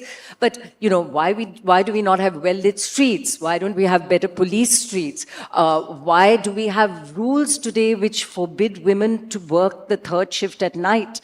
Some states, even Uttar Pradesh now has looked to change it, but it did it after some corporate pressure. So the reason the rule is there for safety of women, but start with providing that safety so these rules which are discriminatory don't exist. So we have a long way to go in terms of the environment that we provide for women to succeed and work and for families to not be worried that they're straying away from home. No, I think this calls for a round of applause. What Naina is saying is, please, to put the finger on the real problem, that if you had good law and order, this would not have happened. The very fact is that you don't have the basic infrastructure of lighting in every street and the confidence that the law will work in your favor. If we can provide that confidence, we would have won many battles for women, lower class, poor. A whole lot of problems would be solved if we can get the basic soft and hard infrastructure, the lighting and the law and order in place. I completely well taken. But your thoughts, Rina, how law can change or companies can change so that not just that women work, but women do, unusually and path-breaking things like you. Thank you. I'm with path-breakers. I don't feel I'm one, but I really don't, but thank you. So I feel simple things like a creche, because they've come up with some kind of mohalla clinics.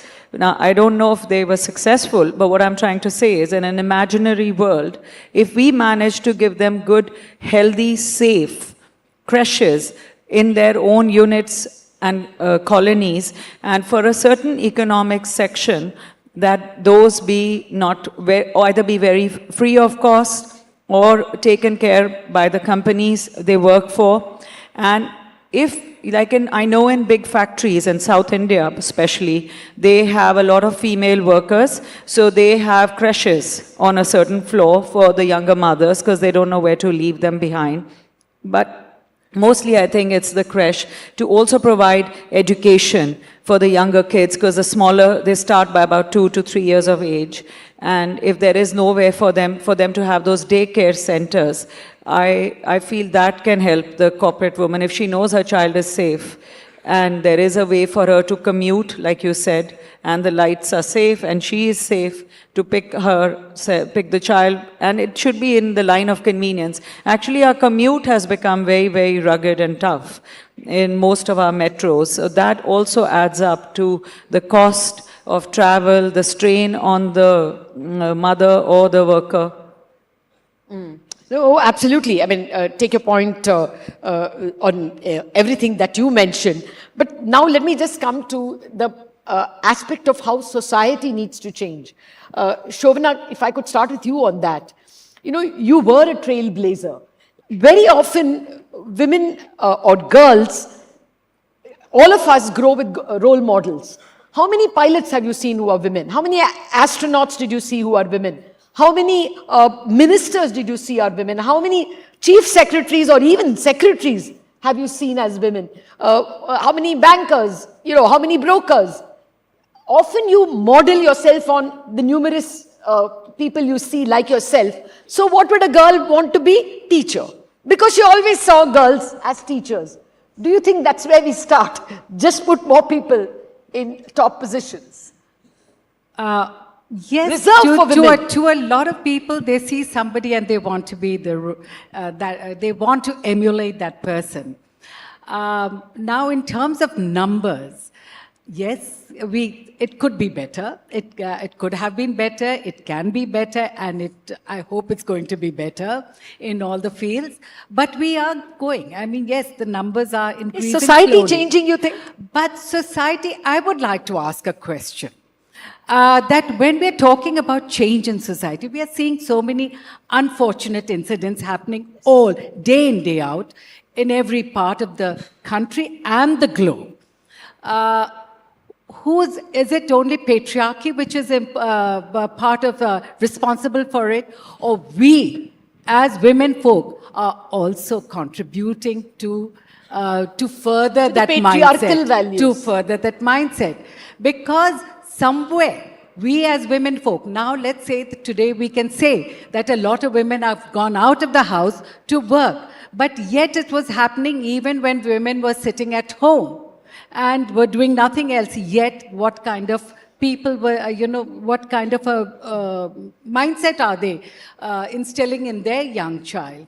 And that's where I think both parties, man and woman, and particularly the woman, even with her intangible, not only the tangible, that you should be like that or do like that, but the intangible, her own actions, her own behavioral pattern, her own mindset will be much more, are much more potent than the actual said. And that is what we as women have to be very careful in every home. In every home, right at the beginning level, because that is where the child starts picking up the first. And the child is subject to a lot of good influences in schools, but then there's a disconnect. If it is a different environment or at home, so there's a disconnect. And then so the child goes another way. So we have to, I would say, when you're talking about society, the society, building of society starts at home. And it starts with the mindset at home. It starts with the behavioral pattern of the woman, and therefore the man, the boy and the girl, not only the girl, but even the boy, the little child at home, because they are going to be the future generations who will be reflecting the mindset that they've grown up with. Oh, I take your point completely. This is superbly well put, and it is the responsibility of the women as well to, carry the flag. I mean, that point is taken. Suneeta, would it, I still think it becomes a man's world as you go up to the top. There was a survey done, I think it was an EY survey, I forget the people who did the survey. At the joining level in junior management, about 35% women to every 100 men is the rate of joining. By the time it comes to middle management, it becomes 14%. And by the time we come to CEOs, it falls to like 1%, but I think Naina said 4%. Yeah. I'm not so sure of 4 even now. Same survey, it says 5. Okay. So, that's the way it declines. Do you think that as you go higher, there is a restriction imposed, it becomes a man's world? Do you think we need not just one, but mandatorily 2 women board members? Should that become something the government needs to think about? I mean, one woman doesn't raise her voice, but if there are 2 of them to discuss, maybe they'll talk in the board more. Latha, I come from a very strange family where I think the women and the men were considered equal. And I think that women should always earn their place because of the knowledge that they have and the commitment. And having a mandate is good because I guess you need to put mandates in the beginning. But later on, a woman will only be respected if she's got the knowledge and she's got the ability to serve on that board or to do, even in higher positions of management. It was not easy in the beginning. I remember the first day I went to work and I met a CFO. He said to me, "You're here because you're, the founder's daughter." But he had a point. I mean, I got a position there, But I went back, I did a program, I studied finance, I studied capital, treasury markets, I did all of the study to come back again. So I think knowledge is important. So as long as women are learning, they will deserve it. As long as women are listening, you know, they are very good listeners. If they're listening to the society around them, they become doers, they become worthy. So what I'm saying is they need to be worthy of the position. And third, people think that women don't have time. So if you look at people who are really successful, like people who read, who are in touch with innovation. So this is another thing that we as women need to do. We need to read, we have to show that we are innovators. We're not just women, we're not there on boards because we're good at nurturing. People accept that. They also accept that we're intelligent. But I think this next level for the next decade, it has to be also about innovation. And I don't think anything needs to be at a certain level, a certain degree of development you need to mandate. But beyond that, I think women should earn these positions and that's sustainable. No, I take your point, but both you and Shovana are expecting the responsibility to rest with the women rather than with the... A correction. Not only with the women. It's primarily with the women? Both. Since, after all, our home is made up of both man and woman. So if the man is overbearing and unreasonable, let's say that, the wife can stand up and say, and I'll quote a small example. In 2020, when there was a little window when the lockdown had lifted, a 12-year-old student of mine came to meet me. One couple came to meet me to invite me for their son's wedding. In the course of discussion, this gentleman said, I tell my son that there's no need for you to go into the kitchen because your sister is there, your mother is there, and now when he gets married, it's going to be the wife. So why should you do it? This little 12-year-old stood up and said, why? Doesn't he have hands and legs? Okay. Only she has hands and legs?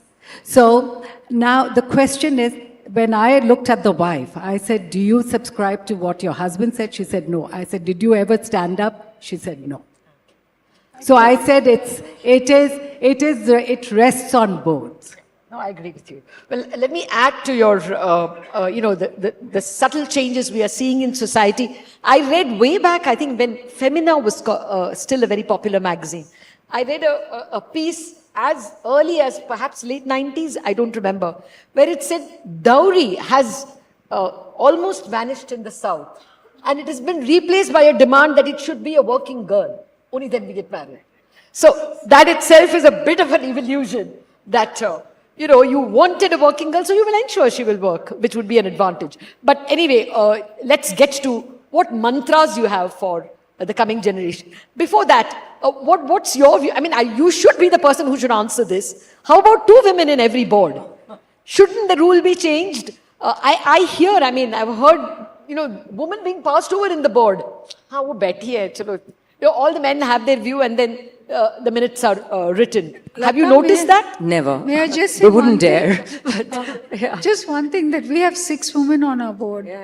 Oh, excellent. So, round of applause for Apollo Hospitals. So it's not because they're women. Maybe one because we had her, but it's because of the knowledge. I don't think there's any issue, even if there's one woman on the board, because if she's there because she has also made it, her voice counts. I mean, the women who've got to these boards are women who are used to being in rooms full of men. So I don't think any woman sitting on any of our boards today is a pushover. So we shouldn't really worry about that. The issue may be more where the woman on the board is a member of the family and she's there to tick that presence. And she may need some mentoring to make sure she has a voice if she is being passed over in quite that way. But in terms of the regulation, I think the one thing the country did right was make the regulation. I'm totally against quotas, but we were down at 5-6% representation on boards, and that one regulatory change which made it mandatory for women to be on the board has brought us up in a short period to 18%. We are still below a global average of 23%. So we still have a ways to go, but without it, we would have had to hang our heads in shame because we would have been the global lowest. And so sometimes regulation helps. I don't think we need to make it mandatory for 2 now, because the women who've now made it have proven they can be there. And in fact, there is a perennial hunt now for women to come on board. And the more progressive boards, and most of the ones I've been on, have 2 and 3 women anyway. Am I the only one in this panel who feels that there is a boys' club?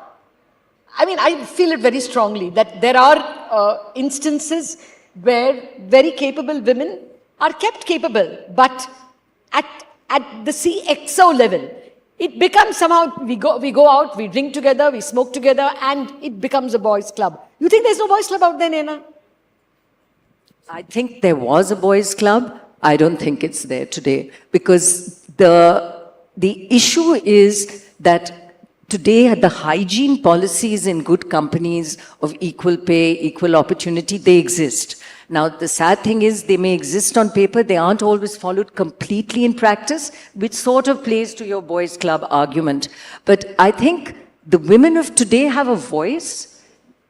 They negotiate, we negotiated, you navigate through that way, you don't take the shit, and what you then get is resonance, because at the helm there are enough people who believe that they should at least be doing the right thing, particularly if it's pointed out to them. So I think between having the hygiene factors and women having a voice and having mentors both within and outside the organization, that boys' club vanishes. Having said that, in areas which we need attention, entrepreneurship is one of them. We continue to see resistance to lend money to women entrepreneurs. There are biases amongst banks and lenders. That needs to change. I think within families, why the son becomes the automatic, whether he is the best there or not, is an issue. And I often ask families where the girl has actually come in, would it have been the same if they had a son, or a son that was even interested in business? And, the frank ones amongst them say possibly not. So that male bias, the best kid in the family business should take over, whether boy or girl, might also need changing. But I think for every Suneeta or Shovana or Rina here that has proved it, it becomes easier for families to decide. And I am really struck by, there was a time when I would have young girls coming up to me at airports asking for advice. Now it's husbands, it's fathers, wanting to know what is right or wanting to share their experience with their daughter. That is a change, a big change. It's not girls they're fighting for themselves, it's families fighting for them. Okay. Well, actually, we are getting a lot of questions. Why don't I involve, I doubt we'll be able to handle so much, also because I'm having a problem reading the handwriting. It's written in pencil, so by the time it comes here, it's not very clear. Let me just take a vote here. This is, I think, about 10% women in this room. The first question is addressed to the 10% women, 10 or 15% of women over here. Do you think it's a boys' club out there which makes values, rules, and therefore has impeded you in some way? Yes or no? Women vote first.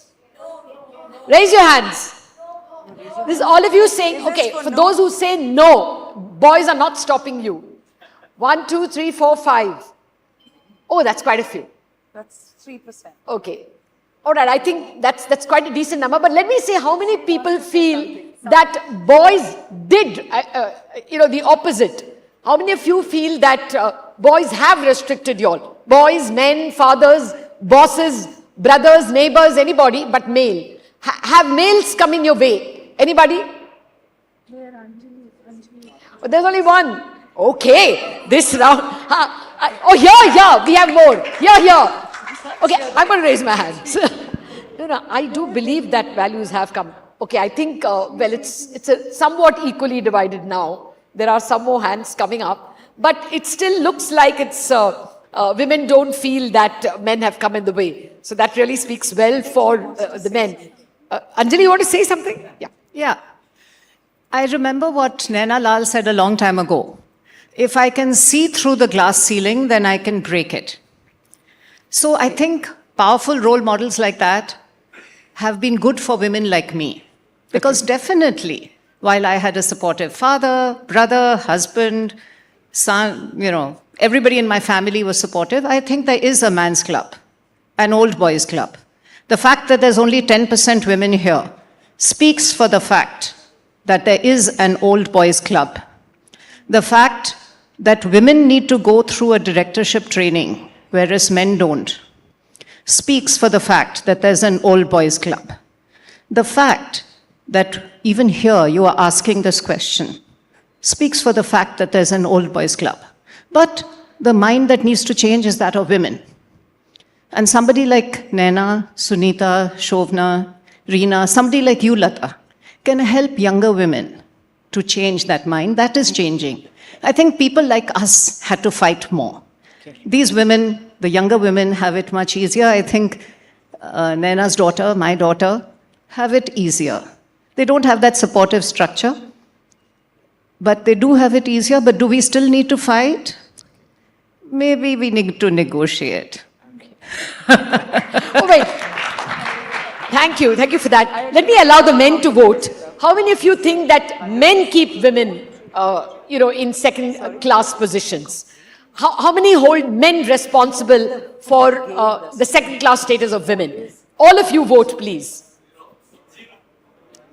None of you think? Wow. I think next time you shouldn't have this discussion in that case, but I'm one person who's going to vote on that side. I think society does school you to be in a second-class position. Good afternoon. Please, sir, go ahead.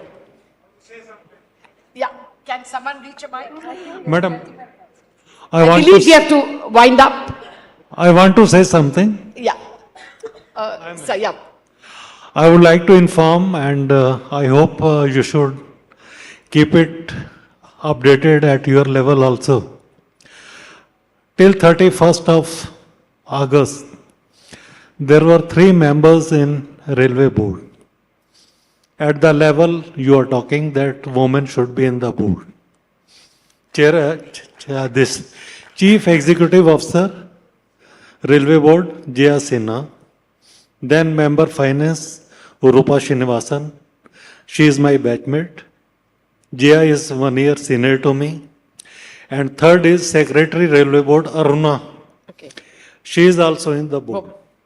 So in railways, we are having a system of inter-se seniority which is followed. Okay. And anybody who reaches that level gets into the board. Okay. So there is no limit or 1 or 2. Okay. It can be 3. Okay. And I have given you example of 3 in the board, in Railway Board. Thank you very much. Thank you very much, sir. That's excellently well pointed out.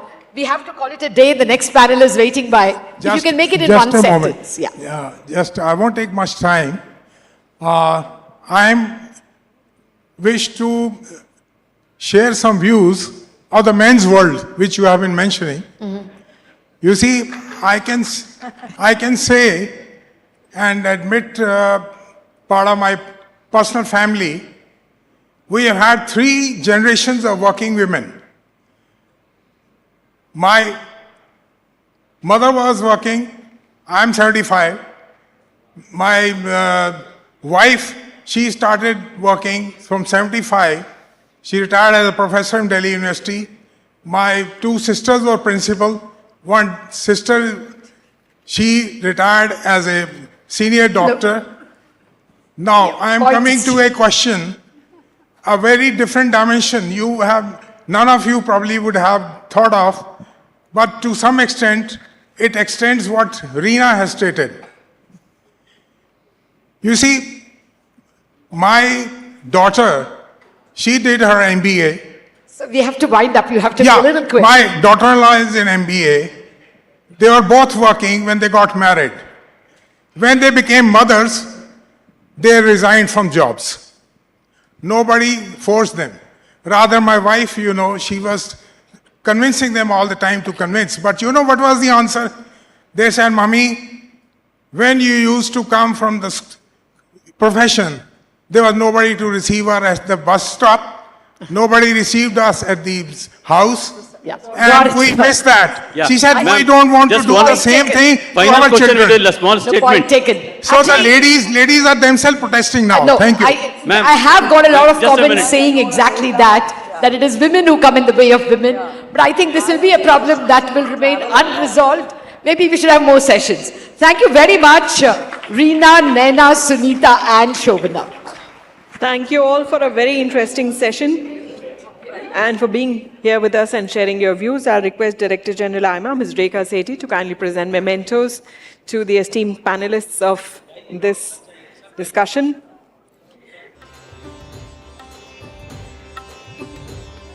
We thank Ms. Suneeta Reddy,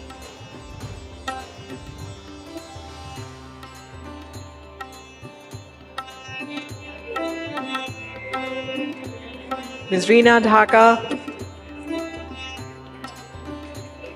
Ms. Shovana, Narayan, Ms. Naina, Kidwai,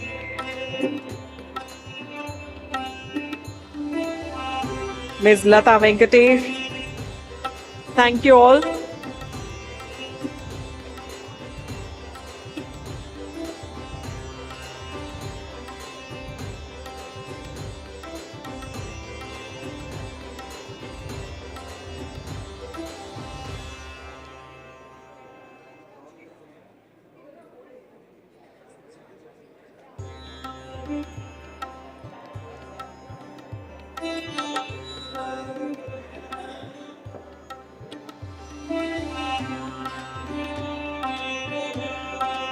Thank you, Ms. Sethi, for joining us on stage to do the mementos.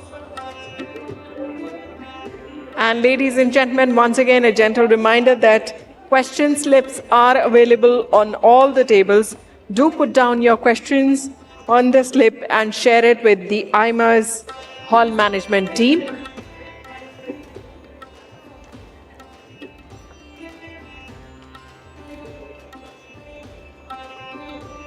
We're quickly moving on to the next session, which is plenary session 5.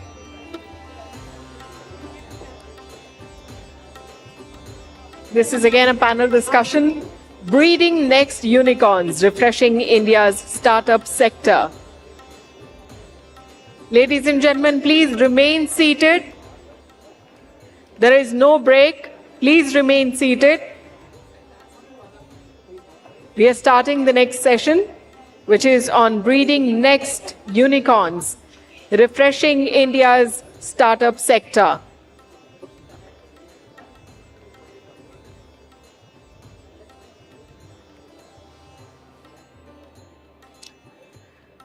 So while the stage is being prepared, let's take a look at the poll question for this session. India's startups need more regulation to become unicorns and not less. If you agree, disagree, or can't say, please do share your opinion.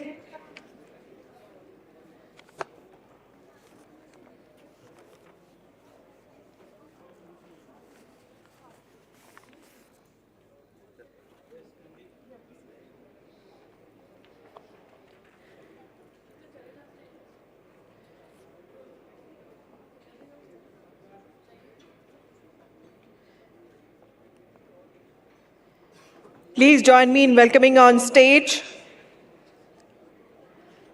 the panelists of our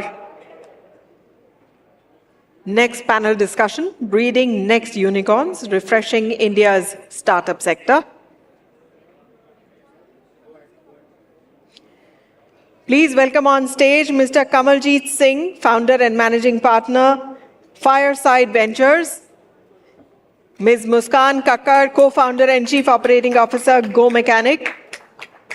Mr. Gaurav Singh Kushwaha, founder and CEO, Bluestone. Mr. Shardul Sheth, co-founder and CEO, AgroStar. Mr. Mahesh Bhalgat, Managing Director and Group CEO, Vida Clinical Research Limited, and Mr. Santosh Kumar, National Chairman, AIMA Young Leaders Council.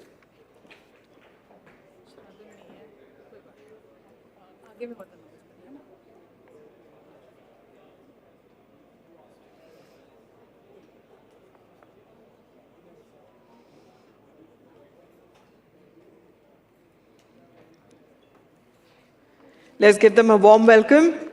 I'll request Mr. Kanwaljit Singh to conduct the session.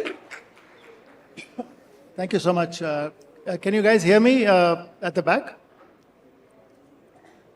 Am I audible? Oh, thank you. Thank you. So good afternoon, everyone. It's been, can you hear me? Okay, now? Thanks. It's a great honor to be a part of this forum, as well as the kind of audience we are used to seeing. A lot more jeans and t-shirts in our startup world. So really excited to be a part of something which is more representing a much larger industry. We have a span of 45 minutes to talk about a very important topic, at least for most of us sitting on the dais, and I'm sure of interest to all of you.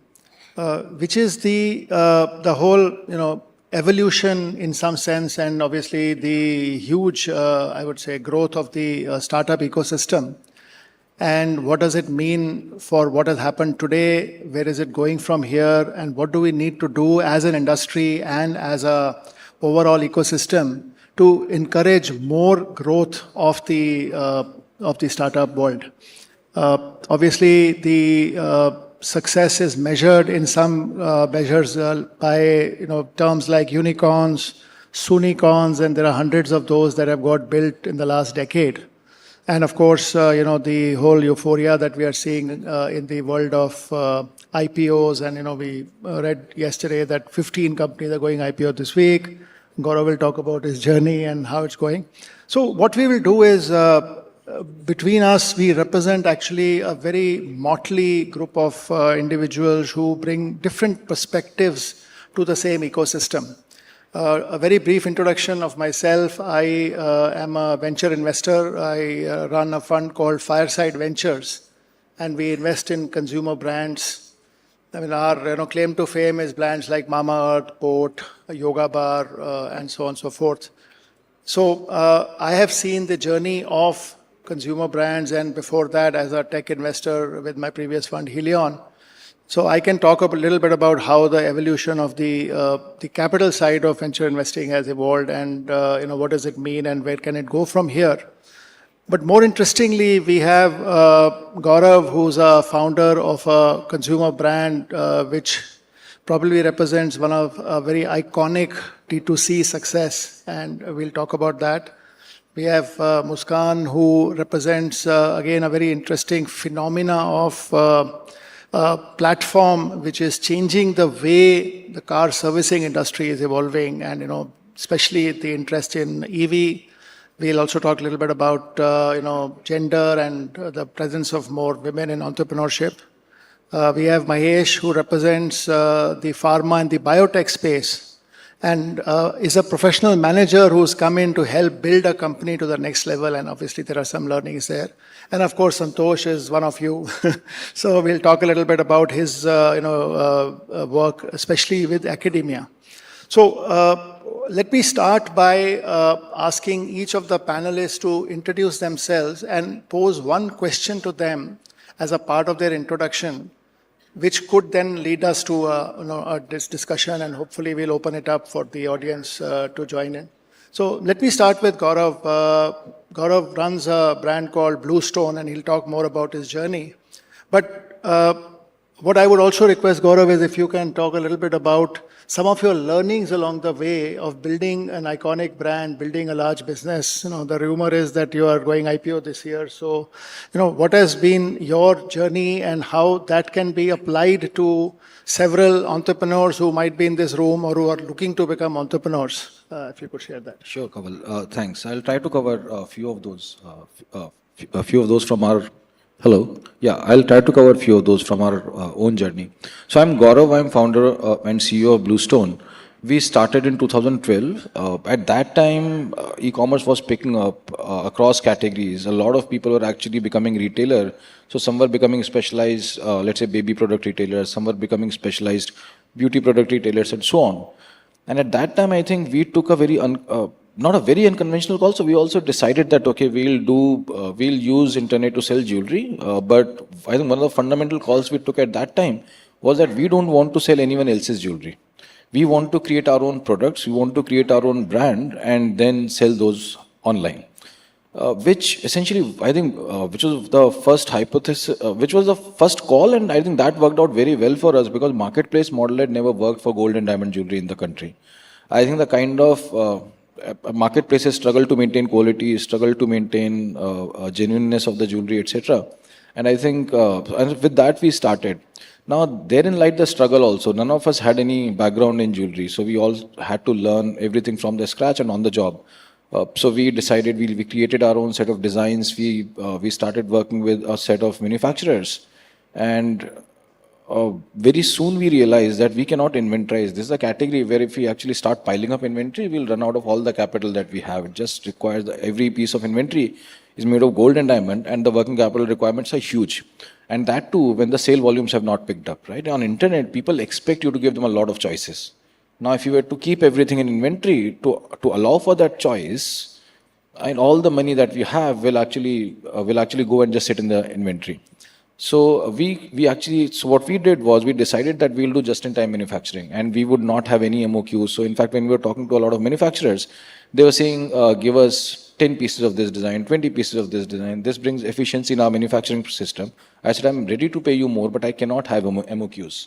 Now that allowed us to actually experiment with a lot of designs, and which is what internet is very beautiful for. So we worked with a set of job workers and on a just-in-time manufacturing model. What we struggled with then was that the manufacturing times were typically 3 to 4 weeks. And we said, there's just too much of a time for a person to wait after placing the order. So I think in 2014, we set up our own manufacturing and we started producing everything in 3 to 5 days. And I mean, those were very new things for us. Manufacturing was actually looked down upon by a lot of investors, etc.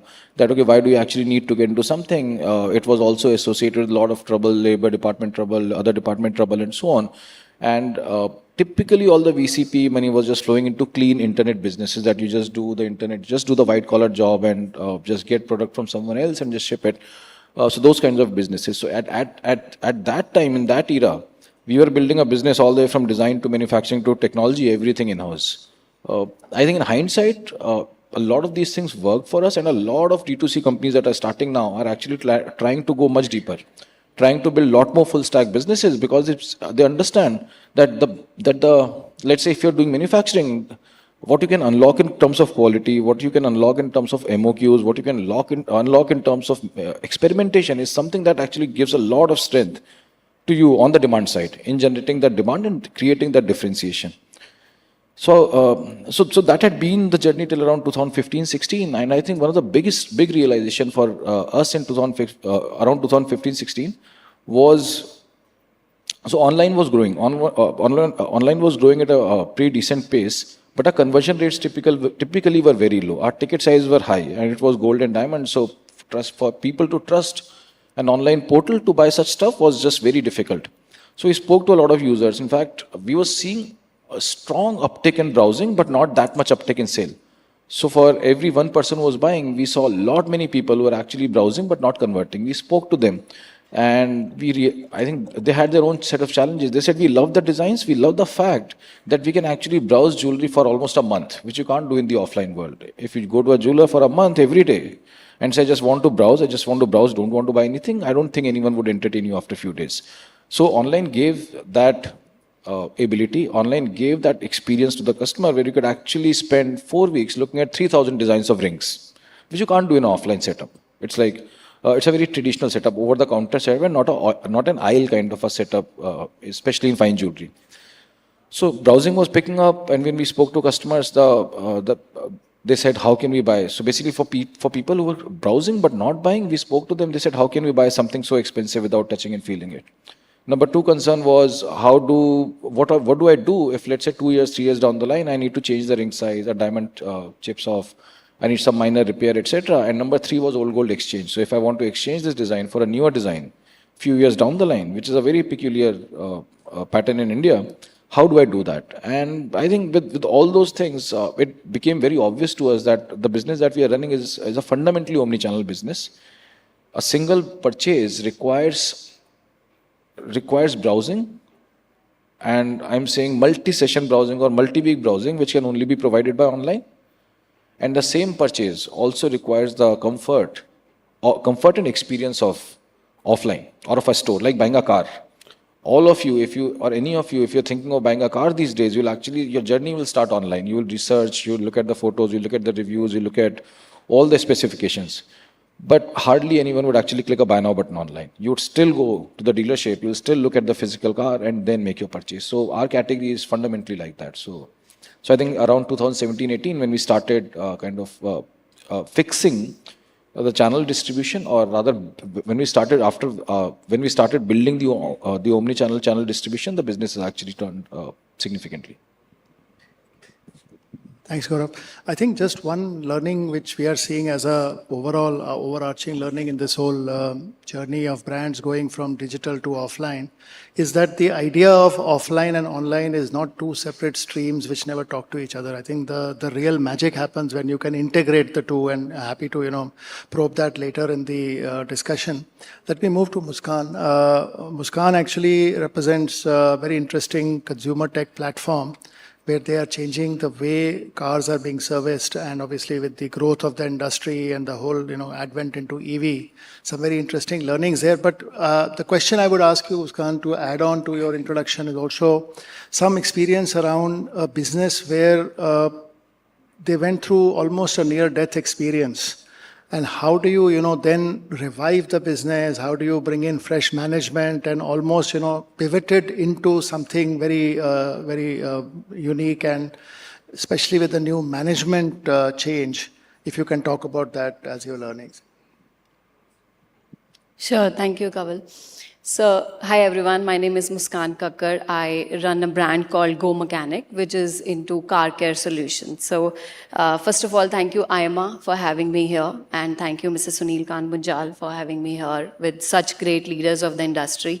As Kaval asked that, the startup, the Go Mechanic company itself was almost dying, if I talk about last to last year, and how from company which was a sinking ship is now last quarter has become EBITDA positive. So I think a lot of things matter when you're running a startup, and the kind of experience you carry. I come from a very different industry, and when I came into automotive, I myself was not very sure whether people will accept me as a woman of this industry or not, because hardly it's a 99% men dominating industry, right? But when people accept you as as a leader, when they think that even if you're coming from different industry and you will be able to pivot the company, because at the end of the day, consumer is still the same. Consumer's life doesn't change what's happening at the startup level. If you're providing the service to the consumer, the startup keeps on going on, right? But when me and my co-founder we came up with a different thought. We said that we are going to talk about customer journey now. We literally focused on how can we improve the customer journey rather than acquiring more customers. And thanks to our investors, which is Lifelong Hero and Stride Ventures, so they literally trusted us by saying that we do not need an exponential growth in the business, but we need the business which is more sustainable, the business which can stay there forever. So that's how we also were not doing an exponential growth, but was making the business so smart, so sustainable, and wanted to know what the customer is looking for in the market. And hence we focused on customer journey. We literally, went into into our garages, wherein we understood what the customer need is, what is the customer expectation out of the car care services when he's not going to OEM and when he's coming to aftermarket brand, which is Go Mechanic and, few others in the market today. So when we got into that era, and that is how I think we were able to sustain ourselves in the market. When we took over the company, we were sitting at around 23% of the repeat ratio. And today, if you ask me, within 16 months of journey, we have reached the customer retention rate of 51%. And I think when you reach at that rate where customer starts to come back to us, come back to you, that is where you think you're trying to create a sustainable business. And I think in today's era, investors should literally think that, slowly and steadily you can do a business which can have a sustainable growth rather than having, numbers which are not very sustainable and which will not stay for a long time. That's my experience on this. Thank you. I think sustainable business is a topic in itself, and we really want to talk about more as we progress into this discussion. But there is a role that investors have to play in, like Muskan called out. I'll quickly go to Mahesh just to get the ball rolling. Mahesh represents a completely different industry, and he will talk about his own experience. And I think the key question which we would love for Mahesh to answer is this whole business of bringing in professional management to take a company to the next level, and how he's seen that journey for himself, and then talk a little bit about the industry and some challenges that he's seeing in the industry. Thank you, and good afternoon, everyone. Thank you, AIMA, for inviting me. I think it's a wonderful forum to be here to talk about such diverse topics and learn a lot while sharing as well. So I come from a background, as was mentioned, from the pharmaceutical biotech industry, something that we hear a lot about and we got to know a lot more in the last few years with COVID. I've spent about 20 years in the US. I did my PhD there and I worked for a few different companies, both small and large, while I was in the US. One of the things that did, and is worth mentioning, is actually gave me exposure to what we consider as high level of innovation, high level of standards, and a high degree of patient centricity, because those are the core components of success for the US pharmaceutical industry. I've then moved to India, and in India I've had the opportunity to actually work for 4 different companies, each being a poster child of what a startup can do after they've decided to move on in their journey. The first company that I started working for is still today is one of the oldest vaccine manufacturers in India. I've continued to operate as a privately owned company run by the founders or run by the founders' family. The next company that I worked for is a company called Shanta Biotechnics, which was sold to Sanofi, which is a French pharmaceutical giant. So, when you look at the textbook ways of how exits can happen for founders, this is where they found a strategic partner or a strategic investor, sold, and then, of course, the founders were able to exit out of it. And I'll talk a little bit more about each of the exit strategies and each of the journeys of this whole enterprise and the opportunity that comes in. After about spending, I think, 6 years or so at Sanofi, I actually moved to another company called Syngene.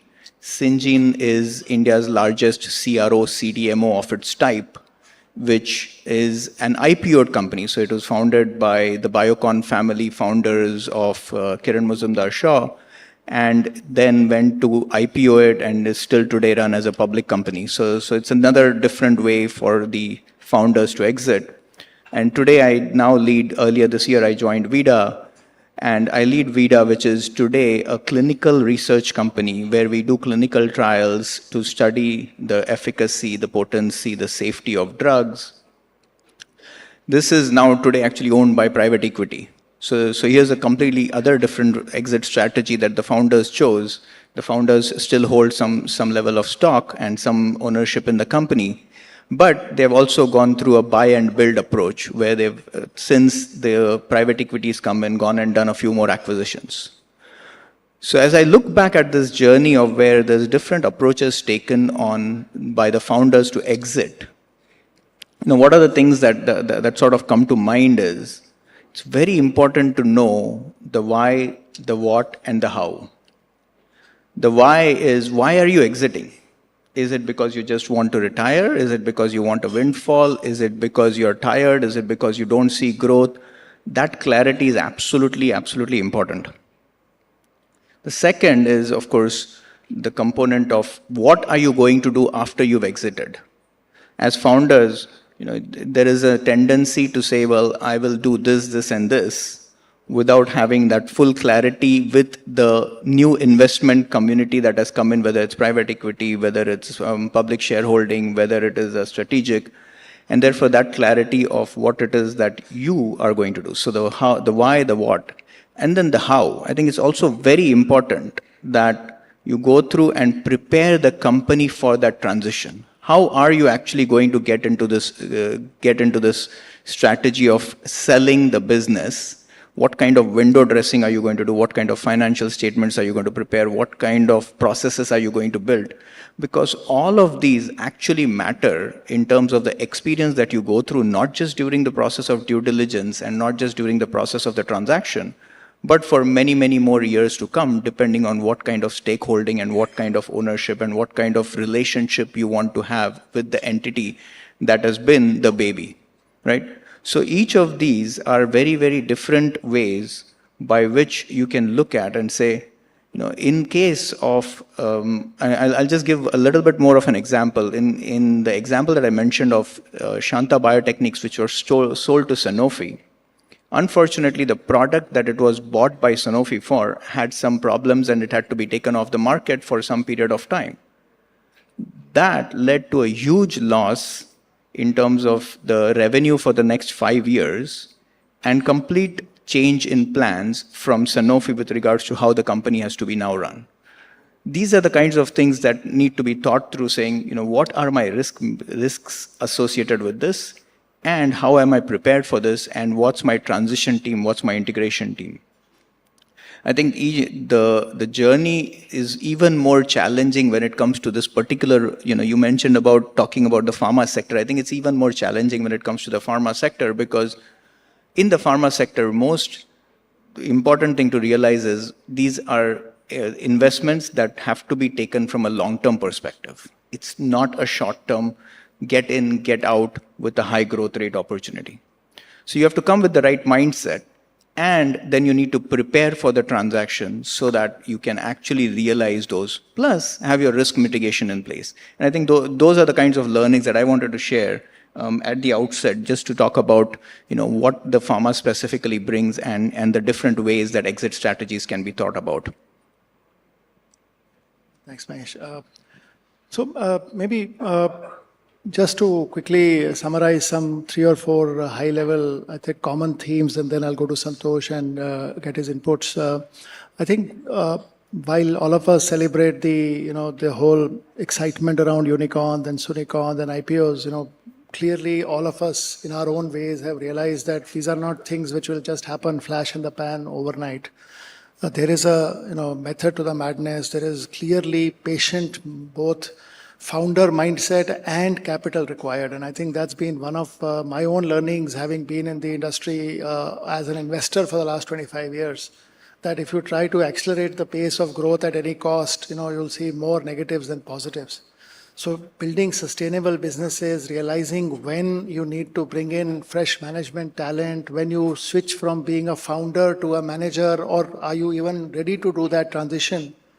And building a sustainable and a path to profit, and then eventually running a profitable business. I think these are very simple, basic norms, which as an industry, we have seen both good and bad examples.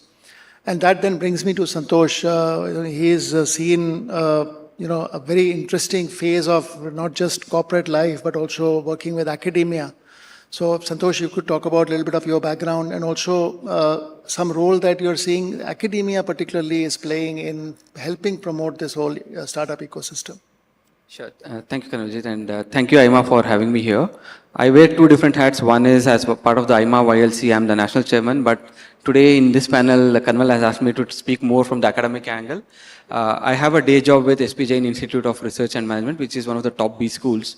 And here we are building Vice Tech Center, which is standing there for the responsible innovation, right? So we're looking at how do we really bring in the intervention of academia, industry and innovation together, right? That's the cusp where we are standing today. And I think academia has a very interesting role to play to really get the grassroots level innovation out into a business innovation, right? I mean, you can have these ideathons, but what do we make out of those ideathons comes into our play area, I would say. So a few things that we've done in the last year or so, I'll probably share that.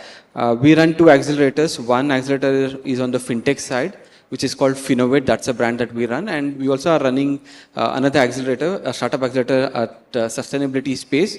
That's christened as Earth Lab.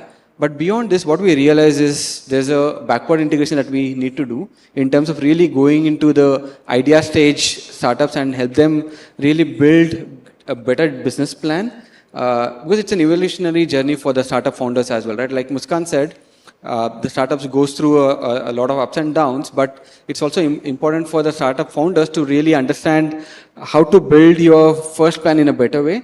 And probably that's the role that we intend to play. And it's not just us. I've been in touch with various other institutions of importance in India, and everybody is trying to help founders at different stages of their journey, right? I mean, it could be the IIMs, the IITs, each and every one is looking at building that really core focus innovation agenda there. And I think that's an important area for the academia to really step in and step up to not just be in the tier 1s of the country, but also take it to the Bharats of the country, right? Really go to the tier 2, tier 3, tier 4. And as part of that playbook, we are also looking at building a larger community across the country. We are really going into the hinterlands and creating more, the ecosystem enablement network there. As investors are ecosystem enablers, we find ourselves to be another enabler in the whole journey. And like I said, it could be incubation, acceleration, and at some point in time, we might want to emulate our Western counterparts in terms of creating our own VC fund. Maybe 12, 18 months into the journey, we might want to be doing that first check to our founders as well, because that's important not just to inculcate a good governance habit, but also to fund them out, create a seed fund environment where they're more comfortable to talk to us because we've seen their journey early on, and be a patient capital with them, because we don't need to really look at our LPs to pay back something, but it can be more patient as a capital to create a much more fungible kind of a journey for the early stage ventures. That's where we are currently stepping into in our journey. I think academia for me has a very important role to play, and for the country, if you look at it, we have a 15, 18 year kind of a startup journey now. That history is proven. We have IPOs. Delhi stands as one of the prime examples, with 78% of the IPOs being from Delhi. Bangalore has a huge private equity VC capital ecosystem. So the investments are there, the founders have grown the companies, we've seen how the trajectories are there, and we've also seen the ups and downs of the whole startup ecosystem and the funding winter that we are currently going through. But we also feel that this is the right time for academia to really step on the gas and be that change maker. Instead of just being a pure theoretical enabler, we can actually be that practical partner to the startup ecosystem. That's how I see academia. Thanks, Satosh. So in the interest of time, maybe I'll take another 5 minutes with the panel on one question which everybody has been asking. Is this really a flash in the pan? Something magical happened? Or was it COVID? Was it some kind of a twist in the story? And we suddenly have all these unicorns. So what does the future look like? I mean, do we still see enough opportunities for building exciting brands, exciting businesses? Can we get hundreds and thousands of more large businesses which are sustainable out there? So we thought we will get the panel's input, maybe just a minute each, on what do you see as the next big opportunity in your space or in the areas that you're working with, which could lead to the next generation of large unicorn businesses to get built. And then we will, talk a little bit about what do we need to happen to make that successful, and hopefully take a few questions if we have time. Yeah. Maybe I'll start with Mahesh first. Thanks. I think it's a very important question. How do we move forward from here? And I'll start with I won't make this very long, but I'll give some examples and some numbers, right? So when we look at the Indian landscape, we say that we are the third largest ecosystem in the world for unicorns. But the gap that we have between the US, which is the number 1, and India, which is number 3, is huge. And one of the components is the ecosystem, which is what we heard from Santosh. The academics need to play a very, very important role. The other one that is very important for the pharma sector to actually progress is when you start to look at the list of 115 unicorns or the 112 sunicorns that are called out today in India, there's less than 5 totally that are anywhere close to the pharma biotech sector. Now, why is that? It's one that does need a lot of delving into from an understanding perspective. It's about the ecosystem. Do we have the good connect between the innovation that's happening in the academia and what needs to translate that into actual medicines that we bring to the market? It also needs those deep pockets of saying, well, this is not something that's, get fast rich scheme. It does need a lot more stability. It does need a lot of sustainability, the kinds of things that Muskan was talking about.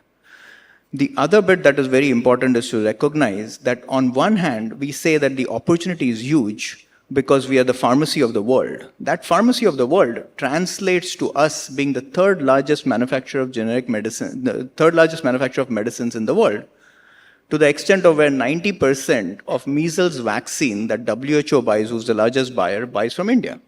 So we have some of these opportunities, but these are not on the innovation scale. So therefore, we don't actually translate any of these opportunities into innovation, and we don't create any unicorns or sunicorns in this particular space.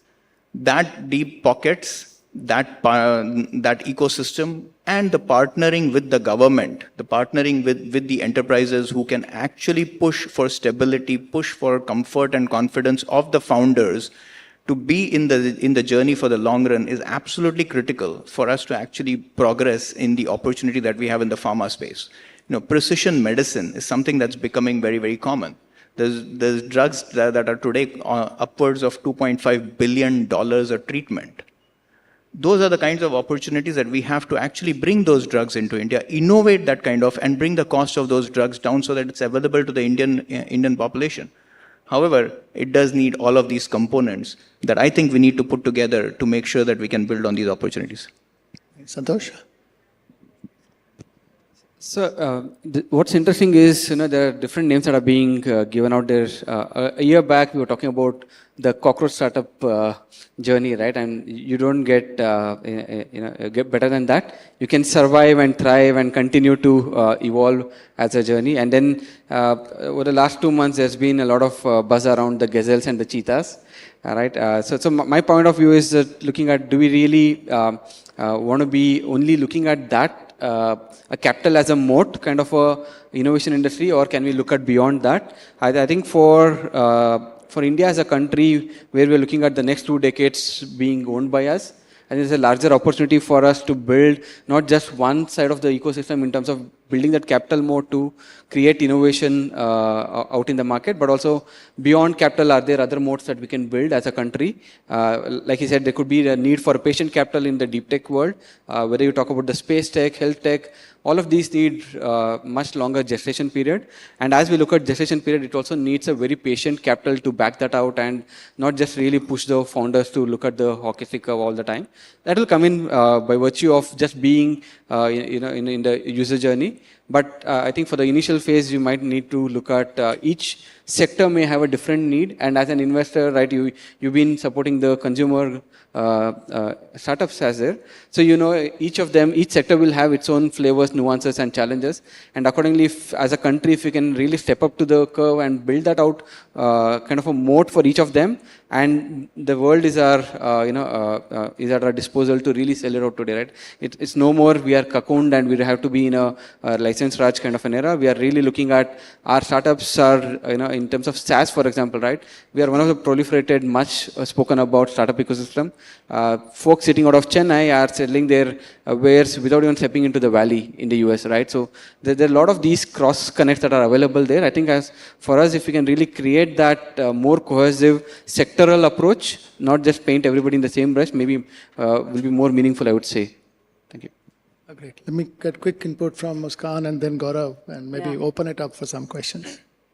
So I think the next biggest unicorn can come from 3 areas. If you ask me today, I think circular economy has got a very big strength, wherein, if we are able to get a company who can recreate or refurb the engines of the car, auto parts can be refurbed, and simultaneously the batteries, the EV batteries can be refurbed. That kind of infrastructure, if we can come up, can become a next unicorn.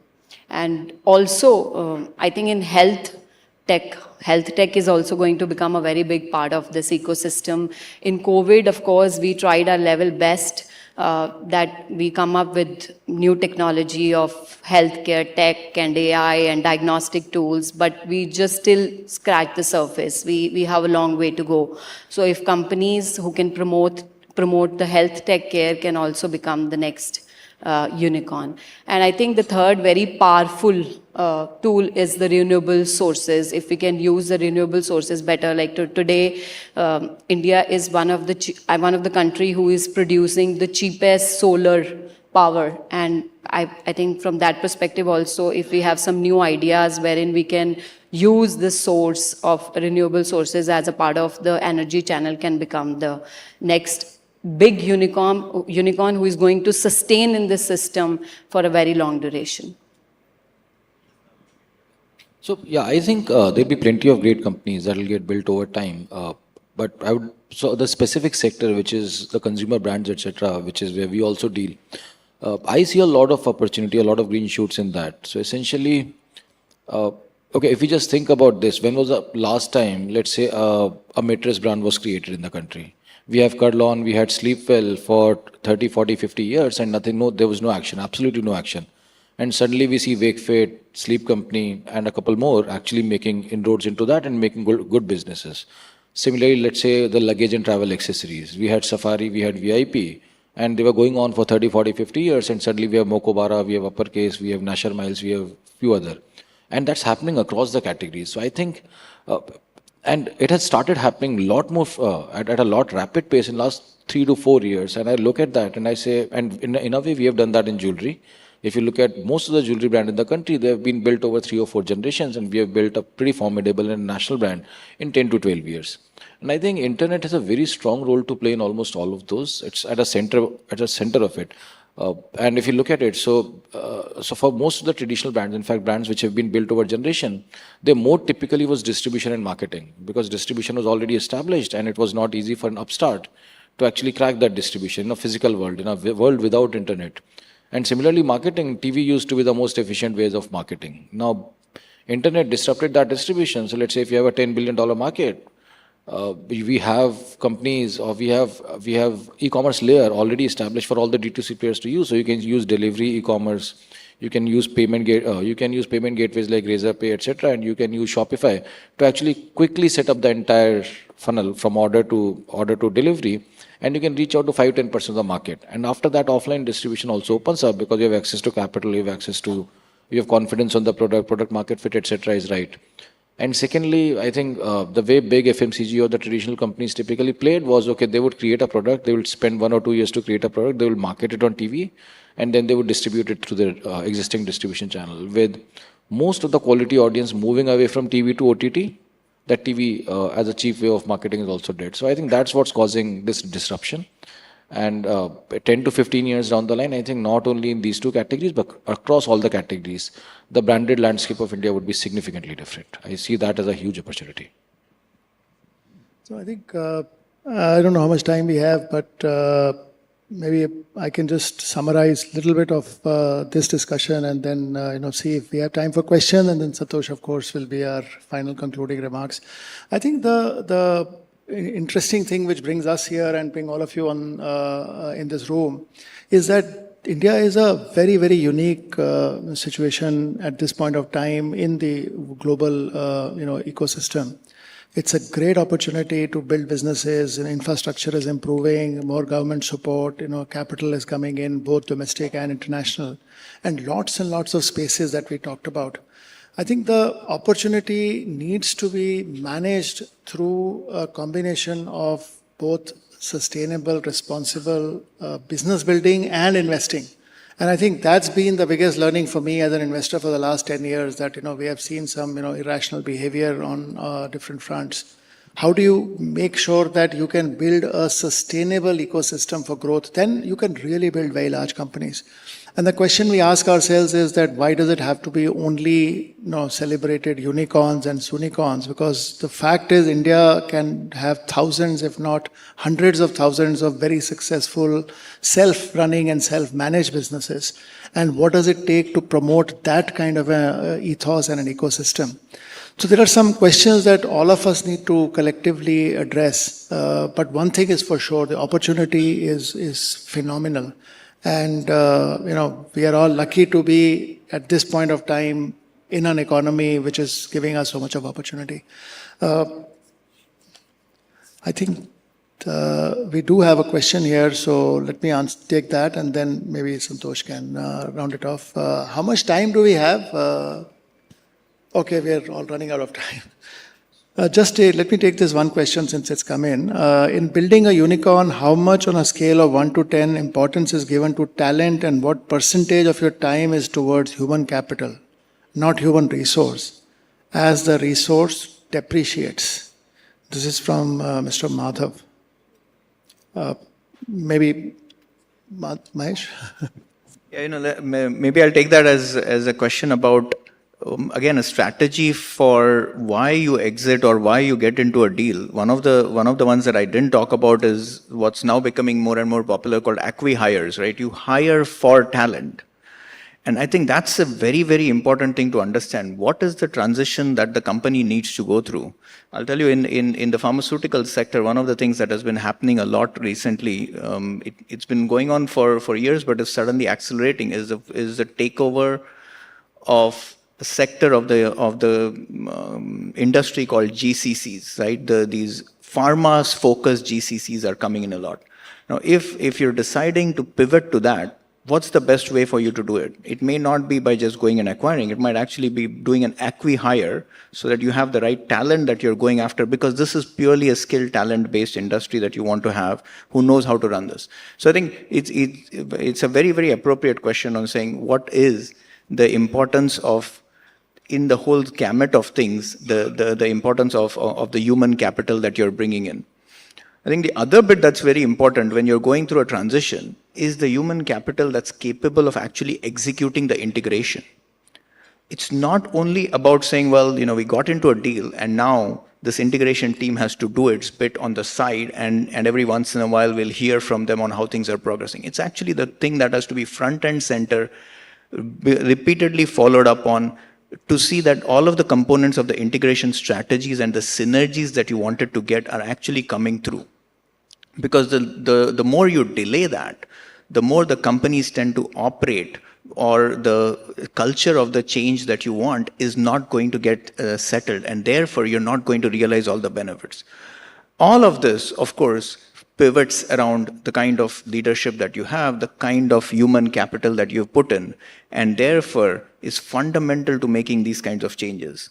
I think, just to add even more so from the biotech sector, right? Well, I did mention that the biotech sector hasn't moved so far in terms of having unicorns. That's not to say that there's no startups. In 2022, there were 1,392 startups that were there in the biotech sector. Now, how they evolve is where all of these sort of things get together, technology and human capital. So I think we have totally run out of time. I've been warned by the organizers. So we can probably take it offline if you don't mind, because I would really like Santosh to conclude. Let's take one from here. What should be and what is Role of? Should I take that? Yeah. So if you look at India, right, I mean, a state has a very important role to play in whichever space that you are in, and innovation is paramount importance to the state as well, right? Now, look at India, what the Startup India policy has done, right? You look at the DSC, Department of Science and Technology, has really pushed the envelope here. They've created a small fund of fund, a seed fund scheme where every nook and corner of the country today has an incubator, a TBI, Technology Business Incubator. They also created a parallel within the Atal Innovation Centers, right? Many of the B schools today have their own AICs and other incubation centers that they're building out. But the state has a very important role, and they've really enabled that through these two schemes, right? One is the incubator, one is the seed fund. But beyond that, I think the enablement of the whole ecosystem at large is also an important activity in terms of really creating those levers for the startups to really build that out and make the whole commerce much more simpler and easier, right? If you look at the DPI, for example, in the finance space, right?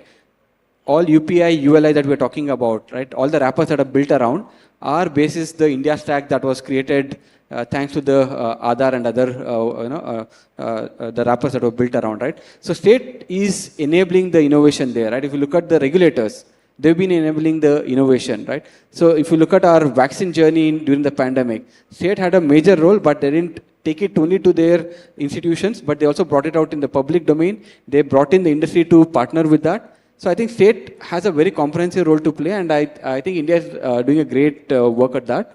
And today the Prime Minister was talking about the semiconductor industry, incentives that we are building out, right? This has a play even for the startups, right? Because of the in-space of the ISRO program, that has enabled a lot more private startups to come and really build those, smaller satellites, nano satellites that we talk about. So we are right now, I think, in a good space to really build things out, and state has been really pushing, the journey to a better level. Thank you. Wrap it up. Yeah, and just to sort of, I'll summarize and conclude our whole conversation. There are two takeaways, I would say, in the larger interest for everyone here. So one, we are talking about really, the micro-entrepreneurship that we generally discussed about, right? Is it really important to build only the unicorns, or are there hundreds and thousands of micro-entrepreneurship that can be built around the country, sustainable businesses that can become a good employment generator? Because for India, that's another important aspect that we as a country look at. How do we really employ our youth to in a meaningful job? And that job creation responsibility lies with a lot of micro-entrepreneurs as well across the country. And it's not just the unicorns and unicorns. And other discussion that we sort of briefly touched upon is about the intersection of academia, the innovation enablers in terms of even the corporates, for example, right, can actually become a very good driver of patient capital, a very good driver of the innovation. Corporates can really encourage startups. Right now, we already see the family offices helping in terms of funding, but can there be a much better, larger role that corporates can play even in terms of acqui-hires? It could be in terms of strategic investments. It could be in terms of even enabling and partnering and collaborating with the startups. I think there's a larger role for each player in the ecosystem to really ensure that the country is moving in the right direction in the next decade. And I think we are poised to look at a phenomenal growth from here. And thank you so much, Kanwal, for handling this conversation. And thank you, Muskan. Thank you, Mahesh. And thank you, Gaurav, for sharing your views. It's a pleasure having you here. Thank you. Thank you all for a very engaging discussion. May I invite on stage Mr. Sanjay Kirloskar, past President AIMA, to do us the honors of presenting mementos to the esteemed panelists of this session. We start with Mr. Gaurav Singh Kushwaha.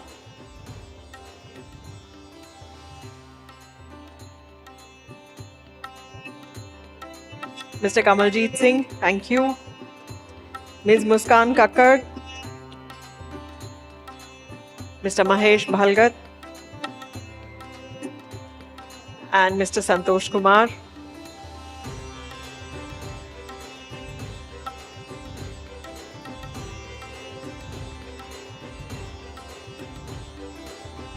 Thank you, Mr. Kirloskar, for joining us on stage to present the mementos.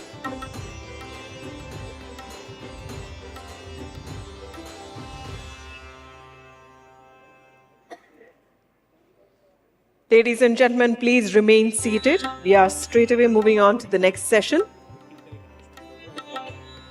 High tea has been arranged at the end of the day after we finish all the sessions. It will happen at 5:30. There is no break right now, so please remain seated.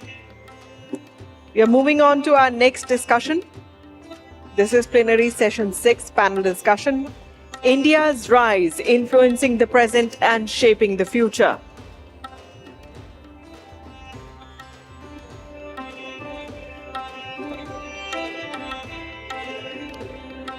We're now ready to move on to the next session of the National Management Convention, which is India's Rise, Influencing the Present and Shaping the Future. Please kindly remain seated. There is no break. Let's take a look at the poll question for this session. India will rise faster by aligning tightly with the US than by practicing strategic neutrality. Please do let us know whether you agree, disagree, or you can't say.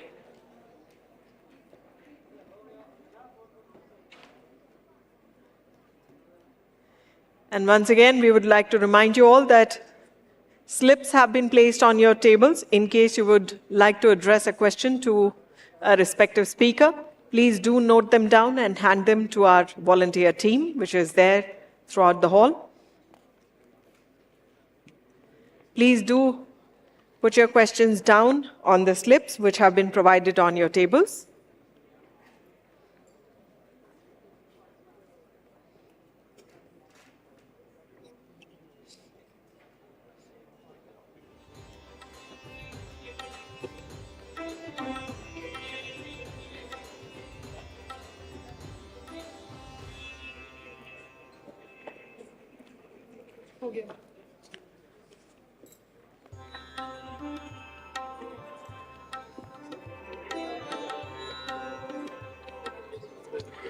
It is my pleasure to invite on stage Ms. Indrani Bagchi, Chief Executive Officer, Anantha Center, Mr. Arun Kumar Singh, former Indian Ambassador to US, Mr. TV Narendran, Vice President AIMA and CEO and Managing Director, Tata Steel Limited, Mr. Vineet Agarwal, Managing Director, Transport Corporation of India Limited, and Mr. Gunnar Hauptmann, Deputy CEO and Head of Program, St. Gallen Symposium.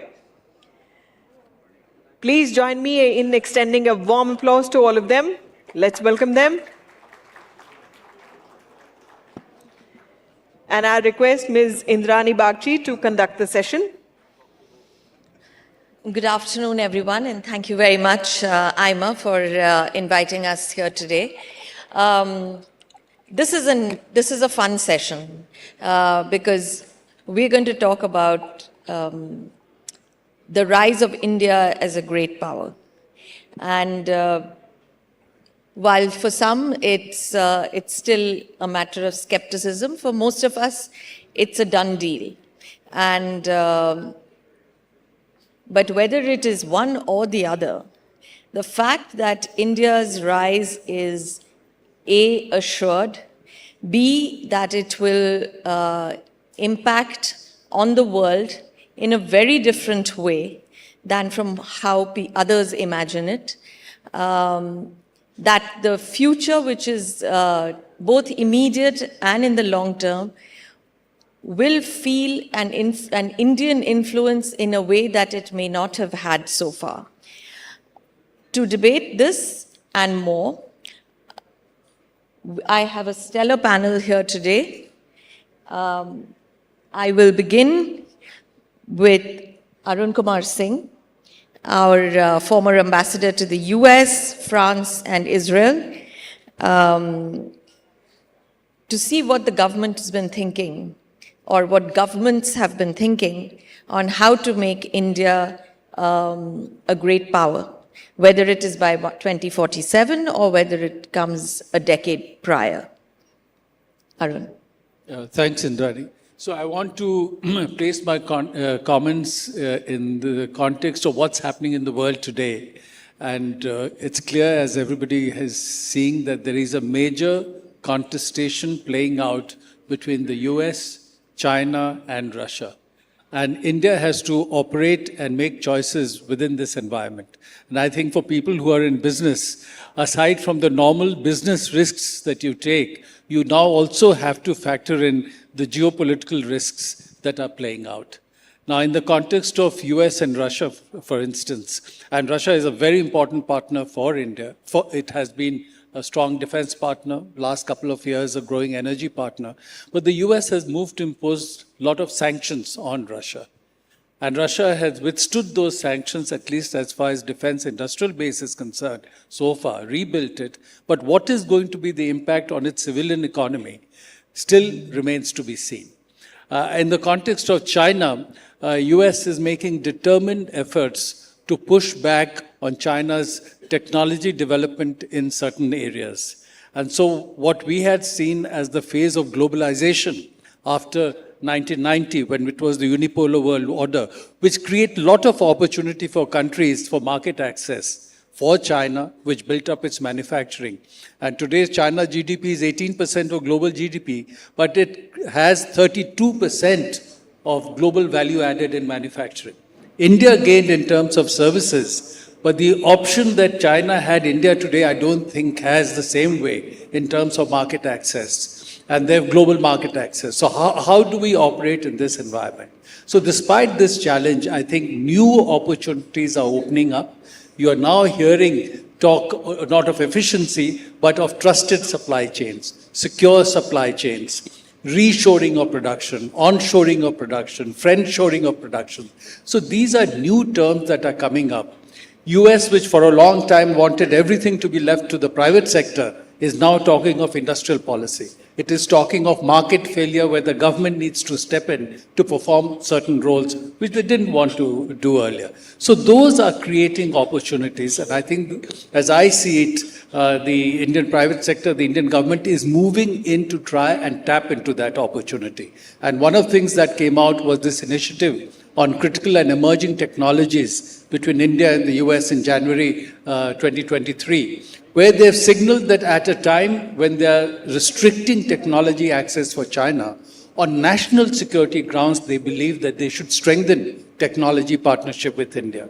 So in artificial intelligence, quantum, cyber, 6G, biotech, semiconductors, space, defense, US is showing a new willingness to partner with India in high-level technology. And one example that we are seeing playing out right now is in semiconductors. After the launch of the ICET initiative and in the background of the efforts that the Indian government has been making, 6 US companies immediately announced fresh investments in India. And after they announced their investments in India, our Ministry of Commerce and the US Department of Commerce did a MOU on establishing a semiconductor value chain between them. So that now if there is going to be some element of production sharing, how do you facilitate trade in this sector? And you'd have seen that just yesterday, the US State Department announced that under their ITSI program, the International Technology Security Initiative, where they've got funds from the government to support semiconductor ecosystem development in other countries, they're now going to look at supporting the development of semiconductor ecosystem in India. They're going to begin by examining that so that it becomes part also of the value chain that the US semiconductor industry is leading. So there are opportunities coming in new technology areas, and if the effort continues to tap into the newer technology, I think there will be opportunities for India to be on its path of emerging as one of the leading countries in the world. Thank you. Thank you, Arun. In the last few years, certainly since COVID, we've seen how geopolitics impacts geoeconomics. The economic choices that countries are making are influenced by the geopolitical choices that they have made as well. And this growing convergence between geopolitics and geoeconomics is new, because for many years we believed the world was flat and you could trade with anybody and do anything. That opens a new chapter for India. Another thing that will determine how India influences the future is what I call the energy transition. And the energy transition that takes us from fossil fuel present to a cleaner future will be driven by two sectors, steel and cement. How these two sectors function will determine to a large extent India's own future in the world. for that, I have Mr. Narendran of Tata Steel, who holds in his hand the ability to change the world. Thank you. That's very flattering. I wish that was true. But yes, steel, as you said, and cement are seen as hard to abate sectors. Each contribute to, I think, 8% of the carbon footprint in the world each. But you know, I think the world is underestimating the cost and complexity of this transition. Customers to pay more for greener products in some sense of the term. The US is doing that by throwing a lot of money at the problem, the Inflation Reduction Act, etc. Right? I think in India, we need to certainly look at it as an opportunity. We've done a great job in renewables over the last few years. But as we transition as an economy, we need to address the socio-economic consequences. A lot of India, particularly Eastern India, depends on coal mining for subsistence. Right? How do you deal with the socio-economic consequences of that? You also need a lot of power, more energy, and without battery coming in between, you cannot do the transition of process industries. So there is an infrastructure roadmap that one needs to have. If you look at steel, most of the steel capacity is coming up in Eastern India. Typically, the world is moving from coal to gas to hydrogen. You don't have gas in Eastern India. You need to have the pipelines, the LNG terminals. So there needs to be a 10-year, 20-year roadmap. There needs to be a policy roadmap to make that happen. And then the business will invest and customers should be willing to pay more as well. Right? So I think it's a great opportunity for India. Unlike China, which built a large manufacturing economy and now is trying to make it green, India can build a large manufacturing economy which is greener than the one that China built over the last 20, 30 years. So that's an opportunity for India. It's also a risk for India. If India doesn't make the transition fast enough, we will find that large economic blocs like the US, Europe and China have already made the transition, and India gets locked out of those markets because of carbon border adjustment mechanisms and other such constructs. So I think it's very important for us to do this. We made a good start, but I think we've reached a stage where we need a more holistic approach which involves multiple parts of the government working together along with industry to make this transition. Thank you. The road to a more powerful India and the road to a more developed India actually runs through the veins of its transport infrastructure. For decades, we were told that we cannot step up because our infrastructure was so poor. Added to this infrastructure boom that we have seen in the last few years is the fact that our supply chains are now critically tied to both the entire manufacturing ecosystem as well as how we diversify from a China-dependent economy. Mr. Agarwal, for you to look at how supply chains are changing in India, what is it that we need to take this forward, and how does this contribute to the growth and the development of India as a power? I think it's a well-known fact that today India needs to integrate globally with global supply chains. Not just from a China plus one strategy, but the fact that India's own resilience will come from the fact that we are able to develop these supply chains. Take the example of pharmaceuticals, where we are still dependent on a lot of APIs from China. Take the example of chemicals, where we are again dependent on APIs from China. And of course, a lot of manufacturing equipment. We're talking about a semiconductor policy, but most of the equipment is all going to come from overseas. The phones that are being made in India that we are very proud of, 94% of those components are imported. So to really build resilience in supply chain, the current way of that we are doing, the things that we are doing are in the right direction. So essentially building accesses of cooperation in various areas. The first and the most important has been military. So with the Quad that got set up, that is something that is going to help us. Political, the 3 I's, that is also going to help us. and more importantly, the economic. So the economic where we are making the FTAs or the EFTAs, etc. Those are things that are going to give us more resilience.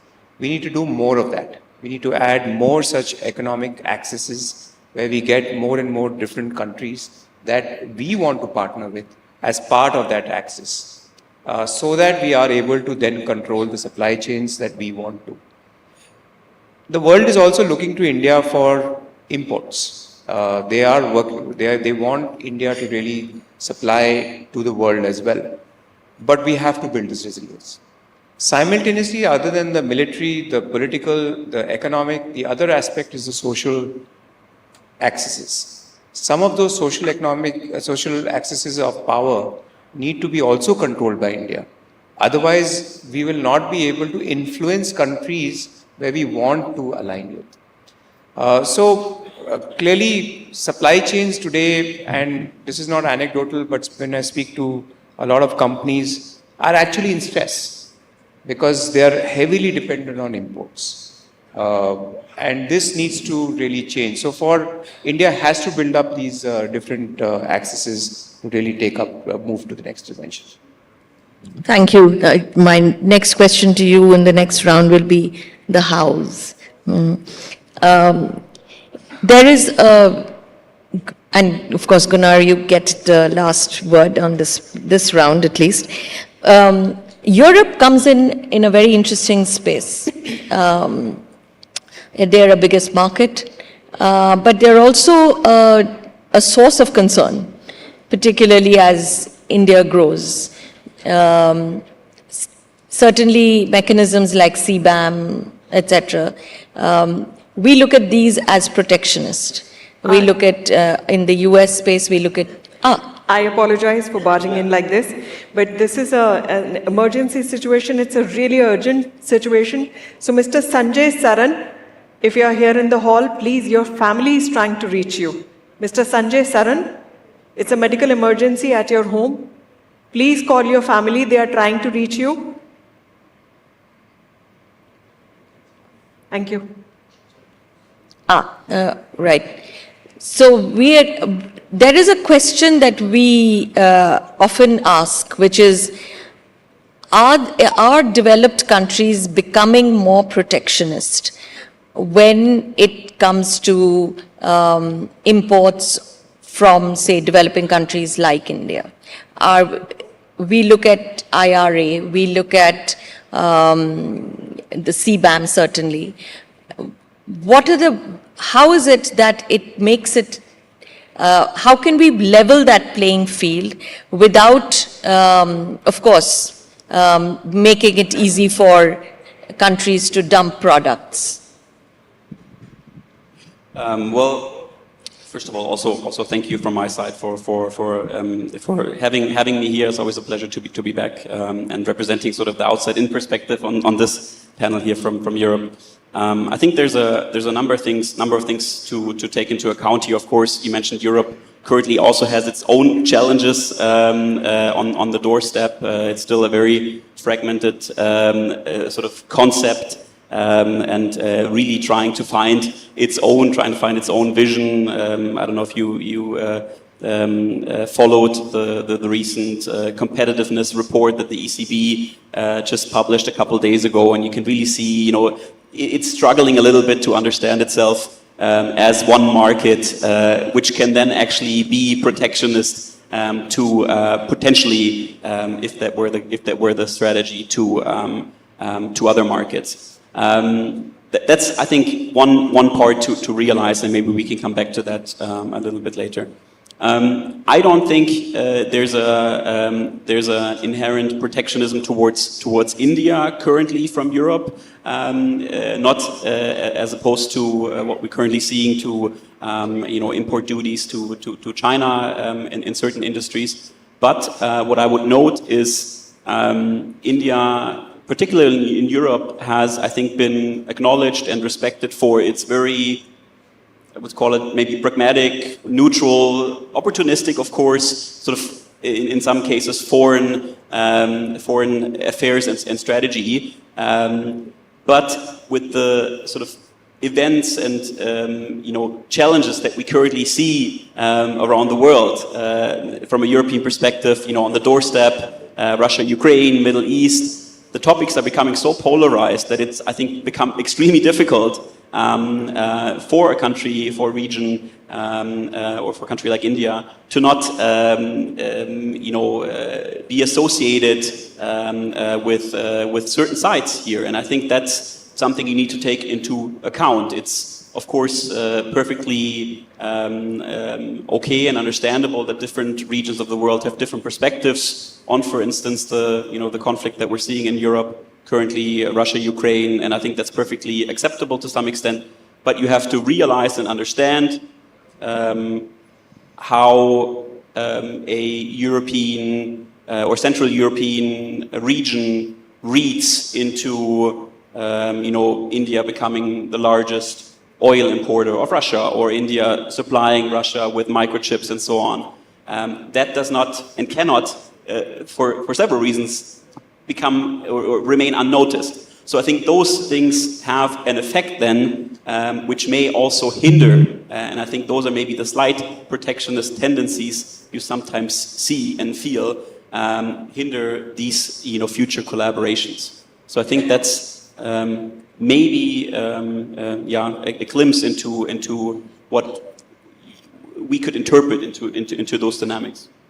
Thank you, Gunnar. I'm going to go back to Arun, because we are looking at a world of geopolitical uncertainty, and we are looking at how that impacts India's growth trajectory, or even India's influence in the world.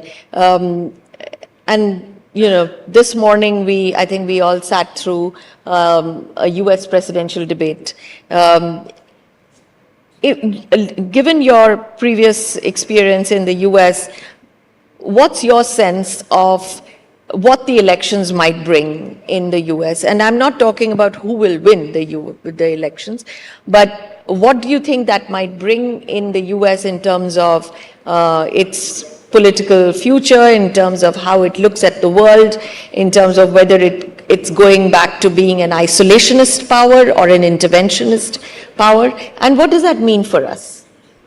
So you're right, Indrani. I think even after the debate today, the race remains neck to neck, and it's very close, and it is difficult at this stage to predict who the winner will be, especially given the fact that the winner is decided not by the popular vote, but by the Electoral College. And so that plays out in a certain way. But that having been said, I think your question is really, depending on who wins, what is the likely impact on US policy? Therefore, what does it mean for India? But I think in certain areas, the policy would be similar, whoever wins. One of those areas is China. Because if you saw the debate today, while some foreign policy issues were debated, Afghanistan, Russia, Ukraine, on China, there was not much of a debate. And in fact, Trump said that on China, the Biden administration continued with the tariffs that he had put, didn't take it back. And Kamala Harris criticized the Trump administration for not being as restrictive on technology flows to China that the Biden administration had been. But beyond that, there was no real assessment of the strategic challenge that China poses to the US. While the US says repeatedly that their main economic, technological and military challenge today is China, and the only country with the intent and capability to replace the US in the international system. So I think there was no debate, because there is a broad bipartisan consensus among Democrats and Republicans that that's a challenge they have to face. So there we will see continuity. I think there is an expectation on whether on Russia there could be a change.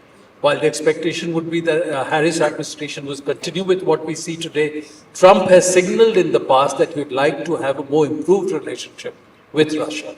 And that certainly from India's perspective, that would be better. But we saw in the first Trump administration that although Trump tried to move positively with Russia, it was the Congress which sees itself as a co-equal branch of government that constrained his. And they passed the CATSA legislation, countering American adversaries through Sanctions Act, that anybody who buys defense or major supplies from Russia would be sanctioned.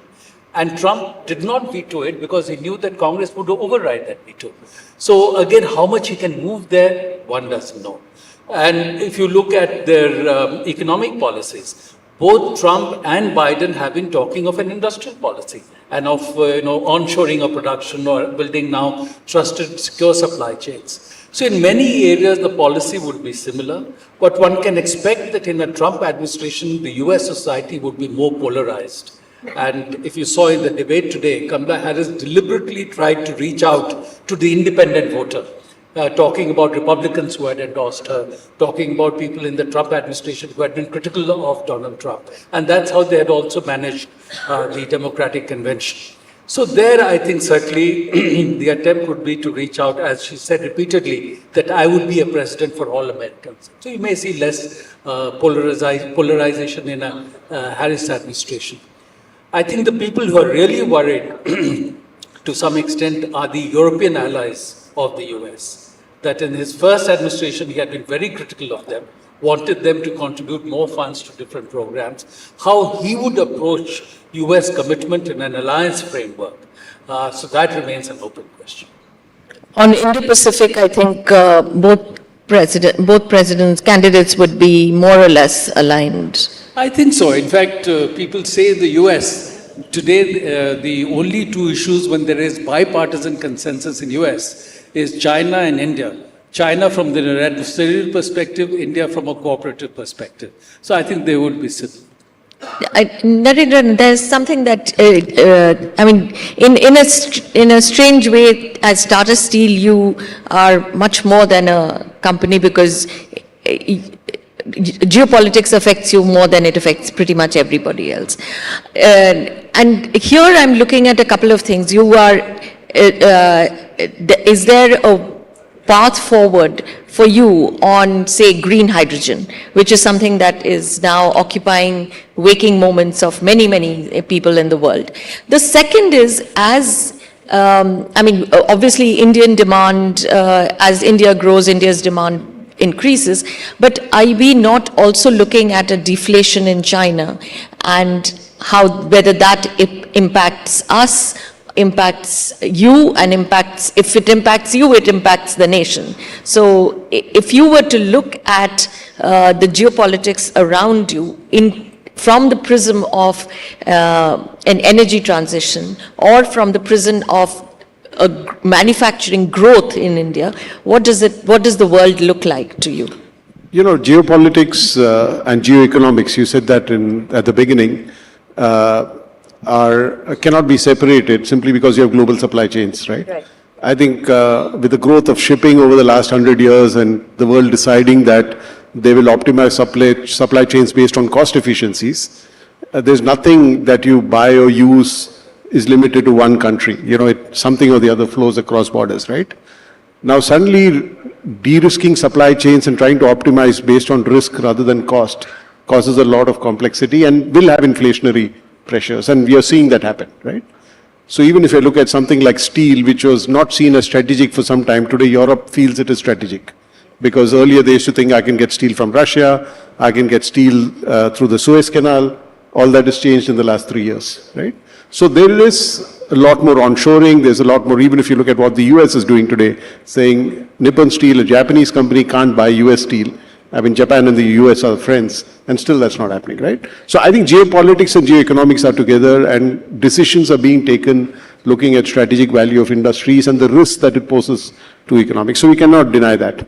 The second part, the energy transition, is also, like I said, a complex thing, because over the last 100 years, we have built supply chains around coal and oil.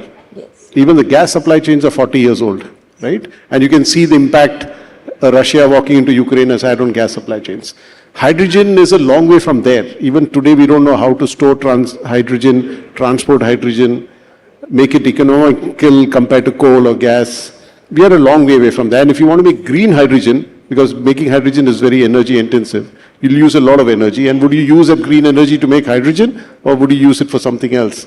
So there are a lot of questions out there, and I think industries need to make those choices. So if traditionally you made steel close to where you had iron ore and coal, tomorrow you may make steel close to where you have energy or hydrogen, you know, or scrap, right? So the factors which define competitiveness will change for industries with this transition. You have the geopolitical risk to deal with.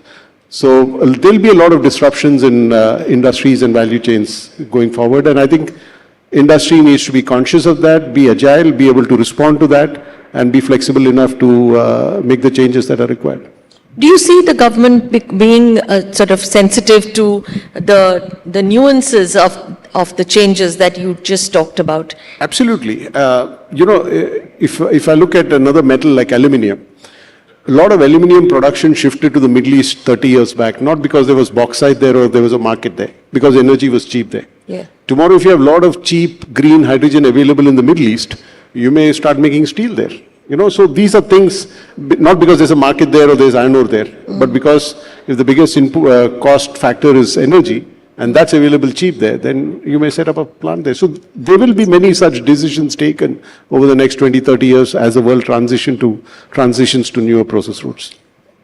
Vineet, you spoke about how the Quad and other such arrangements, especially on the resilience in supply chains, and how the Quad makes it easier for India to be more resilient.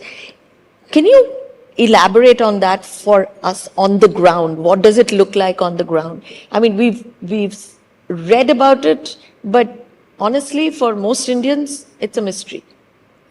Well, it's also a mystery to me, to many specifically, but broadly, I think, in geopolitics, they say that if you're not on the table, then you're on the menu, right? So it's important that India's voice has to be heard.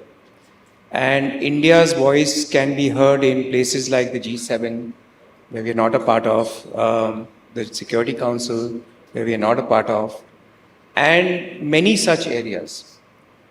But the way for India's voice to be heard cannot be by flexing its muscle like China has done, not by overestimation of its own power, and then try to dominate the economic scenarios that we are trying to create.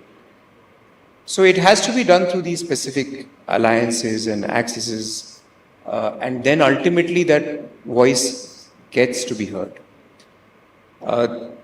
So on ground, a few things that we have seen that, and an ambassador talked about those, the level of cooperation that is increased at the military level is just phenomenal. There are several companies that we work with today on the defense side that are now not just importing the technology, but actually preparing items for export. And they are setting up bases in different countries for export to those countries. And we are part of some of those supply chains where we are facilitating some of the logistics.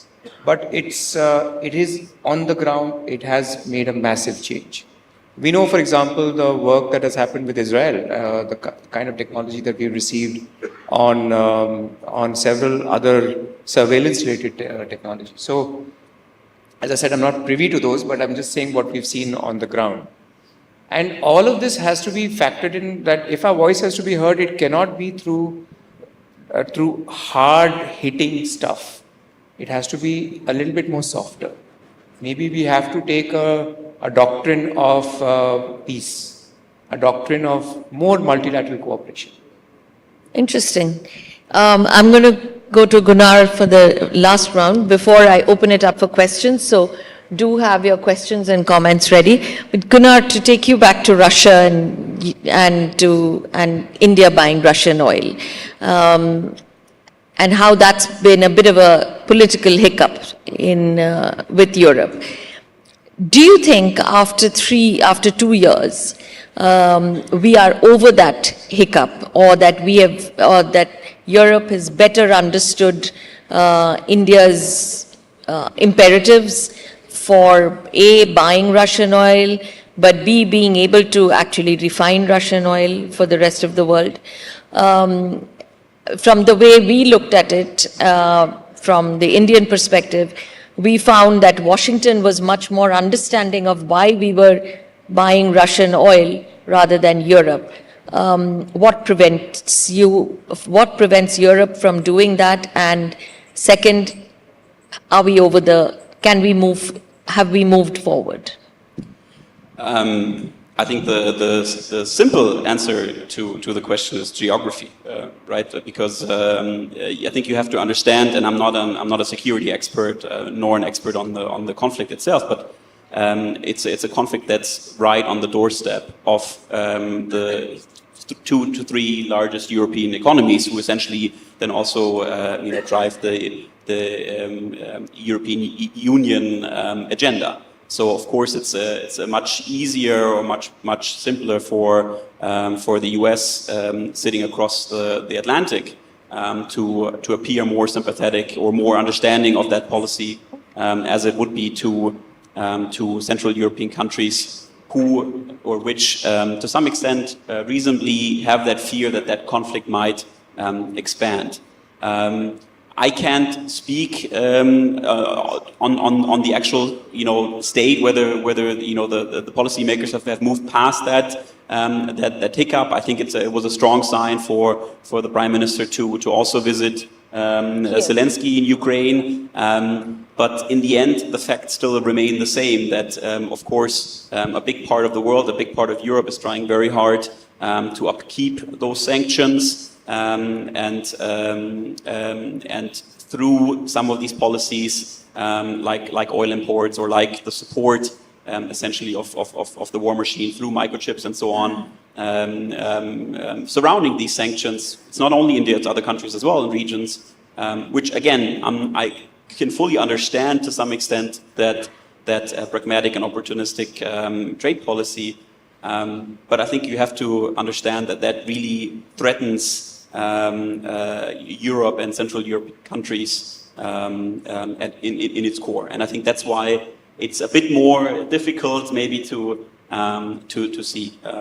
But aside from that, I think there's tremendous opportunities for further collaboration. Of course, between India and Europe and the EU, and I think there's many fantastic examples. I represent the Scindia Symposium, which is placed in Switzerland. We just Switzerland and India just signed a free trade agreement. I think it's the first one that India signed with countries in Europe. It was sort of a bundle with four different countries, Switzerland being one of them. So I think that's a great first step towards more structured trade. But at the same time, if you allow me, I think India has as one of the core challenges to look internally and domestically what it needs to do in order to set up for that growth. Because the real question, in my opinion, is that you might have to ask yourself is why hasn't India profited more from these opportunities in the past years? I think you've had a tremendous and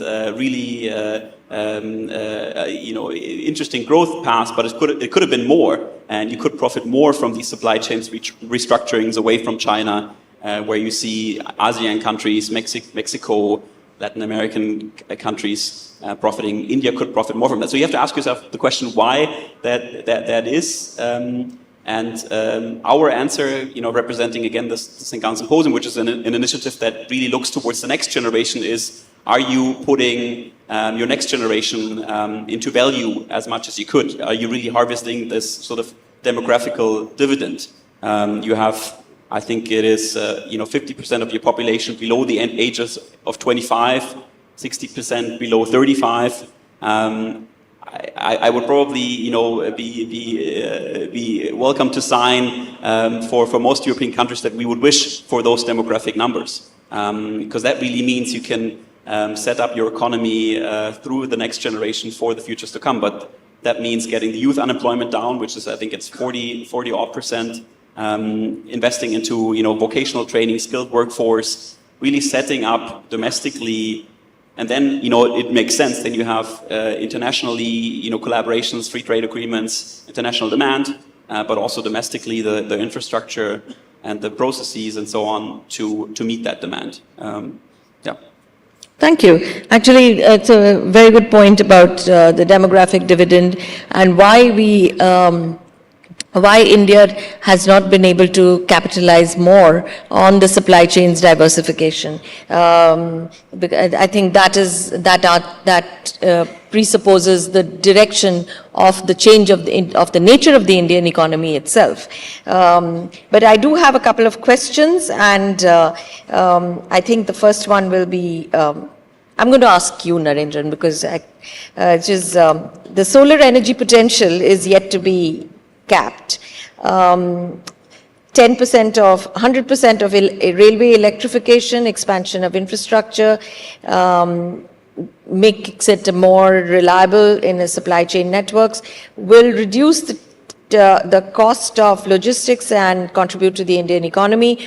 Do you have a comment? I think I'm going to ask both of you on this one, but a part of the energy transition question, and how do we increase the infrastructure of, particularly in the railways, not just in the electrification of railways, but certainly I think to make the railways a lot more energy efficient. So I was wondering what your thoughts are. I'm going to come to you, Vineet, to answer the second part of that question. Yeah, yes, logistics is a big part of the competitiveness discussion, because industry can be competitive, at least manufacturing, inside the factory gates. And outside the factory gates, there are many factors which dilute that competitiveness. So one of the reasons why the services sector took off, even for exports, is they did not have to depend on Indian roads and Indian ports and things like that to export. You had a great telecommunications network, and the world was your market, right? So we are getting there as far as the physical infrastructure is concerned. I think the focus and the spends over the last few years has really changed the game a bit. Railways itself is spending a huge amount of money in upgrading the infrastructure, and that's important because the logistics costs globally is about 7-8%, and in India it's about 13-14% of GDP. But the part of logistics which I think we've still not done enough work is the waterways. Because if you look at China, a lot of movement happens on the waterways. If you look at Europe, it happens on the waterways. And that's typically cheaper than moving things by rail or road. Rail is, of course, cheaper than road. But if you're able to ship things around, that's cheaper than rail. So I think we need to get that mix right. And of course, electrification makes it easier. Railways is also more, from a CO2 footprint point of view, more efficient, because commercial vehicles to electrify we are still a long way off. So I'll stop there. I'm sure Vineet will have a lot more to add. I actually don't have to add much to that, but I think the two elements that I just add would be that electrification also is equal to reducing dependence. So that's why it gets very important for us. And secondly, I think Narendran has covered that any shift to other modes of transportation means it's also decarbonization, reducing carbon footprint. So both of those will be very critical for any. What does it take to get there? It will be many things. I mean, it's just not going to be one. Energy transition is a big subject. It will not happen dramatically. It has to.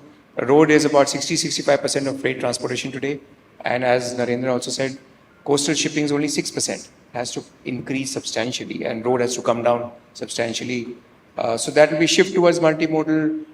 Different fuels, maybe from now the transition would move from diesel to CNG, LNG, and then eventually electrification. On the short hauls, you'll probably have electrification. On the long hauls, you'll have to move to other fuels. Maybe after a few years, maybe hydrogen. So many areas have to be covered together for this one. Arun, I think the last question comes. You have a question. That's wonderful.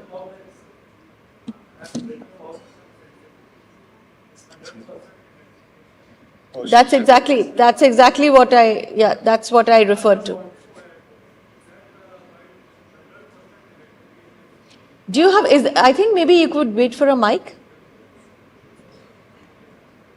By 100% electrification and by expansion of railway network, we are moving towards green India.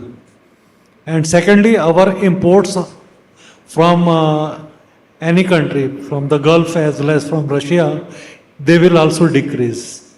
Third, average speed of goods train will increase. And fourth, the share of railway will increase, road will reduce. and ultimately it will make the commodities cheaper in the whole of India. Thank you. Thank you very much.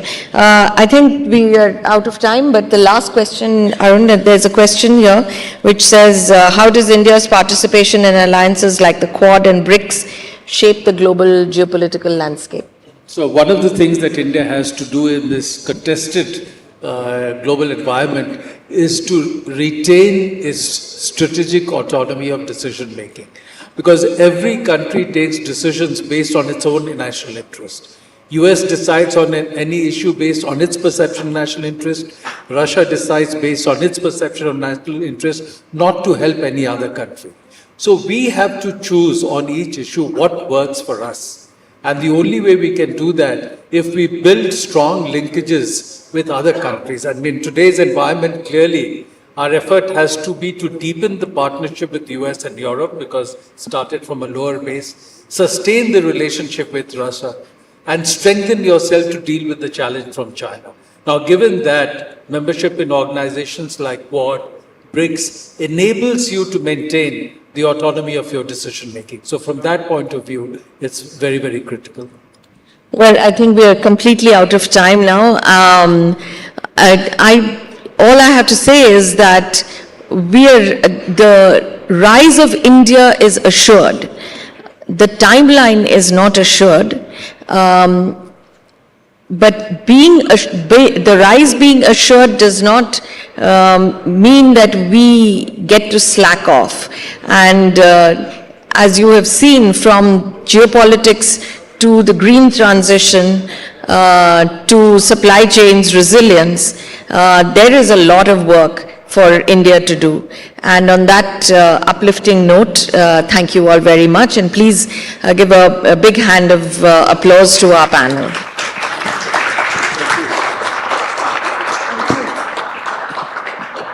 Thank you, Ms. Bagchi, and thank you all for an outstanding session.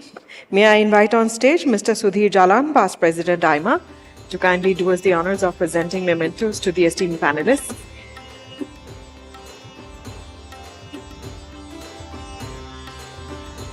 We thank Mr. Vineet Agrawal.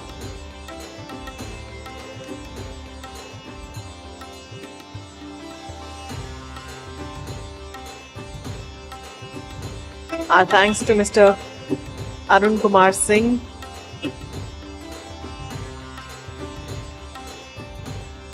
We thank Ms. Indrani Bagchi.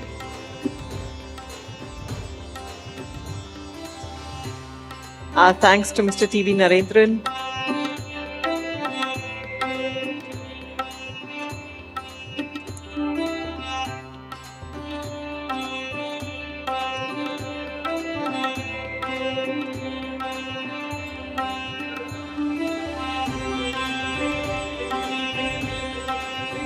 We thank Mr. Gunnar Hoffman.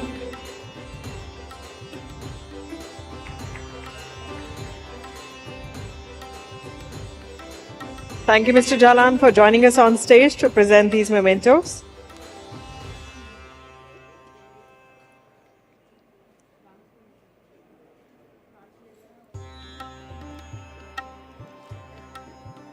We move on now to plenary session 7.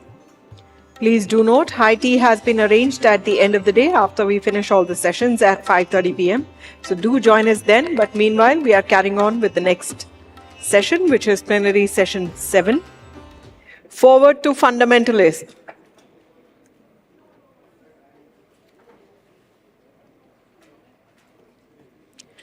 Forward to fundamentals, role of capital and labor in new growth.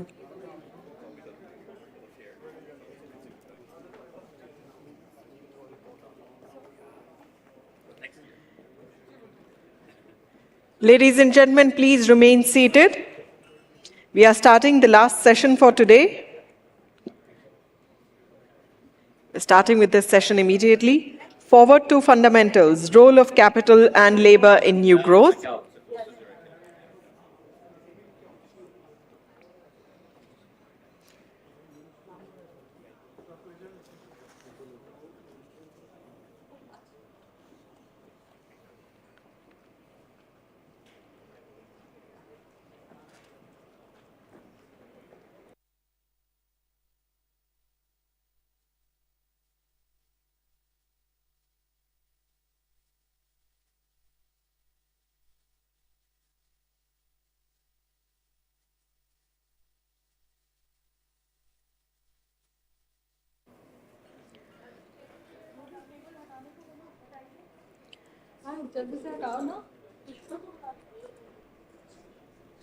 Forward to fundamentals, role of capital and labor in new growth.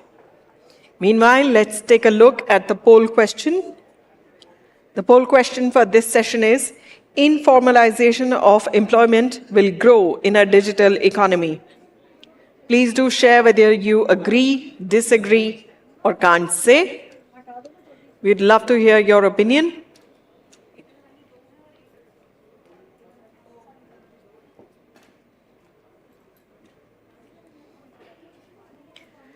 There it is, ladies and gentlemen, on screens. The poll question, informalization of employment will grow in a digital economy. Please do share whether you agree, disagree, or can't say. Meanwhile, once again, since this is the last session of the day, a gentle reminder, please do retain your badges. Without those badges, you will not be allowed to enter the hall tomorrow. You will not be able to. So please do make sure that you retain your badges for tomorrow.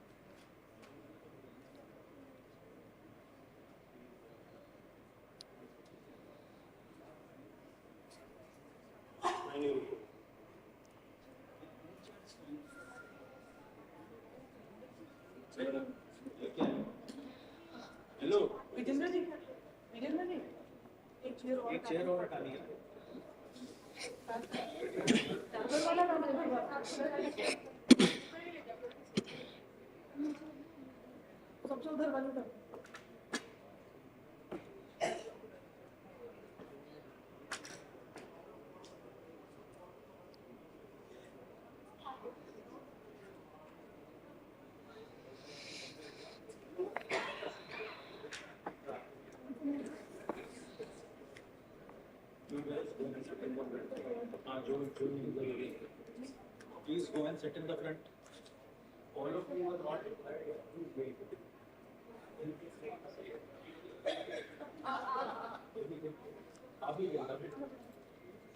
आप लोग first को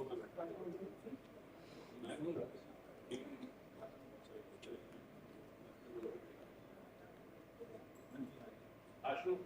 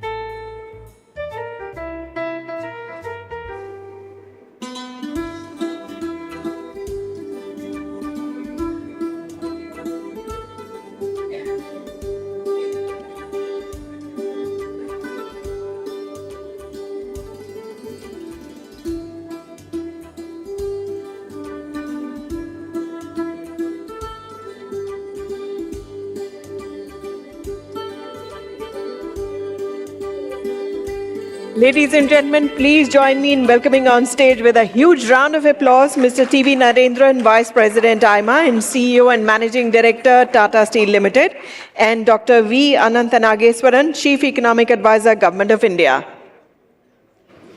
May I now request Mr. Narendran to conduct the session. Sure, no, absolutely.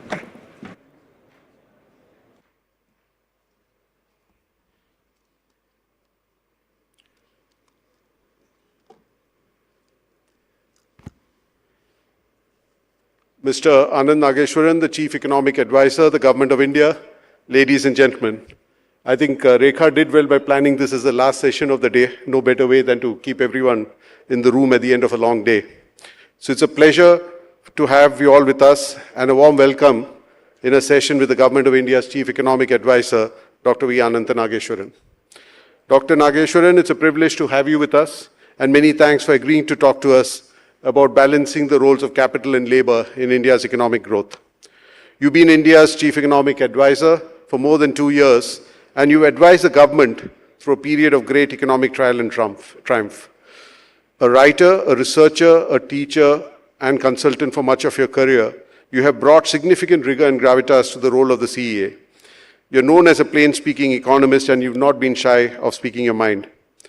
Earlier, between 2019 and 2021, you were a part-time member of the Economic Advisory Council to the Prime Minister. In a stellar career in academics and consulting, you have been the Dean of the IFMR Graduate School of Business and a visiting professor of economics at Korea University and a research and investment leader at Credit Suisse and the Union Bank of Switzerland. You are also a co-founder of Avishkar Venture Capital Fund and the Takshashila Institution. We look forward to hearing your analysis of the imbalances in the Indian economy and your suggestions to fix those. Many thanks for joining us at the National Management Convention, and a very warm welcome to you. Ladies and gentlemen, the Indian economy has done rather well in the post-COVID period, and it posted an impressive growth of 8.2% last year. The elections did affect Q1 of this fiscal, but even then the growth dip was only marginal, and the World Bank has in fact raised its forecast for India's GDP growth this year to 7% from a mid-6% level.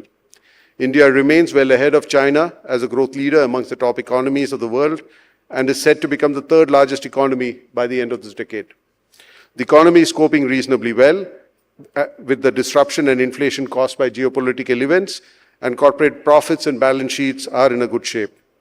Despite the spike in inflation, the manufacturing and construction output grew by nearly double-digit percentage last year. The dip in Q1 is expected to be made up as the government is likely to spend in the second half of the year to make up for some of the slack in Q1. The boom in the stock prices is a source of good feeling in the economy and is encouraging private investments in new capacities and technologies. However, that is not the entire picture.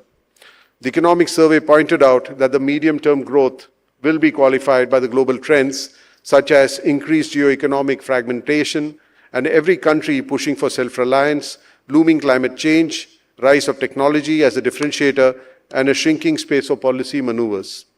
The survey underscored the need for policy boosters in the area of jobs and skilling, agriculture, MSMEs, corporate bond markets, green transition, relations with China, inequality, and health quality of the population.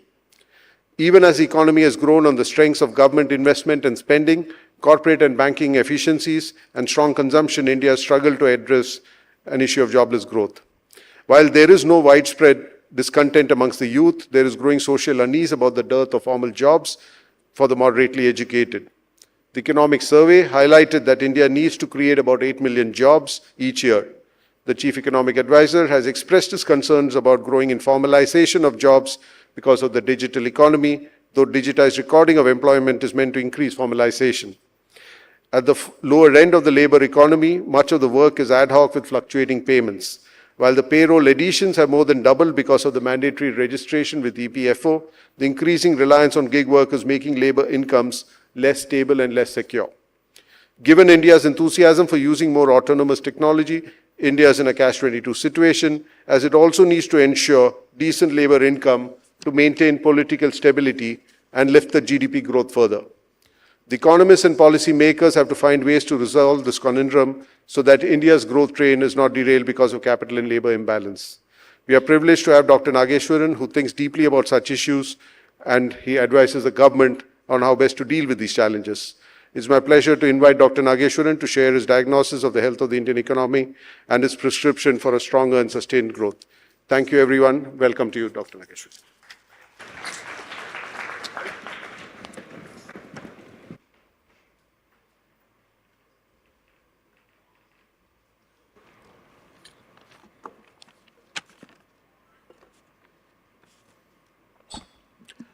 Thank you, Mr. Narendran, for those kind words of introduction, also a good description of the economic survey. Thank you for reading it.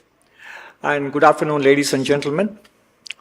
For a last item on the convention, this topic is a heavy one. The balance between capital and labor. Sometimes when we try to address complex subjects, it makes sense to start from first principles or break it down from there and then get to where we are today. So from the time of independence and for several decades after independence as well, we knew that we were a capital-starved country and a country with a lot of labor because the population size was much bigger. And the laws of economics always dictate that what is scarce becomes more valuable or valued more than what is available plentifully. That applies to humans, materials, or even feelings and emotions. So from that perspective, since capital was scarce and at independence domestic savings rates were low, and much of India's resources had gone to strengthen the economy of the colonial masters, etc., it became necessary to incentivize savings and capital mobilization for investment purposes. And somehow it was expected that village and rural economy and small-scale industries will necessarily therefore be labor-intensive, and that is why a lot of manufacturing was reserved for small-scale industries. This was the way governments of the past, post-independence, tried to balance the mobilization of capital and at the same time employment. But we all know that that strategy delivered us a steady growth rate in real terms of around 3 to 3.5% per annum for about 3 to 4 decades, 3 decades maybe. While countries which had a similar level of per capita income at the time of India's independence forged ahead much more quickly, South Korea for example, and then we also saw many other East Asian nations move from being third world countries to a first world country status within the space of a single generation. And that is when India realized the need for scale. And one of the things which happened in post-1991 reforms, apart from the de-licensing, was also the de-reservation of many products that were meant for small-scale industries only. But somehow, however, as we went into the post-liberalization phase since 1991, the employment elasticity of our economic growth also kept coming down.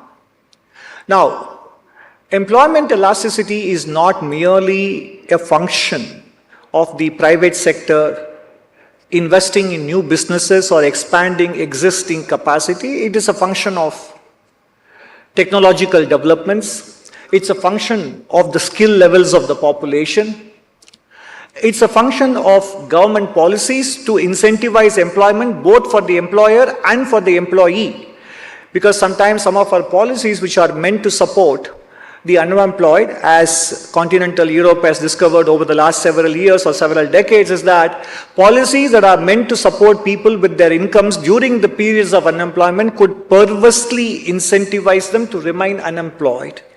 If there are no timelines, if there are no terminal dates for such support, then people find on balance that they had greater flexibility with their time and they chose to remain unemployed as well. So that contributed to a structural level of unemployment being higher in the European Union than in the United States. So as you can see here, employment creation is simply not a matter of demand for labor from the industry and supply of the adequately qualified or adequately equipped labor force. It is a function of technological factors. It is also a function of public policies as well. In India, by and large, over the last several decades until recently, bulk of the job creation happened in the informal sector. That is, people who had no formal wage contracts, social security, retirement benefits, health insurance, etc. In fact, even now, the proportion of the Indian workforce as measured by the periodic labor force survey that has a regular wage or salaried job with contracts and protection is about 21-22%. Bulk of the job creation happens outside regular wage jobs within the non-agricultural space, and if you include the agricultural labor as well, then obviously the ratio is somewhere between 20 to 80. So clearly there is a need for creation of jobs with protection, with the regularity of salary payments through banking channels, and with post-employment retirement benefits, health insurance, etc. So that is one factor. So obviously, in a country that is in a catch-up mode with the rest of the world, I mentioned earlier that East Asia had catapulted to first world stage, especially Northeast Asia, within single generation. India and several other emerging economies were in a catch-up mode. So in a catch-up mode situation, competitiveness becomes important. And if technology was deployed quite extensively in competing countries or competing businesses, of course Indian businesses cannot afford to ignore that factor into their own hiring versus capital deployment decisions. In fact, some of you might be curious to know how the Industrial Revolution itself started. I'll take a few minutes to take us back to about 2.5 centuries ago. If anybody were to ask who's the father of the Industrial Revolution, some of us would try to search our brains and rack them to find some human names there.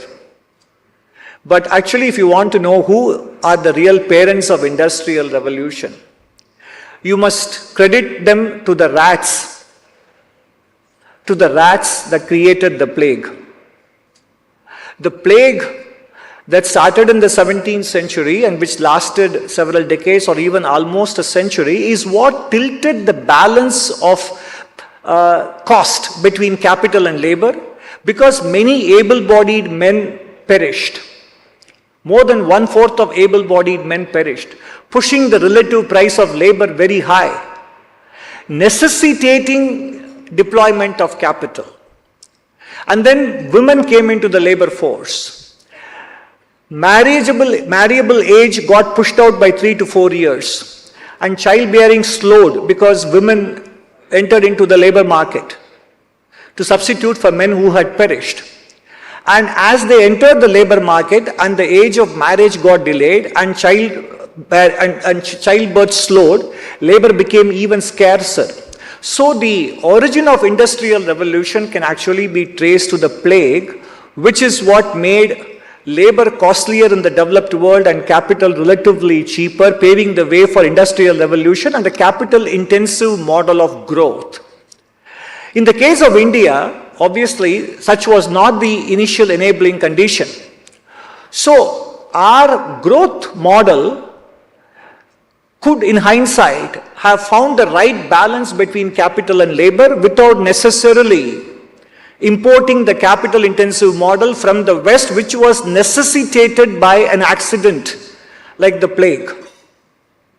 But where we were, therefore, post-independence, since capital became scarce, we decided to incentivize capital through accelerated depreciation, etc. But after liberalization also, because technological developments became much faster, even then, the capital intensive mode of growth continued to dominate. But what was true earlier when I said that what is scarce is valued more and what is available plentifully is valued less, should not necessarily be the yardstick or the criteria by which we should look at labor.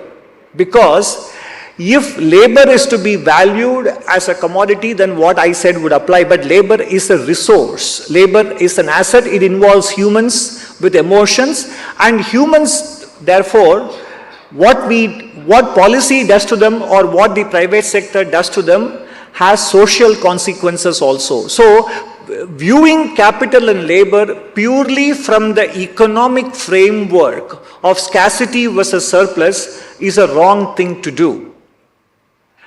And especially these days, which we are seeing in the developed world, when labor is purely seen as a cost, which is why developed countries outsource both manufacturing and services to developing countries, particularly to China for manufacturing and the Philippines, India, etc. for services, we have seen the evisceration of communities, evisceration of small towns and cities in the developed world. And for example, today's opioid problem or the fentanyl problem in the United States is attributable to the treatment of labor as a commodity.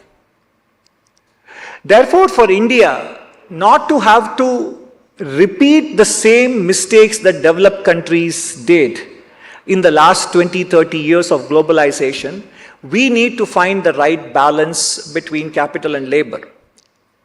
The second reason we need to find a better balance between capital and labor is also because it comes back to the industry in the form of demand.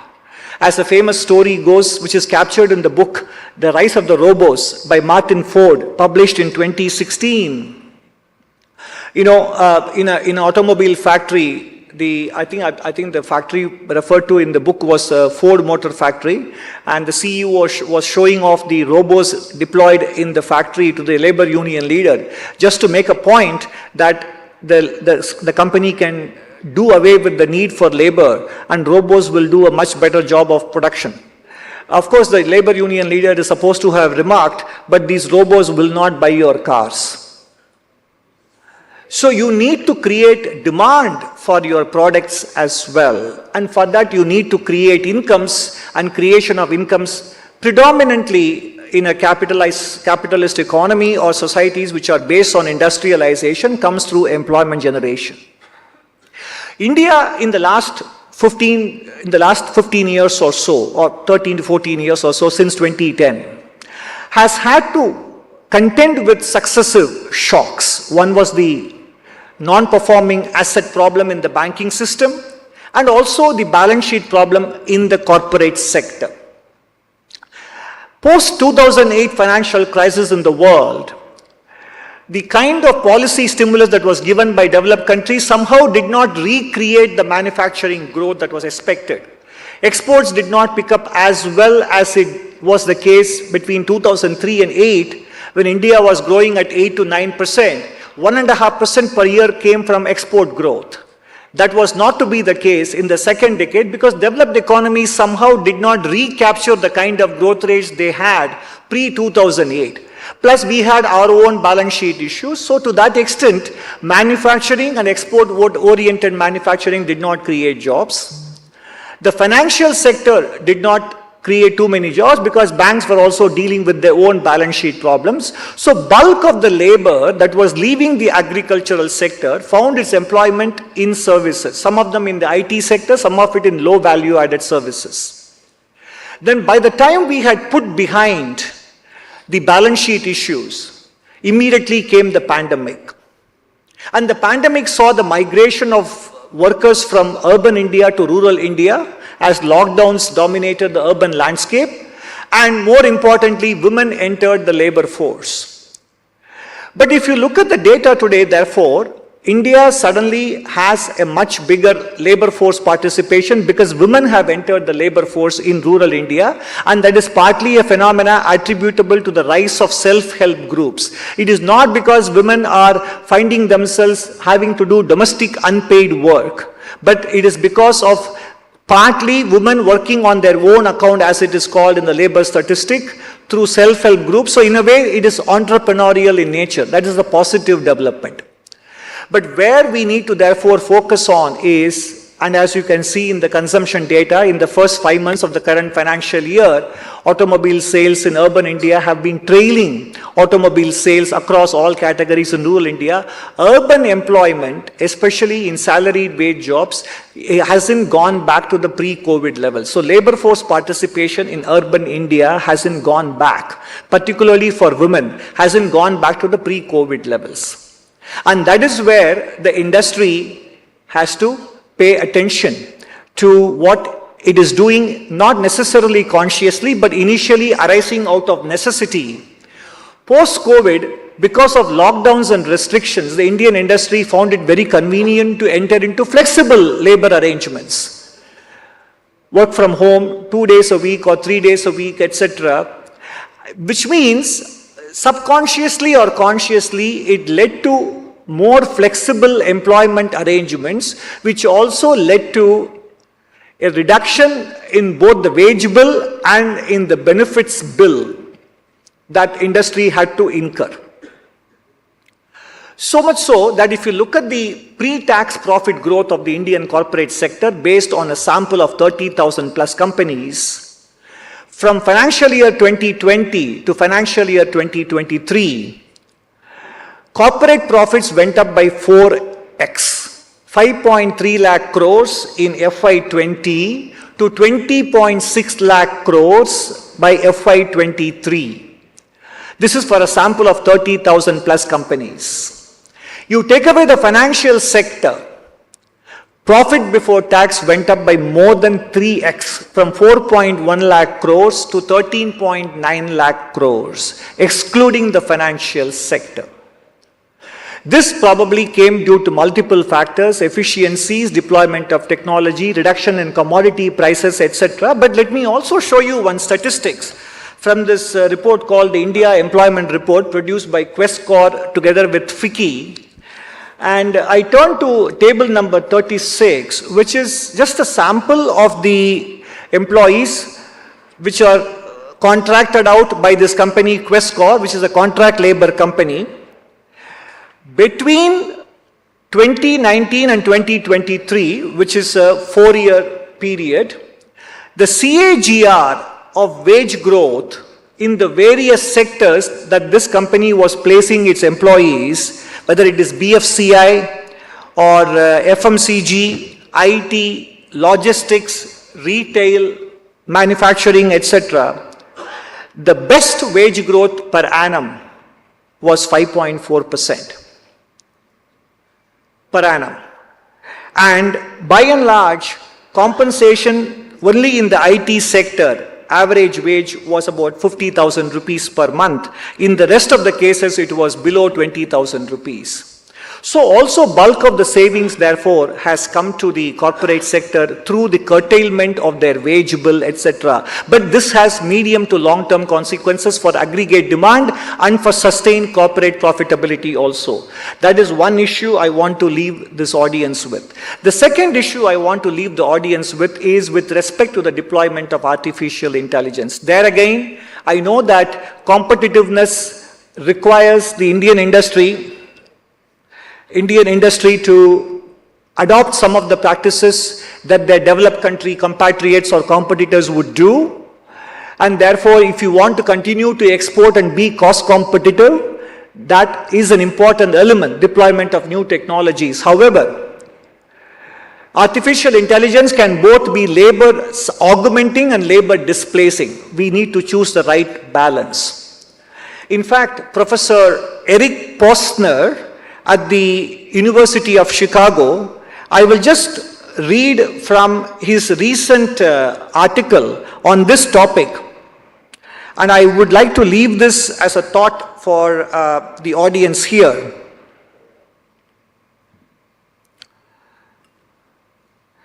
The long-term challenges posed by artificial intelligence may be less about how to redistribute wealth and more about how to preserve jobs in a world in which human labor is no longer valued.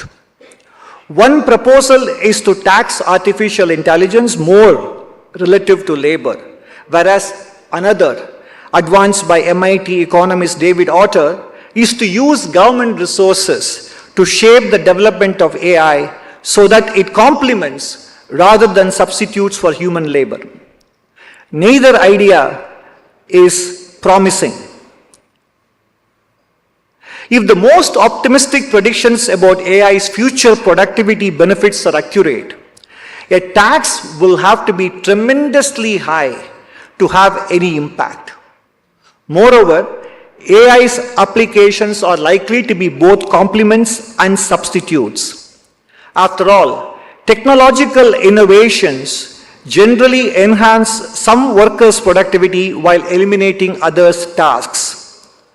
If the government steps in to subsidize only complementary artificial intelligence, it could as easily end up displacing jobs as preserving them. Even if humans are able to adjust to a life of leisure in the long term, the most optimistic projections of AI productivity portend massive short-run disruptions to labor markets akin to the impact of the China shock, which I spoke about earlier. That means substantial and for many people, permanent unemployment. There is no social safety net generous enough to protect people from the mental health effects and socially and the society from the political turmoil that would follow from such widespread disappointment and alienation, unquote. Now, this is obviously in the context of the first world, but if we have to avoid committing the same mistakes, given the large labor class that we have, the onus is as much on the government and perhaps more on the private sector to think about the medium-term consequences. So the choice between capital and labor could end up being a choice of the horizons over which you want to optimize your corporate profitability. Lastly, from the government perspective, to create labor-intensive jobs, and one of the reasons why earlier Indian corporations were compelled to look at capital as an option was because hiring labor was made costlier by a huge comprehensive labyrinth of regulations, all meant to protect the labor that already had a job, which perversely had the effect of not allowing more people to enter into the labor force. So in that sense, deregulation agenda for governments in the country, I am using the plural consciously because it is not just the union government but state and local government, deregulation in a manner such that the compliance cost for small and medium enterprises comes down significantly so that labor-intensive manufacturing can become competitive in low-tech or semi-tech industries is an obligation on the part of the government. On the part of the public, of course, to maintain their own physical and mental health. Because recently I wrote an article in Indian Express about the mental health consequences of the widespread use of smartphones and consumption of ultra-processed foods. Because without sound physical and mental health, there is no demographic dividend. Because this is a problem that afflicts Indian youth more than the elderly people. So on the part of the public, it is about maintaining their mental and physical health and equipping themselves with skills, both cognitive and non-cognitive. On the part of the private sector, it is about choosing the horizon over which you want to balance capital deployment and labor deployment. On the part of the government, it is about the obligation to strike the right trade-off between letting go and making sure that we have legitimate economic activity happening in the country. So if we have to avoid the social consequences of capital-intensive or technology-intensive growth, all these three components have to do their part of the responsibility. So we need a bigger compact between the private sector, the government, and the public so that we can enjoy the demographic dividend and achieve our dreams of becoming a developed nation by 2047, all the while maintaining both social stability and economic stability. Thank you very much.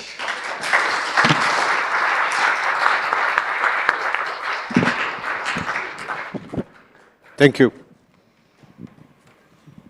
So I'm going to start with a couple of questions, and by which time if the audience has thought of any questions, please raise your hands. So, you talked of labor and capital, and I think one of the conundrums we are dealing with as industry, and also I'm sure the consequences are with the government, there's no free flow of labor across borders, right? Free flow of labor, right? If there was, a lot of problems of jobs would be solved. People will go where there are jobs and they'll move.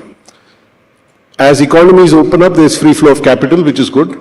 India's opened up, capital comes in, you set up facilities.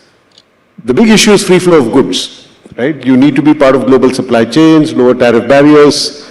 But if you have free flow of goods, and you alluded to that, because if you're a catch-up economy, how do you then catch up with another country which may have better infrastructure and things like that? And so when you have free flow of goods, sometimes it impacts jobs, right? Because if you were to make stuff in the easiest place to make it, and if you had access to all the markets without a problem, you would make it where it's easiest to make it. So I think this is the challenge. How do you address this?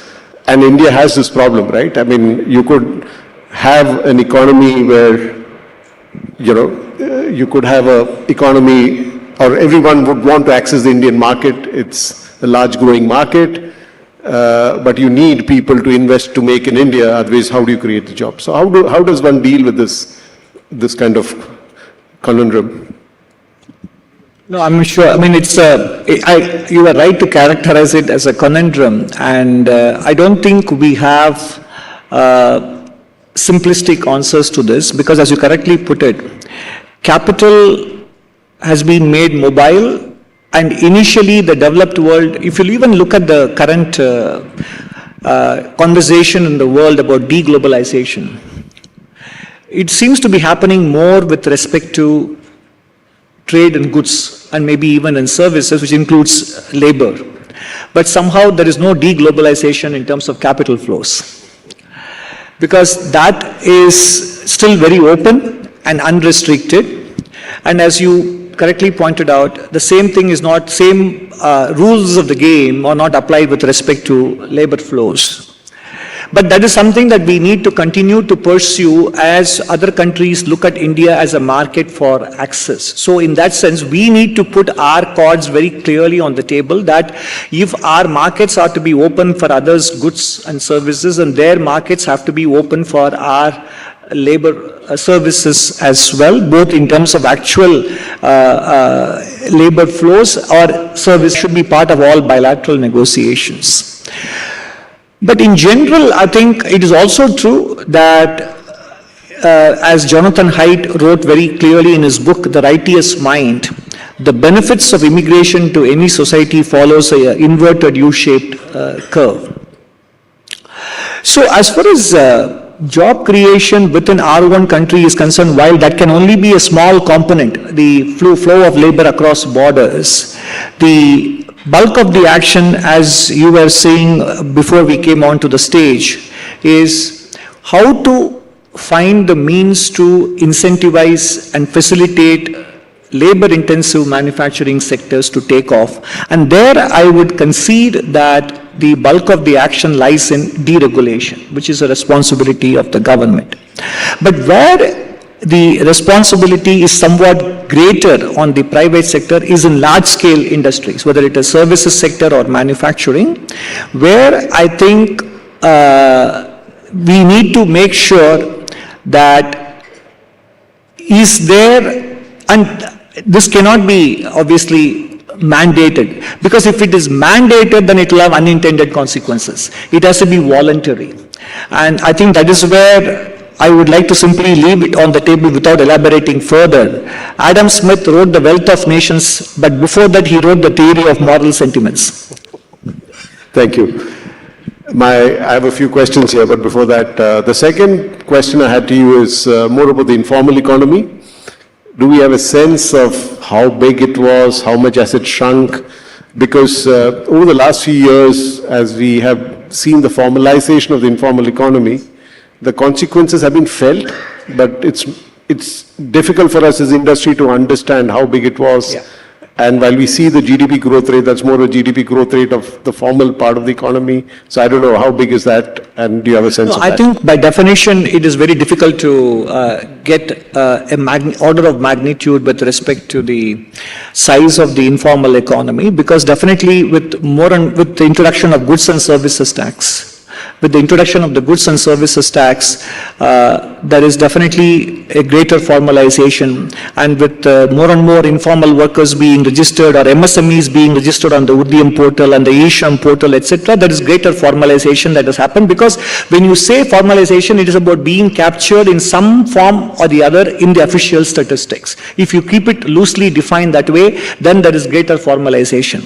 But what I alluded to when I read out the annual growth in wages between FY19 and FY23, quoting the data from the Quest Score, what might also be happening simultaneously post-COVID is the informalization of the workforce within the formal sector.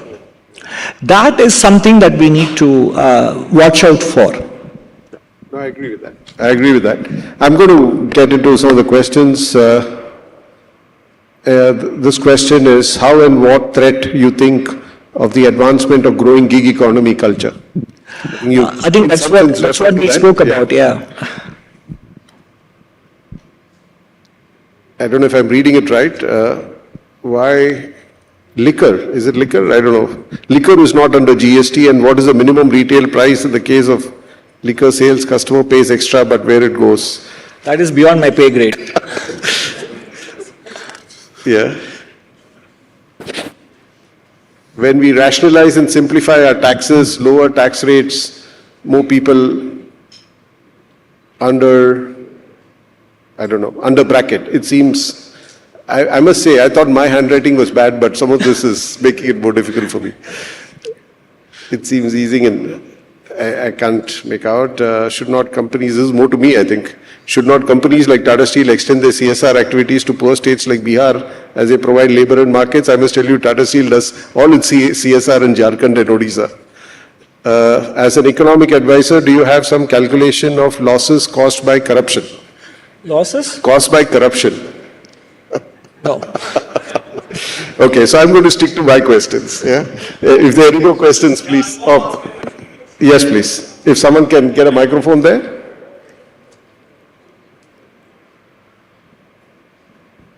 If you can just introduce yourself as well.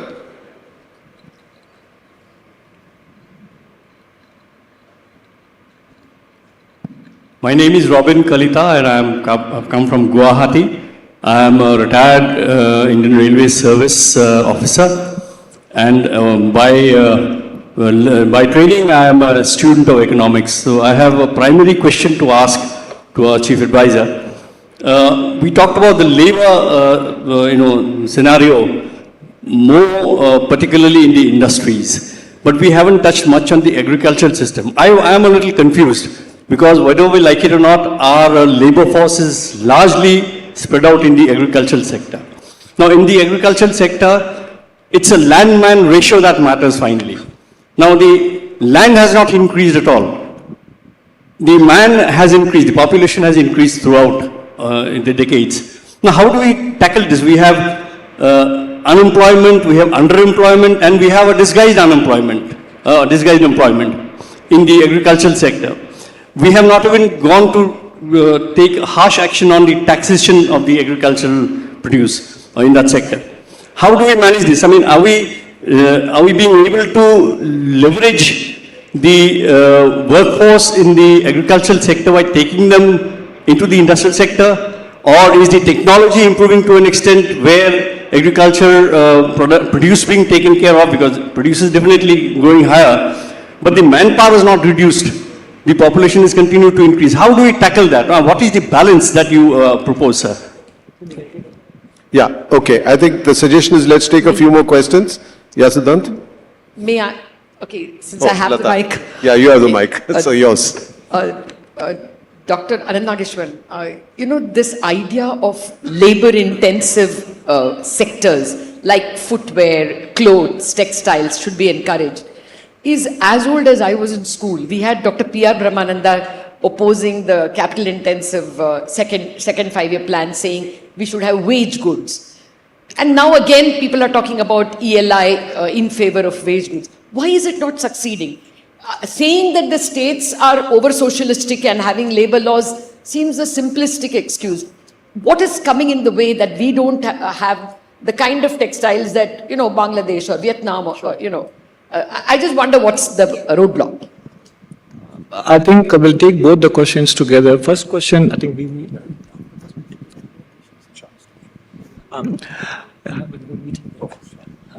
So on the question of agriculture, I think your point is very well taken and very well made as well, because even though the share of workforce in the agriculture sector was 2/3 and now it is down to 45%, but in the COVID years it went up from 42% back to 46% as a share of the overall labor force in the economy. So we were actually, as one would expect from a growing industrialized and an economy that is becoming modernized, between 2006 and 2019, the share of labor force in the agriculture kept coming down year after year. But in the last 2 to 3 years, especially starting from FY20 until FY22 or 23, the share of workforce in agriculture actually has increased, partly because of COVID-related necessities. The important thing is to basically look at agriculture not merely as a production of cereals, but also in terms of poultry, dairy, fisheries and fruits, food processing. So there are multiple activities wherein the agriculture sector can be looked at as a broader sector rather than merely one that focuses on the cultivation of rice, wheat, cotton and sugarcane. If we do it that way, then agriculture can continue to remain without necessarily having to come down as a share of the labor force, but can continue to generate the income for the percent. So productivity has to go up, which can absorb the labor that is there. We don't have to reduce the labor force, but if you look at the yield of Indian crops, whether it is cereals or pulses or other crops, forget about the global best in class, even compared to the global average, we are on the lower side. And if we can bring that levels of productivity up, yield per hectare, then the existing labor, therefore, value addition per unit of labor will also naturally go up. And the answer to that is in land reforms, which lies with states, and also irrigation, which is a joint responsibility of center and states, apart from many other developments that have been happening in terms of new hybrid seeds, climate-resistant seed varieties, etc. So the answer is we don't necessarily have to bring down the labor force in agriculture and deploy them in industry or services. We can actually make them more productive. But your point that this is a component that should not be neglected is well taken. In fact, we have mentioned in the economic survey that contrary to conventional economic wisdom, that as country moves from agriculture to, as the country modernizes, it moves from agriculture to industry to services, needs to be turned on its head. Because in industry sector growth, we still have to contend with the presence of a formidable competitor like China. And when it comes to services sector, as we spoke earlier, we have the looming presence of artificial intelligence, and we don't know what it would do to our own IT-enabled services sector employment. Therefore, one should not or cannot abandon agriculture sector itself as a source of employment generation. Now, coming to your question, Latha, I don't see a big problem in us continuing to talk about the same sectors that might have been talked about when you were in college or when I was in college. It is okay that in economics what goes around comes around. And the reason why we have not been able to create the kind of jobs is both ways. One is, if you say that deregulation was mentioned earlier and still is being mentioned as a barrier or a hurdle, the truth is, unfortunately, which means we haven't done enough to get rid of them. We have done quite a bit, but the problem is what remains to be done is also quite a bit. And barriers to scale, creating scale, because whenever you have threshold-based concessions, they create the perverse incentive for firms to stay below the threshold. That is why threshold-based incentives must also come with a sunset clause, a sunset timeline. So there again, that is we are making progress. It is not that we are not making progress, because some of our grievances or complaints could also be a sign of higher aspirations. So we should recognize that. It is not that we have not made progress. If you look at the ASI data, Annual Survey of Industries data, the number of firms which have more than 100 workers has grown faster than the firms which have less than 100 workers. And the employment in the firms that have more than 100 workers has also grown faster than the firms which have less than 100 workers. Or you look at the MCA, Ministry of Corporate Affairs data, in terms of the distribution of registered companies based on the paid-up capital, companies which have a paid-up capital of at least 25 crores, their numbers are more than treble than companies which have a paid-up capital of less than 25 crores if I take the last 10 years, 2013 to 2023. So what I'm trying to say is, with respect to scale, we are making progress. But again, I don't think there is any precedence in the world for a country of 140 crore people to be making this kind of economic transformation. That is why the more you address issues and the more you achieve progress, still it looks as if we haven't progressed enough, but we should not lose sight of the fact that there has been considerable progress as well. Thank you. Dr. Nageswaran is to leave, so only two more questions. Siddhant and the gentleman at the back. Sorry, he raised his hand before. So if someone can get the microphone across to Siddhant first. Yeah. And one at the back. He'll ask, by the time you'll get the next microphone. Is there any other microphone if someone can reach it to him? Yeah. So, thank you for a very clear presentation of the choice, as you put it, between capital and labor. And your call is to industry to adopt some kind of voluntary cognizance of this. But the fact is, in many cases, the market will not let us make these choices voluntary unless there is an overarching regulatory constraint placed. So, to me, your presentation kind of necessitates one of two policy standpoints. One is either a regulatory framework which forces the private sector to embark upon how to allocate capital versus labor choices, or the second is you let industry follow the incentives and you have a policy of redistribution to compensate for maybe outsized returns on capital to give it back to labor. Now both of those seem kind of suboptimal to me to reach our growth aspirations. So what am I missing here? What is the third way, outside of these two options? Should we ask? Yes, sir. Hello. Yeah, thank you for allowing me to ask the question. I'm Dr. Rajiv Kumar Jain. I'm the chair of the Scientific Committee on Education and Training in Occupational Health at the International Commission on Occupational Health.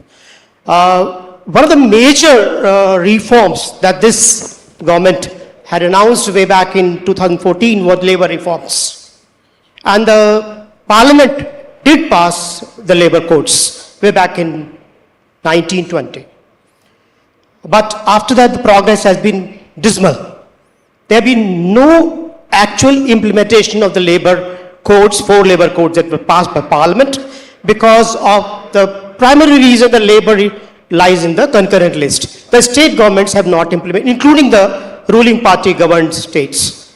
In the context of the proposition, the economic survey, and your theory that without actual growth in labor reforms and actual real employment on the ground, Indian consumption economy is not going to grow and it will not be sustainable for long in the light of the intensive capital that government or public sector and possibly in future private sector is going to employ or deploy in the near future.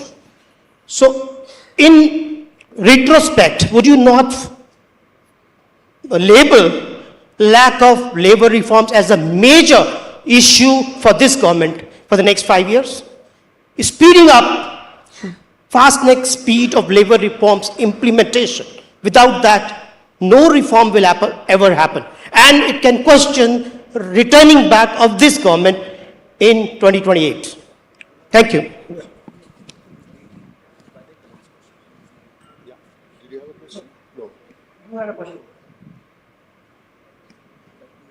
Sure.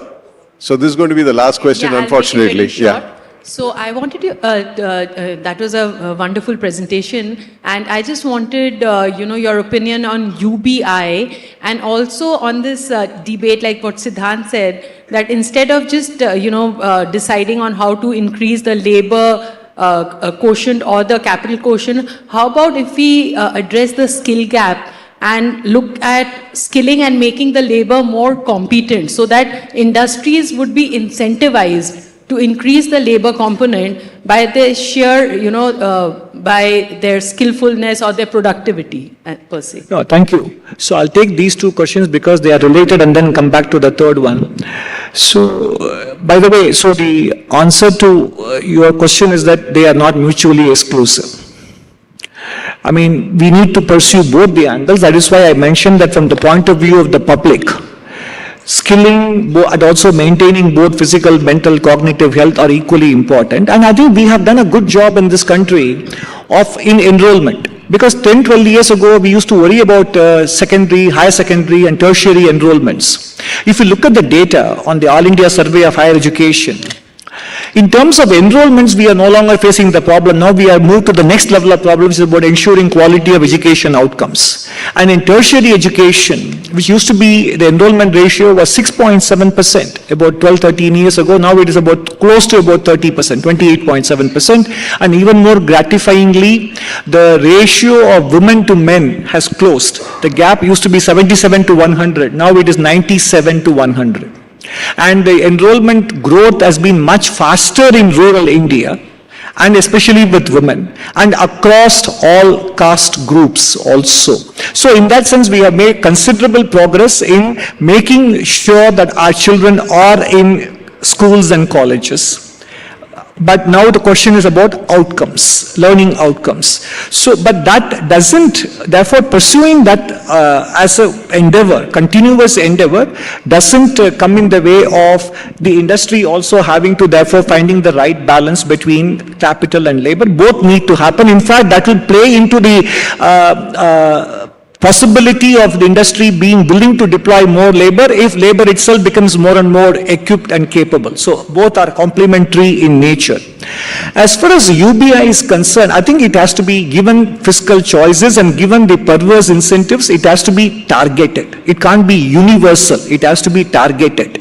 And it has to come with reciprocal obligations, because in my remarks I spoke earlier how in continental Europe, elaborate social security, unemployment insurance, compensation, etc. also has certain unintended consequences. So we need to, so there are fiscal constraints, there are behavioral constraints, and there is a law of unintended consequences. So we have to reconcile all three in coming up with a program like that. So that is why by definition the letter U cannot be the prefix. Okay, and as far as his point about should there be a regulatory framework that determines this choice, the reason why I didn't go along that line of thinking was that when it is mandated, it is usually resisted.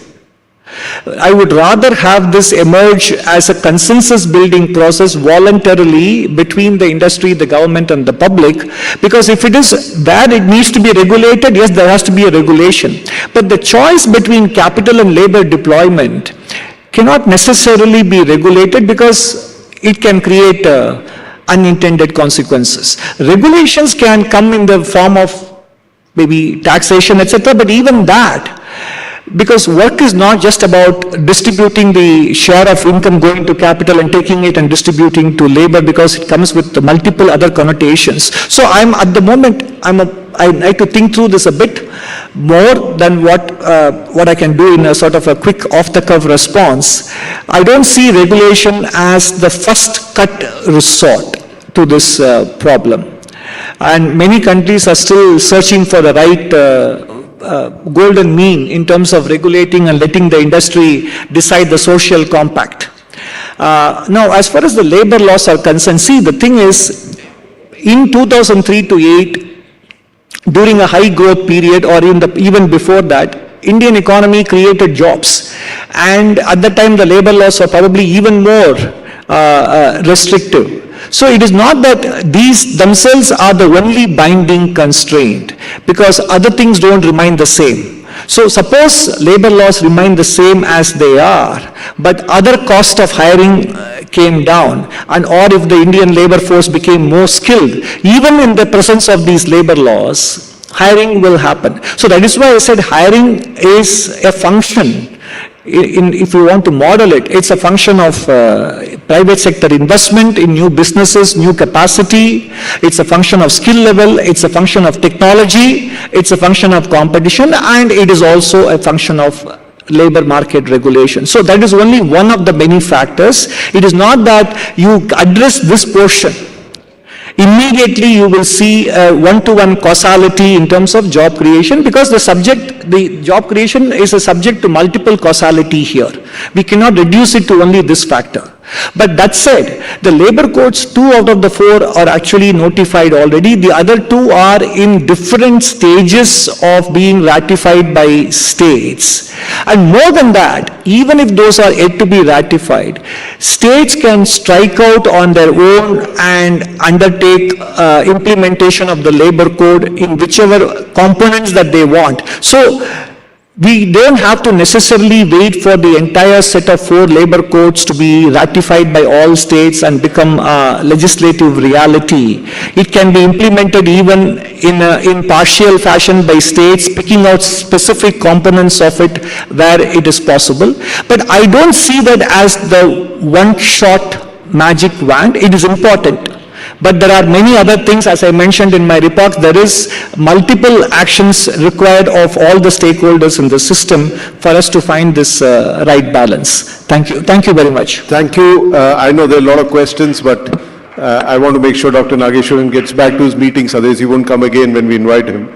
But thank you so much for a wonderful discourse on the dynamic between the capital and labor, the context in which it happens. It happened over the years, over the centuries. It's a big challenge for us, and your point that over the last few years it looks like it's gone in favor of capital more than in labor, and the point that there is a compact between government, industry and the public which needs to work together to address this is well taken. Thank you so much for your insights and for your time. Thank you, Dr. Nageswaran. Thank you, Mr. Narendran, for a very interesting and informative session. May I request Mr. Nikhil Sawhney, President AIMA, to please join us on stage to present memento to our esteemed speakers. Thank you, Dr. Nageswaran.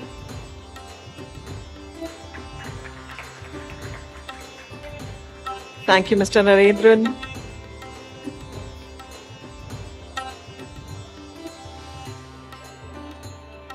Thank you, Mr. Sawhney, for joining us on stage to present the mementos.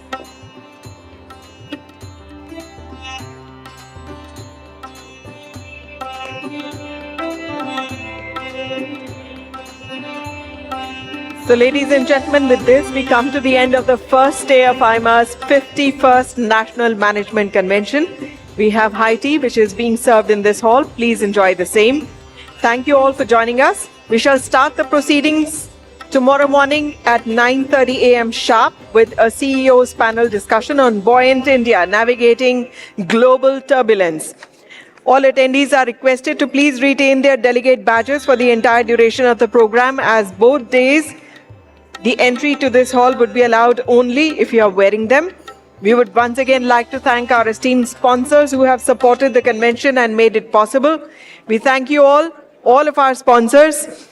Platinum sponsors Tata Steel Limited and Triveni Turbines Limited. Diamond sponsors Apollo Hospitals Group, Jindal Steel and Power Limited and Kirloskar Brothers Limited. Gold sponsors Air India Limited, Transport Corporation of India Limited and Union Bank of India. Knowledge partner KPMG in India. Silver sponsors Ambuja Neotia Group, Apollo Tyres Limited, Kevin Care Private Limited, GAIL India Limited, Hindustan University, Loyola Institute of Business Administration, Chennai, Neo Foods Private Limited, Soma Comstar and TVS Motor Company Limited. Bronze sponsors Bharat Petroleum Corporation Limited, Delhi School of Business, Dempo Group, Godrej Industries Limited, GL Bajaj Institute of Management and Research, PGDM Institute, IMS Ghaziabad, JK Paper Limited, Mahanagar Gas Limited, Management Development Institute Gurgaon, Medicaps University, NBCC India Limited, NHPC India, NTPC Limited, Oil India Limited, Power Grid Corporation of India Limited, Punjab National Bank and Tata Chemicals Limited. Corporate contributors, Bamal Lorry Company Limited, ASAF Small Finance Bank, Engineers India Limited, Hindustan Petroleum Corporation Limited, Management and Entrepreneurship and Professional Skills Council, and Nabha Power Limited. So ladies and gentlemen, here's wishing you all a very good evening and see you all tomorrow morning bright and fresh. Please do remember 9:30 a.m. is tomorrow's time when we start the first session in the morning. So please do join us in time and have a pleasant evening ahead. Thank you.